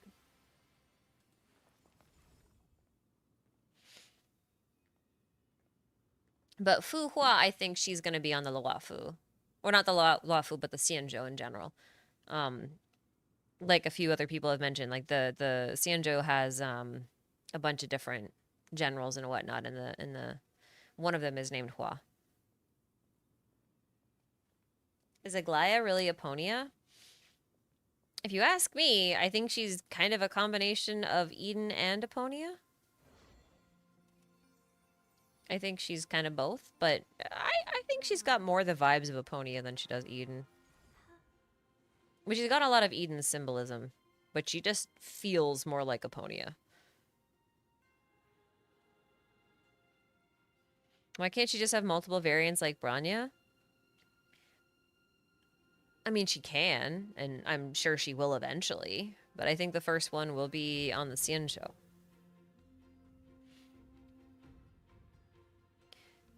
There's a Barbara X because Tevat's borders are growing weaker and Tevat is leaking out into the rest of the imaginary universe. Hycillines is definitely Eden. I think that's May. As in Dr. May, not Raiden May. Search for March 7th. It's the exact same hair. I don't know if it's the exact same hair. I don't think it is.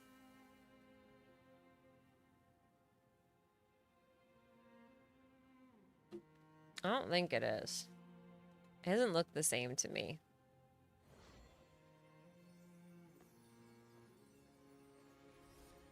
I grant you it's a similar length, but that's kind of where it ends. Like this little curly loop and stuff like that, that's not part of March.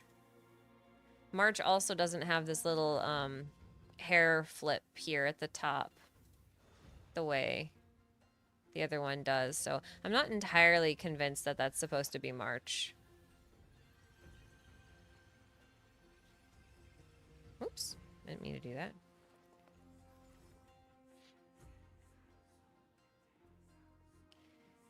I really don't think it's March. I know it could be. I'm just not convinced it is.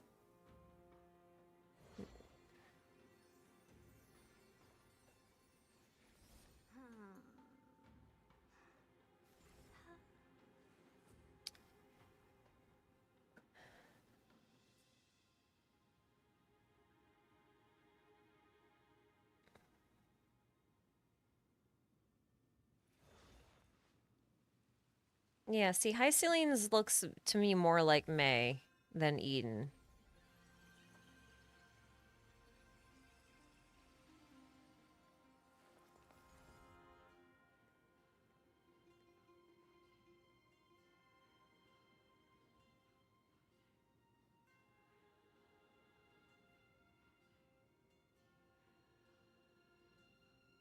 Sorry, I'm scrolling through this thing. Oh, they're looking at the loop as if it's March's little ribbon that's curling in an opposite direction. I mean, I don't know. I still don't think that looks that much like March.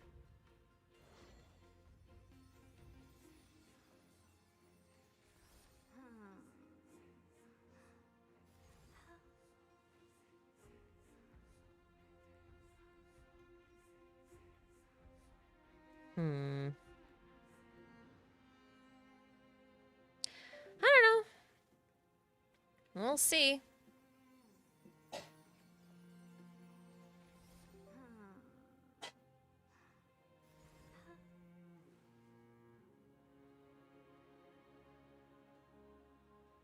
See, here's the other thing. I don't...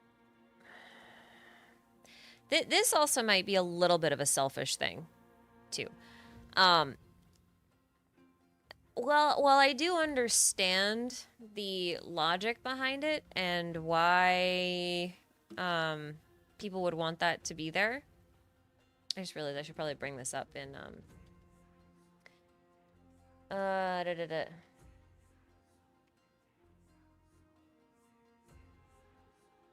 I don't want to open Discord. Don't judge me.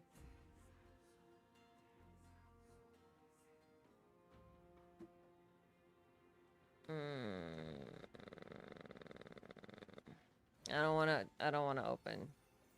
Never mind. I don't want to open Discord. Don't make me do it. I don't know. I guess from like a selfish standpoint, I don't really want it to be March either, because I feel like that's like,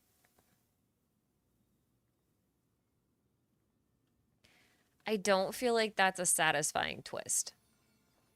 You know what I mean? So that's my selfish angle. It was posted today. Oh, I see.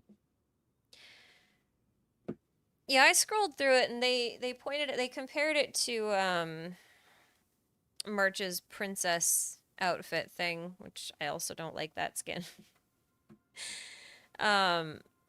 They compared it to that and they're just like, yeah, no, the costume's really similar. Like, you can make the hair look like it. And, I mean, you could have a really evil looking March. It's like, yeah. I don't know that that's really a twist, though. Like, what, you're gonna put March in a bed and then, like, I don't know, have her be sleeping in crystal until she manifests as, like, her darkest thoughts inside of M4. Like, I don't really understand the end goal.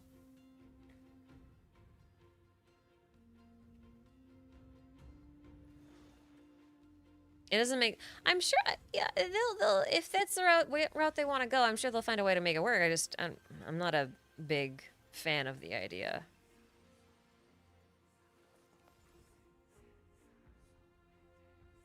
Marcia's skin looks like a prom dress that hasn't sold in 8 years.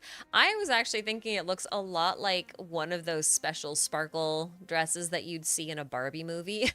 I don't know if any of you know what I'm talking about, but like,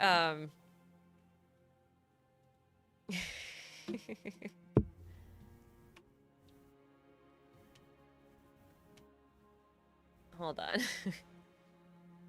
Not that Barbie movie. One of the animated ones. Yeah, it reminds me of like this era of Barbie glittery, sparkly dresses that were always these different shades of like pink and pale blue. This is what it reminds me of. Actually, do I even have... Yeah, I do have it up. Okay, good. Yeah, these. This fashion line. March's dress belongs to this fashion line of Barbie dresses. Oh my god, please load. My internet is choking. That's fine. You guys get the idea. You get the idea. There's a million Yeah. Oh, Barbie was like a whole animated franchise of movies before the actual like live action Barbie movie came out. There's dozens of them. There's like 20 of them. March 7th on Swan Lake. Yeah. I think he reused dresses. Yeah. It's just not the first time Hoyo referenced Fate in their game, so I wouldn't be surprised if they pull something off like that. Yeah. You don't know why they're selling the costume now? So glad I got it when it was free. They're selling it, I think, because originally they were planning on doing more skins for Star Rail, and then they decided to do alternates instead. I really think that's what the deal is. I think they started off wanting to do like alternate skins and stuff, and then decided, you know what? Let's just make totally alternate characters, and if we do that, then we can like give them entirely different kits too. So I think that's what they're doing.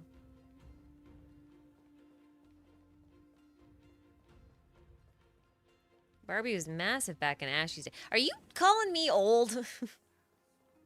I'll have you know a lot of those Barbie movies didn't come out until I was not of the age that you would target a Barbie movie for. So that makes me sound older. Not totally wrong, though. Not totally wrong.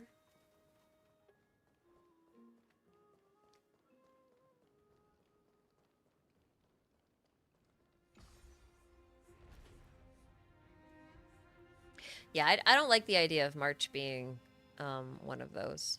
Anyway. Just my opinion, though. Doesn't mean it's not plausible. Doesn't mean it's not going to happen. Doesn't mean I'm right. Just means I don't like it.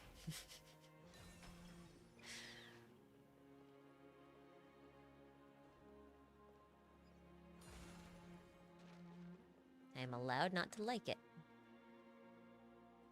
Oh, I'm back here again. Oh, there's still more puzzles in here.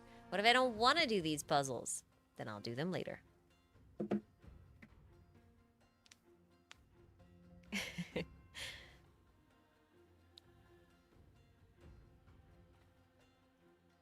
Time check, you said we're going to log off soon, almost an hour ago. Well, I think Levi gave up on me.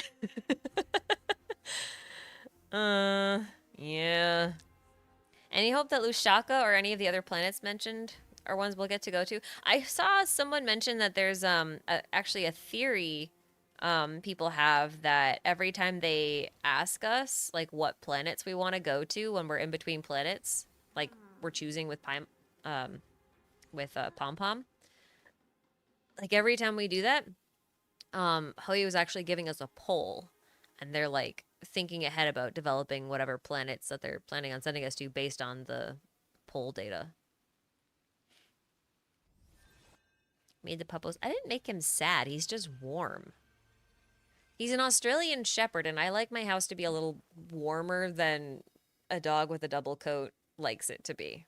And so he cries at me sometimes. He's like, Mom, it's hot. I want to go outside. And then he goes outside and he lays in the snow for like 2 minutes. He's like, okay, now I'm bored. Mom, how come you're not outside with me, Mom? And he wants to come in.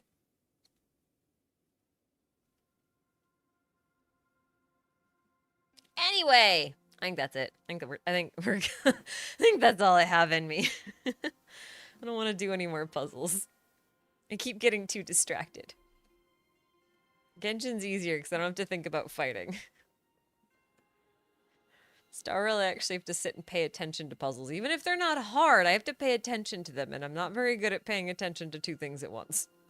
As you've noticed. Levi's more dramatic than a husky. He's about as dramatic as a husky, for sure. If you've ever had a husky, seen a husky, you'll know. Levi has the husky gene. He's also a husky boy. He's a big boy. Chonky.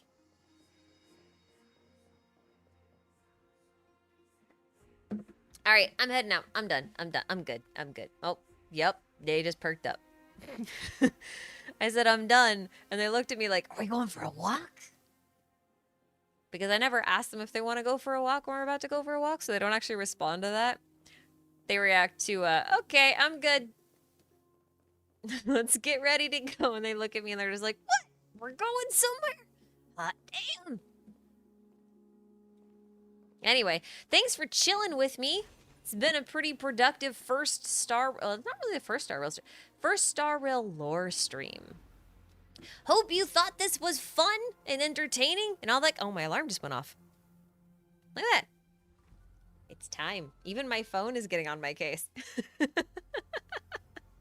don't know if you can hear that. Off it goes. All right. Thank you guys for showing up. I'm going to clock out. See you later. Goodbye.